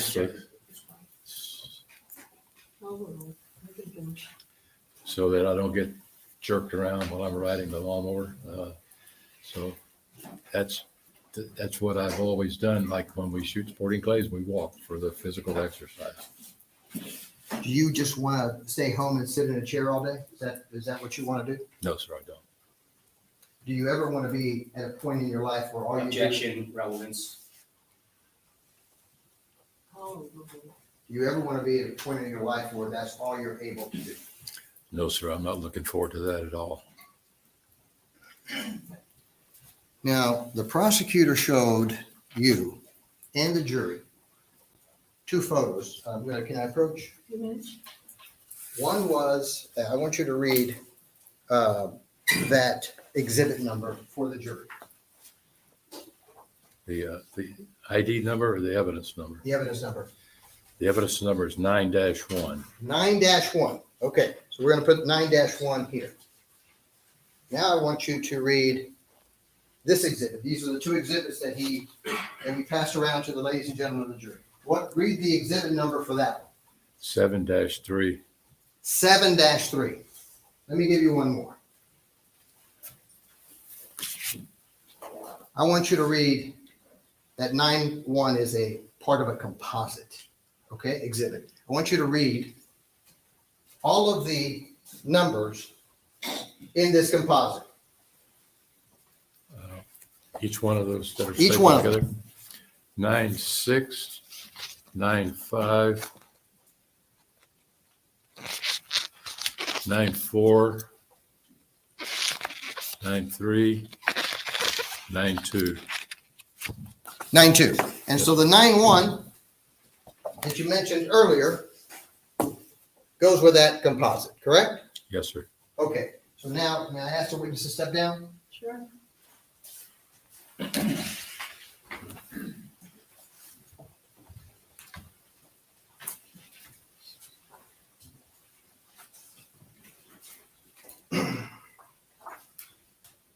Now, Mr. Reeves, I'm going to show you what's 9-1. That was the one that was shown with the 7-3 photo, correct? Yes. Okay, so let's look at that, hold it up for the ladies and gentlemen of the jury. I'm going to show now 9-2. You see 9-2 there? Yes, sir. Okay, do you see a hand coming in that direction? Yes, sir. Okay, let's put that behind your fingers there. Yes, sir. Let's look at now 9-3. You see 9-3? Yes, sir. Can you point out to the ladies and gentlemen of the jury a hand? Yes, sir. Right here. Okay, let's go to 9-4. Can you show the ladies and gentlemen of the jury the hand there in 9-4? It's all the way across, right up against my face, looks like. It's a progression in the composite, correct? Yes, sir. And let's go now to 9-5. Yes, sir. Can you look and show the ladies and gentlemen of the jury the hand there at 9-5? Yes, sir. It's all the way across again up against my face. And then finally, let's go now to 9-6 and show the hand to the ladies and gentlemen of the jury. Yes, sir. It's still in contact right there, all the way across, right over the top of my wife's head. And that was a popcorn incident, correct? Yes, sir. Okay, so now let's go to 7-3. Stay right there, please. 7-3, what you testified in cross-examination was the first attack, correct? I think so, yes, sir. Would you show the ladies and gentlemen of the jury Mr. Olson coming over his seat in the first attack? Right here. You may take your seat. No further questions.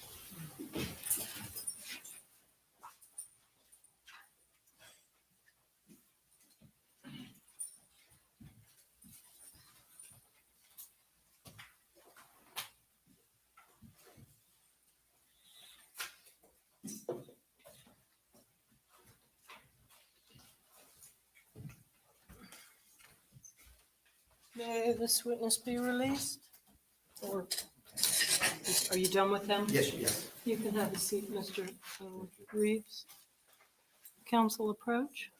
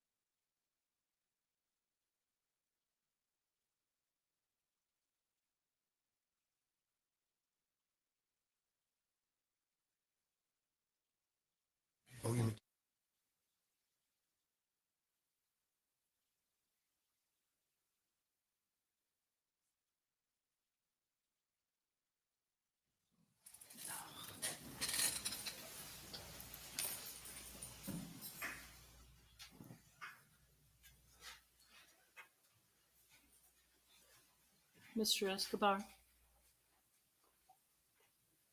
The defense will rest. thank you. All right, ladies and gentlemen, obviously you heard the defense rest. That means that the lawyers and myself have some work to do that does not involve you. It's going to take us probably a couple hours. So I'm going to let you go home for today. And the plan for tomorrow will be closing arguments first thing when you come in at 8:30. After that, after all the closings, I instruct you, and then it'll be time for your deliberations. So as I mentioned earlier in the week, I don't know how long things will last tomorrow, so please make arrangements to possibly stay late. You know, I have no way of knowing how long your deliberations may go, but that's the order of business for tomorrow, okay? Any questions? All right, please remember my instructions during the recess. No independent research, no discussing the facts amongst yourselves or with anyone else. Don't watch the news, and we'll see you back in here, well, jury pool room at 8, a little after 8, whatever time you get there for them, but we're going to start about 8:30. Thank you. Court is in recess for the jury.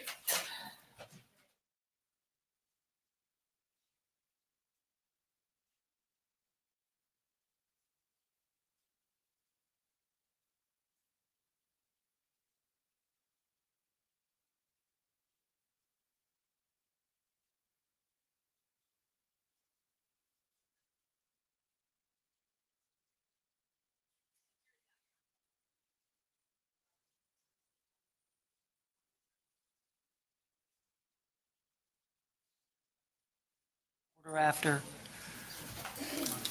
We'll be in recess till then.